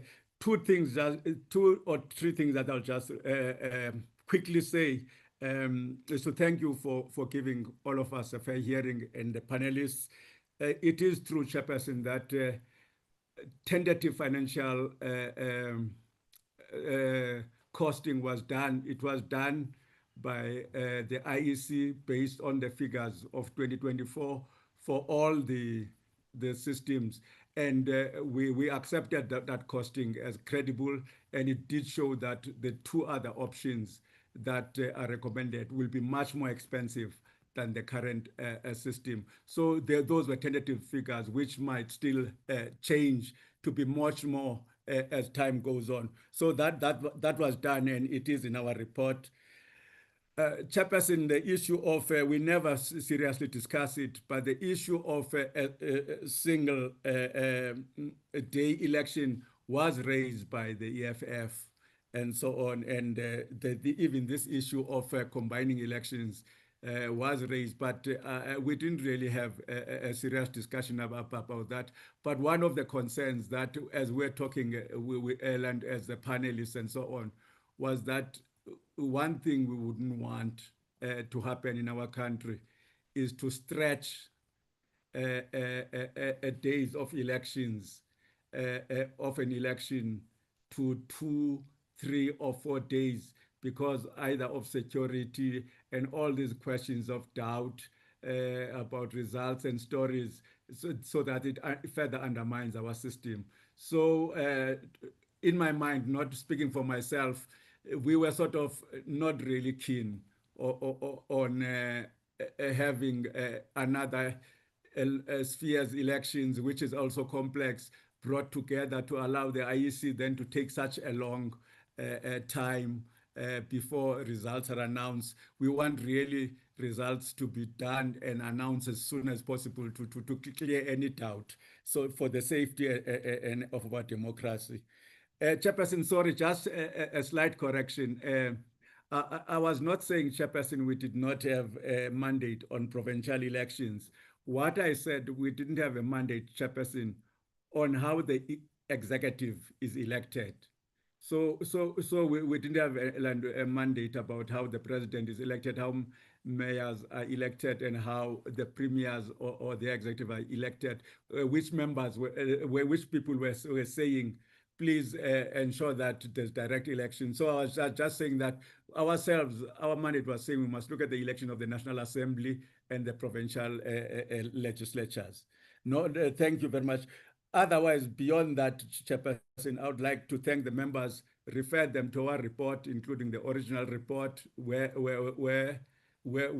are all online, which discuss the issues of accountability, and thank really Honorable also Marina van Zyl for her question and the issues that she educated me on the collision, and really thank MP Ngubane in saying really from our side as the minority, really our thing was just to call for any change to happen in whatever system. So we did feel that at this stage we have challenges, and really our message, which I think you've captured for us very well, was basically, if Parliament, we can leave Parliament, just with the idea that in whatever system they choose, they must really try and change and listen to their people and deal with their people. And finally, I must say again, as usual, a person that I know and respect, the conclusions by Dr. Mkhize, I took them to heart. All of them without exception. I didn't disagree with any of them. How the system should be perceived and how it should be handled, I would want on behalf both of my minority report side and also now as the chairperson of this panel to say we accept them. We thank Dr. Mkhize for those wise words, and certainly we feel as we live here that this matter is in good hands. And thanks, Chairperson, again for giving us a fair hearing. I have no other words to say. I'm very grateful for this chance and this opportunity we're given in our history, and I hope others can take over and continue with it. Thank you very much, Chairperson. Thank you, Advocate Zane. Mr. Mamabolo. Comments? No, thanks. Chair will deal with the comments and questions in two parts. I'll deal with a bit and then Norman will conclude. But there are preliminary things that must be said.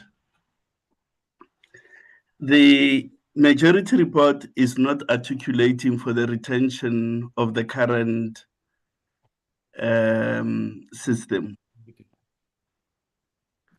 The majority report is presenting three options, which is mandated by the enabling legislation.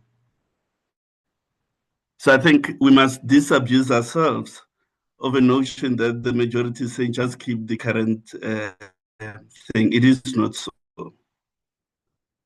We are proposing for the benefit of Parliament in the exercise of its constitutional responsibility, three options from which to choose. In fact, four, because 2 has 2A and 2B. Now, the correct characterization of the report is that it's a composite report. It's one report that bears two sections which advances different options. So that's really how we need to characterize the report before yourselves. Thirdly, it is correct that the simulations that undergird the report were performed by a member of the panel who reported the outcomes which were discussed, and hence they form the basis of the report as presented.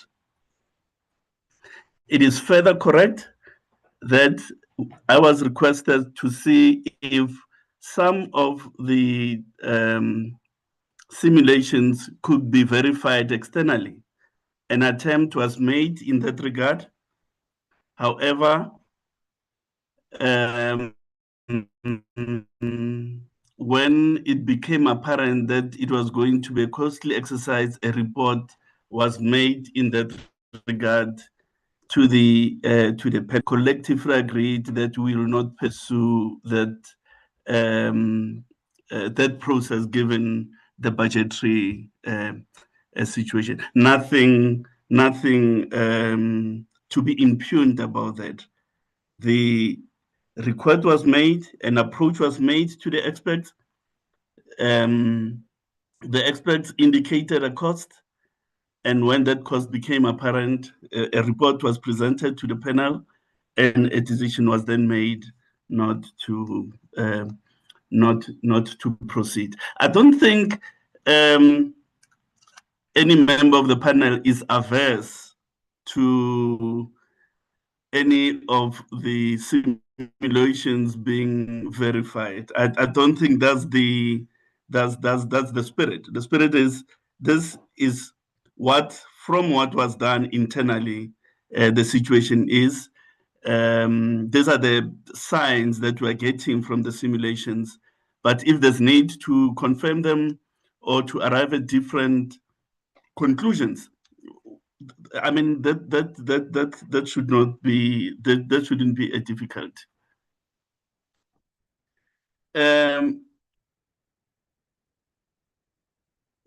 The Thompson dealt with the public consultation issues, so I won't deal with that. But there's an issue around accountability that Mr. Rose raised, and I think it implicates the following. Accountability is a very vexed political concept. It's a multi-layered political concept. Different aspects can be emphasized in different designs. Let me give an example. in a single constituency design. Clearly, you're giving more weight to closeness between the voter and the representative. You can imbue that with other ancillary measures, such as a recall when certain circumstances arise. You can make other ancillary arrangements to that. That's one way of giving weight to accountability in an electoral design. You could foster accountability in different ways within a multi-party configuration, to say a certain number of meetings must be held within a public, complaints must be dealt with within a certain time, with all the metrics that goes with it. So this exercise ultimately, when all is said and done, it's about trade-offs that must be made between the different values and the weight given to the different values. So again, the Parliament is going to be confronted with the choice: what weight should we be giving to accountability? And if we give it a high premium, what design must give that that effect? So the question about seat calculation is going to be an important consideration. The proposal in the majority is that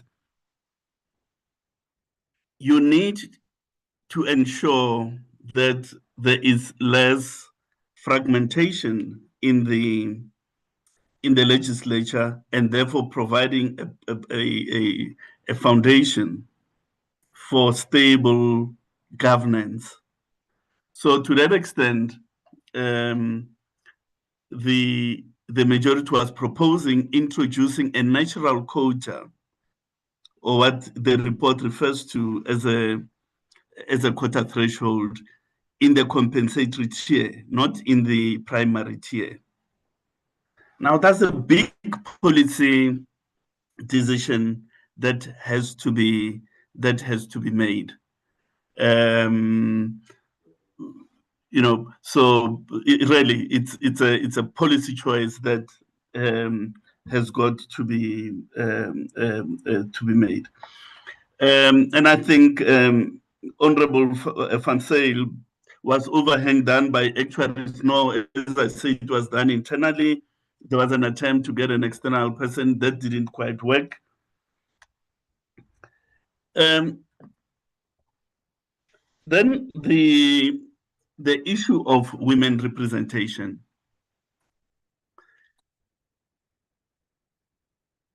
External studies will tell you where there's an ability to use compensatory mechanism in large measure, such systems tend to give you a better representation of women. Our own history tells us that. So in looking at that very crucial issue of fair representation of women, one has to look how big the compensatory tier is to, amongst others, give you the possibility for redress where the primary tier skews that representation.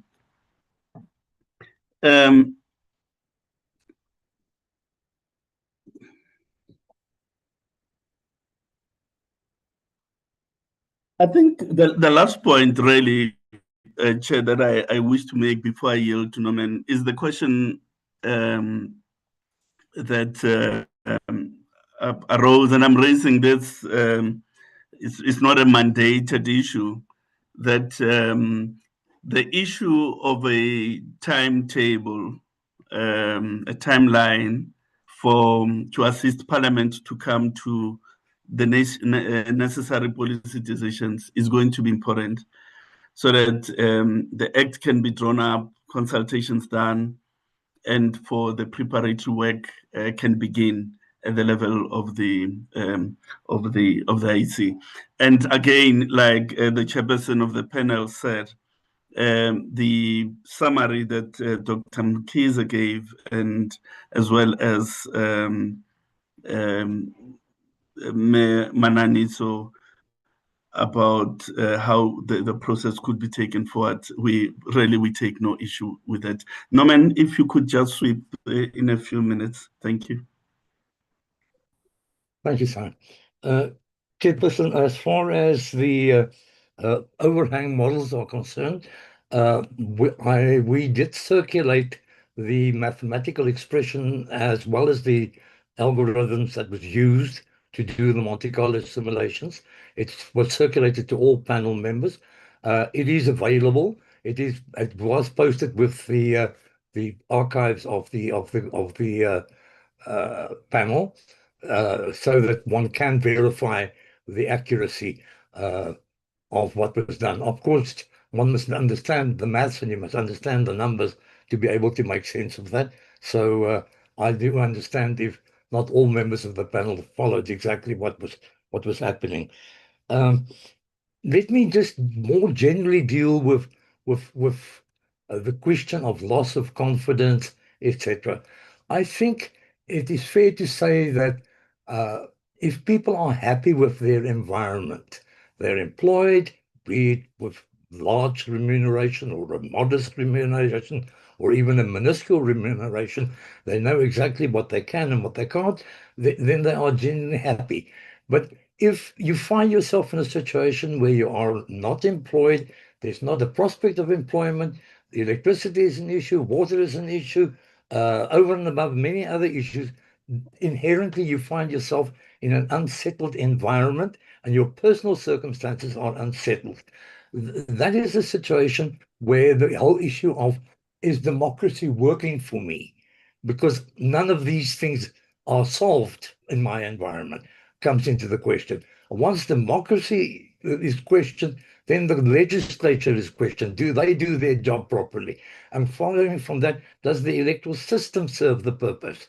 And from that, does the electoral administration do their job properly? Or do you have confidence in them? The one thing knocks onto the other. And I think whether you fix the electoral system, unless all of these other issues are dealt with, you would still, and fixing the electoral system and saying that accountability would stem from that to an extent that it will resolve all of the other issues that really leads to an unsettled environment, I think is not perhaps the soundest approach. Let me also say, let me go back a little bit to the research. And undoubtedly, if you start reading what is written about the electoral systems, the question of individual accountability is heavily emphasized. Keep in mind, however, that the scientists or the political scientists that compile these things are mostly European or American. And I'm not suggesting that they cannot look at things independently and objectively, but they are undoubtedly also influenced by their environment.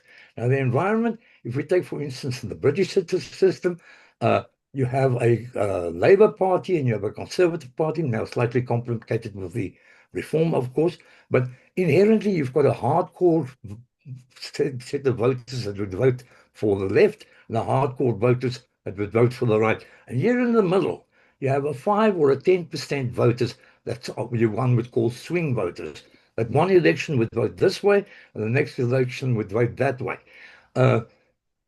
If you look at the United States, you have a similar situation between the Republicans and the Democrats. You have that middle swing vote, 5%, 10%, that would change it from one to the other and does it very regularly. Now, if we look at our elections, I'm not expressing myself with the current situation or not, but if you look at it historically, there isn't a swing vote in a South African context that is illustrated by our elections up to now. What you do have is people are not happy and they are not content, and that manifests itself in a stay-away vote. The swing vote is perhaps a bridge too far to cross for many people in a South African context at this particular point in time. So that the drop in voter participation is really an expression I can't, what I previously voted, I can't support any longer, whether it's be for the opposition, be it for the governing party. But I have not the ability in myself to cross and vote. Sorry, whether that changes in future, that is not for me to say. But I think that is a context that one needs to keep in mind. If you start looking at what is presented as public views are dissatisfaction with current circumstances, rather, and indirectly, the electoral system becomes part of it. That, I think, gives a little bit of a background as to how the majority viewed these things in context. No doubtedly, the public participation expressed great frustration with the electoral system, but in what they are saying is they are greatly frustrated by their circumstances, by potholes, by water, by electricity, by unemployment, by whatever. And I think one needs to keep the context in mind in a South African context and not solely look at a European or an American environment where the single member constituencies and what comes from that is heavily emphasized. I think that generally deals with it. What I want to say, though, on overhang and specifically in response to Honorable Ruiz, it is true that single seats would have a greater deal of probability of overhang. The reason for that is simple. If you look at if you take the 24 electoral results and you break them up into the wards in which they actually took place, then you find that in 40% of those wards, there is not a majority vote. In other words, a person do not get past the 50% threshold. And that in itself distorts proportionality in that tier to a great extent, up to 25% if you base it on the 2024 results. Similarly, so with the last local government elections, where 47% resulted in more than 74% of the wards. So there is a large distortion there. And consequently, you do need a larger number of compensatory seats to actually restore proportionality.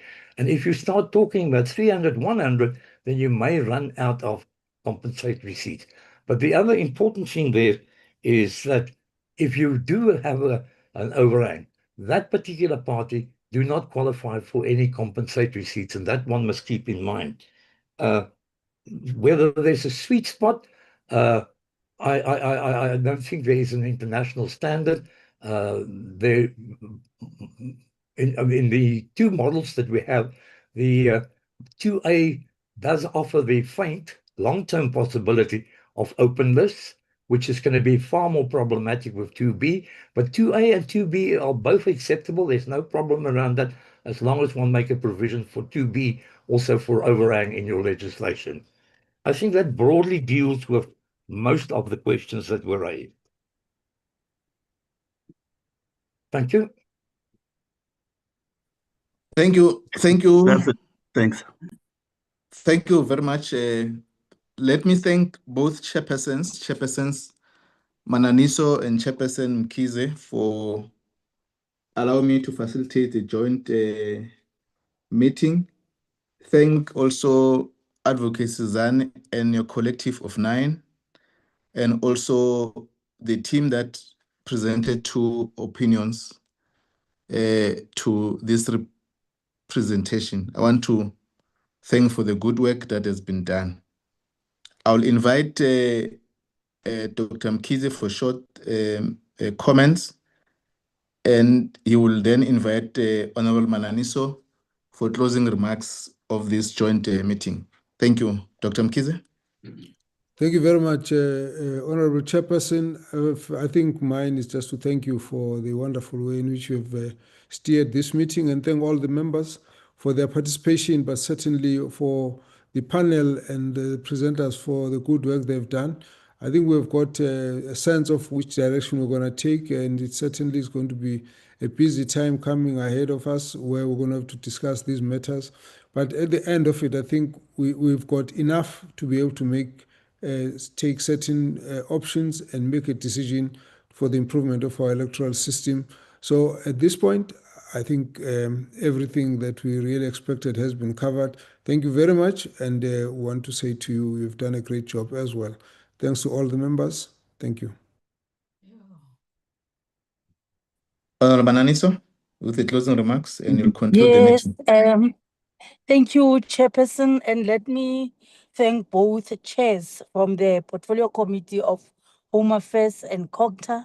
And one must say that the meeting is agreeing that we must continue engaging. For us as the NCOP, it fulfills one of our principles, of which you all know that we are one of those who are advocating for cooperative governance. I want to thank as well all the teams from the Portfolio Committee of COGTA and Home Affairs, and as well the Select Committee for joining this session today. I want to further extend as well the input from IEC, and with a note that we believe that in future we would indeed work together with the Demarcation Board when we deal with this issue. I want to appreciate further the work that has been done by the collective to say indeed they made sure that they give diligence to the work that they were tasked to do. Looking at the mandate of the panel, it really shows they didn't miss their work. Hence, their time has been extended. So with that being said, thank you. We will invite the panel through the minister in future as we deliberate on this matter. So the meeting is officially adjourned. I thank you. Thank you.